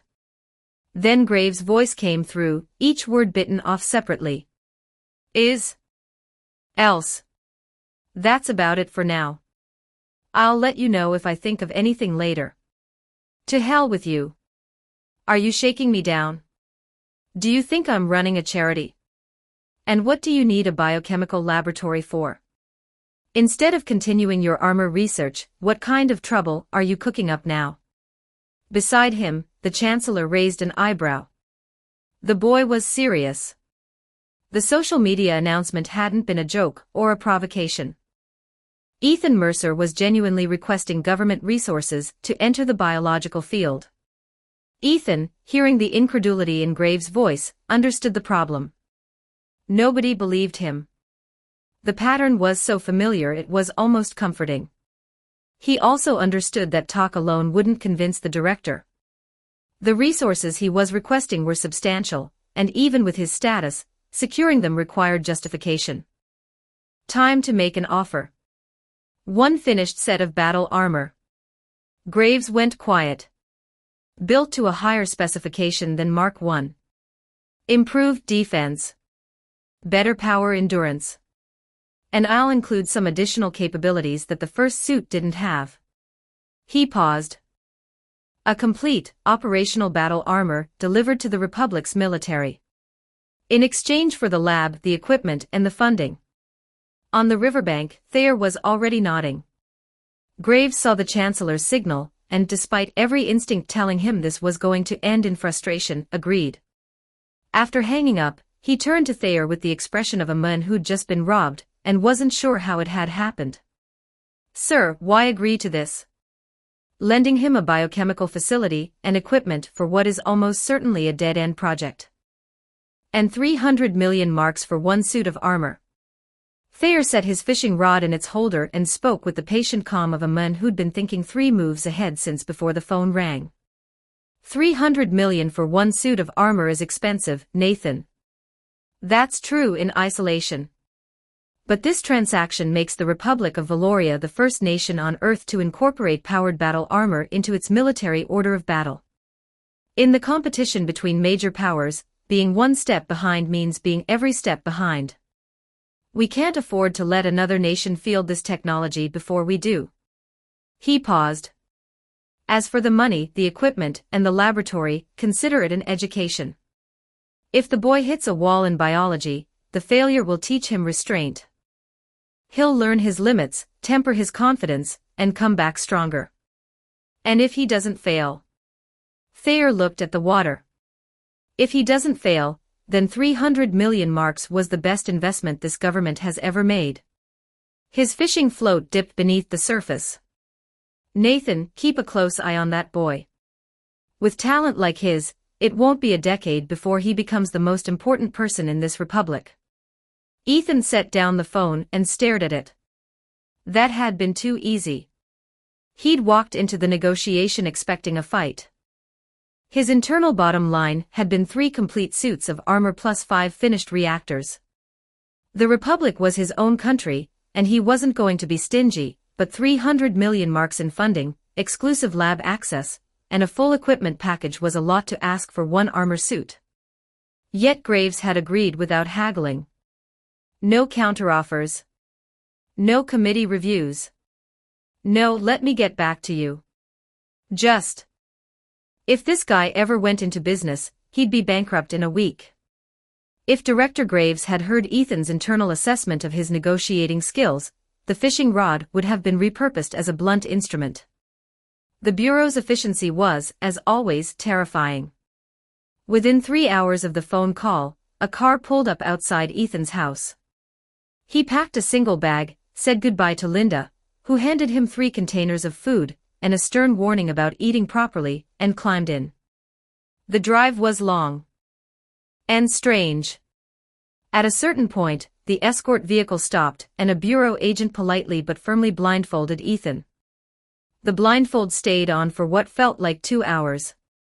When it came off, the landscape had changed completely. In every direction. The desert stretched to the horizon, dry and vast and utterly empty. The kind of terrain where a wrong turn didn't mean getting lost.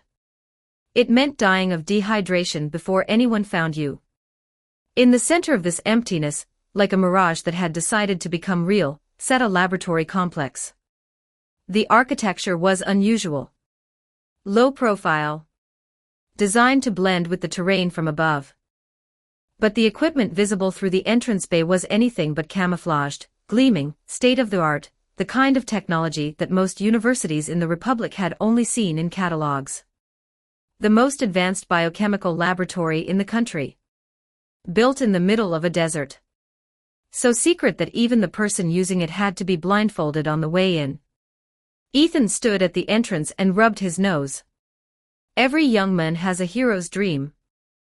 The super soldier serum wouldn't make him Superman. But Captain America, in the Earth Prime memories, had been something beyond an ordinary human. More resilient.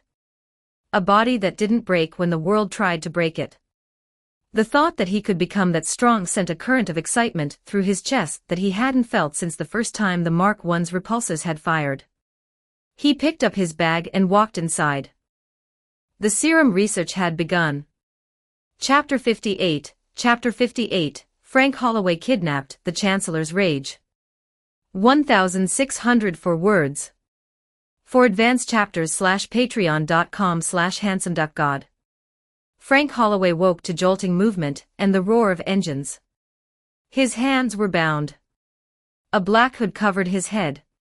His chest ached where the tranquilizer rounds had hit, and his muscles felt like they'd been filled with sand. But his mind was working. The sound outside was unmistakable. Not a commercial aircraft. Not a cargo plane. The specific, deafening thunder of military turboprops at cruising altitude. He'd heard it 1,000 times during his years of service. A military transport plane.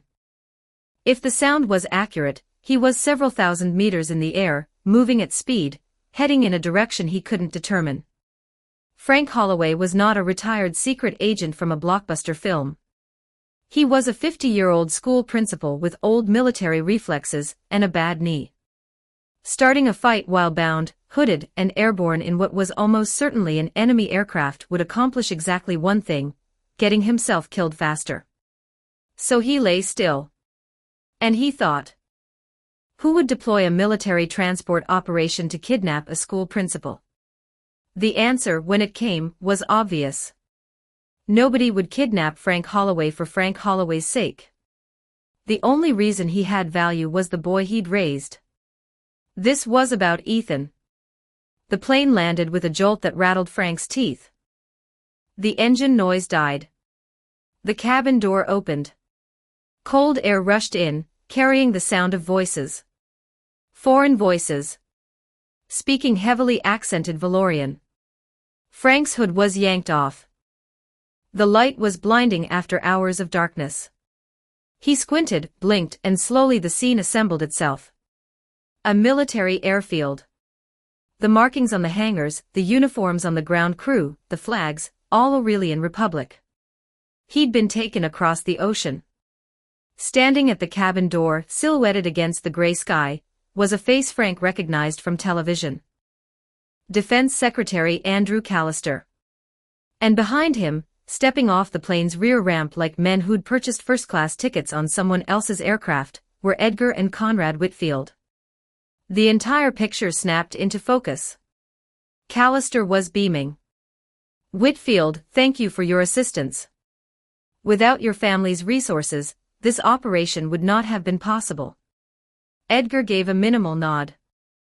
Restrained. The nod of a man who understood that gratitude from a foreign government was a depreciating asset. Conrad, standing beside his brother, couldn't resist. Of course, Secretary Callister. The Whitfield family operated in Valoria for decades. That wasn't just talk. He puffed his chest. Take the Bureau of Internal Affairs, the organization your people couldn't bypass. Our family knew their every move. Their surveillance schedules, their communication protocols, their personnel deployments. And this military transport. Only the Whitfield family had the connections in the military establishment to hide a flight like this from Valorian High Command.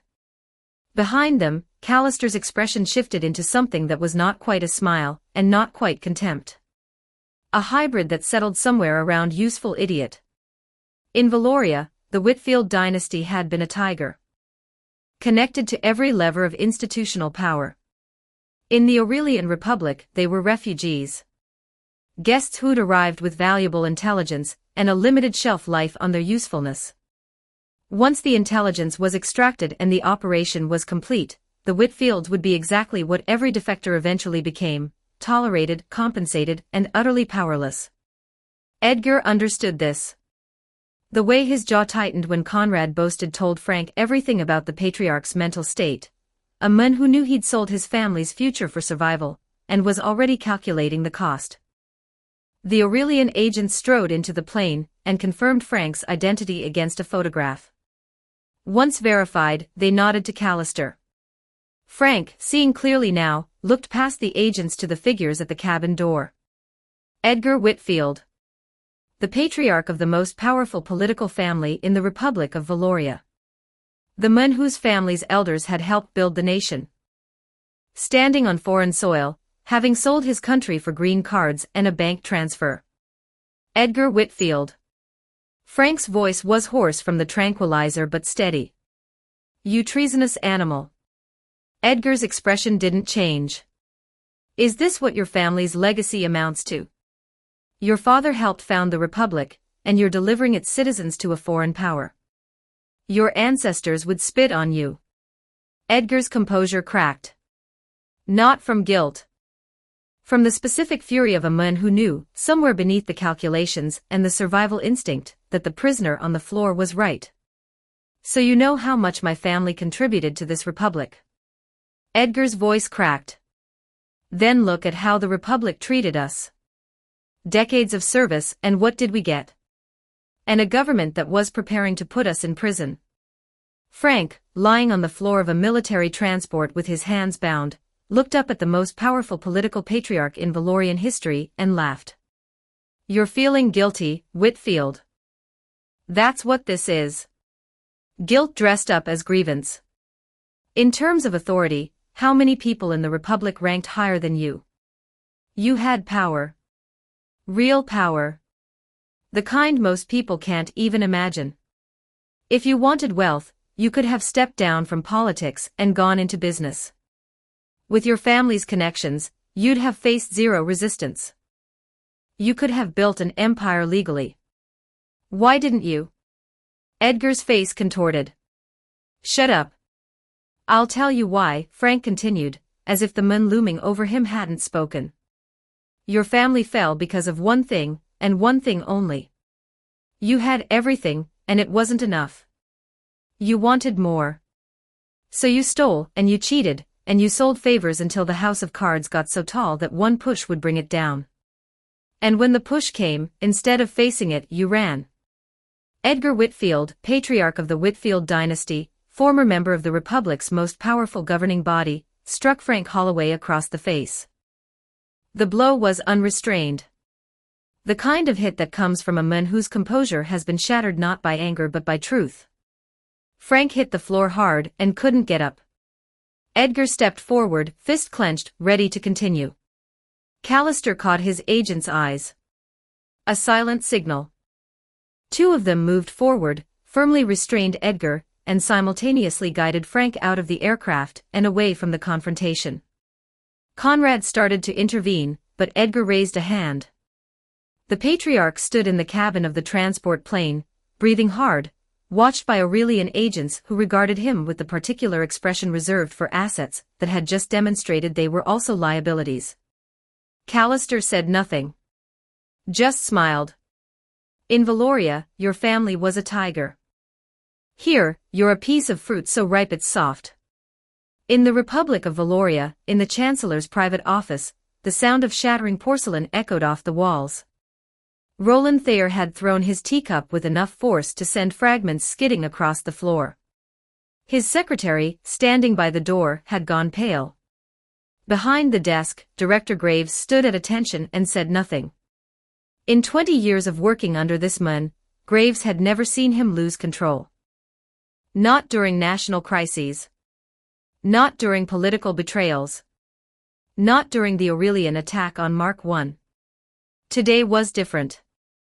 I never dreamed that the Whitfield family could be this spineless. Thayer's voice filled the office with a force that made the windows vibrate. Edgar Whitfield's father helped build this republic. He bled for it. And his son defects to a hostile foreign power, like a rat abandoning a ship. He has thrown away every shred of honor his family ever earned. The fury pivoted. And where was the Bureau of Internal Affairs while this was happening? How did an entire political family, including a former cabinet member, escape the Republic with a military transport plane without anyone noticing? Graves absorbed the question the way he absorbed everything, without flinching. The truth was bitter, and he delivered it without softening. Sir, the Whitfield family's patriarch was a former senior intelligence officer. His father's generation built significant portions of the Bureau's operational infrastructure. Edgar Whitfield knew our methods, our surveillance protocols, our communication networks. He knew how we deploy protective details, and how we track high-value targets. Additionally, the Whitfield family spent years placing loyalists inside the Bureau. We knew about some of them. We didn't know about all of them. He paused. The protective detail we assigned to Frank Holloway consisted of 14 agents. All 14 were killed. The silence that followed was the worst kind, the silence of a powerful man processing the fact that people died because he moved too slowly. They were ambushed by operatives who knew exactly when, and where the detail would be deployed. The Whitfield family's moles inside the Bureau provided the intelligence. Thayer stood behind his desk, both hands flat on the surface, and stared at the wall. 14 agents dead. A civilian kidnapped. A political dynasty defected. And every bit of it had happened because he'd chosen caution over action, waiting to build the perfect case instead of moving when moving was still possible. Issue a red notice. Every member of the Whitfield family. Coordinate with the international security community. I want their faces on every border checkpoint, every airport, every intelligence briefing in every allied nation. And Nathan. Sir. Find Frank Holloway. Whatever it takes. Whatever it costs. That man raised the most important person in this republic. If we lose him, we lose Ethan Mercer. Graves saluted and was out the door before the sentence finished. Don't forget to like and subscribe to Novels Wonderland.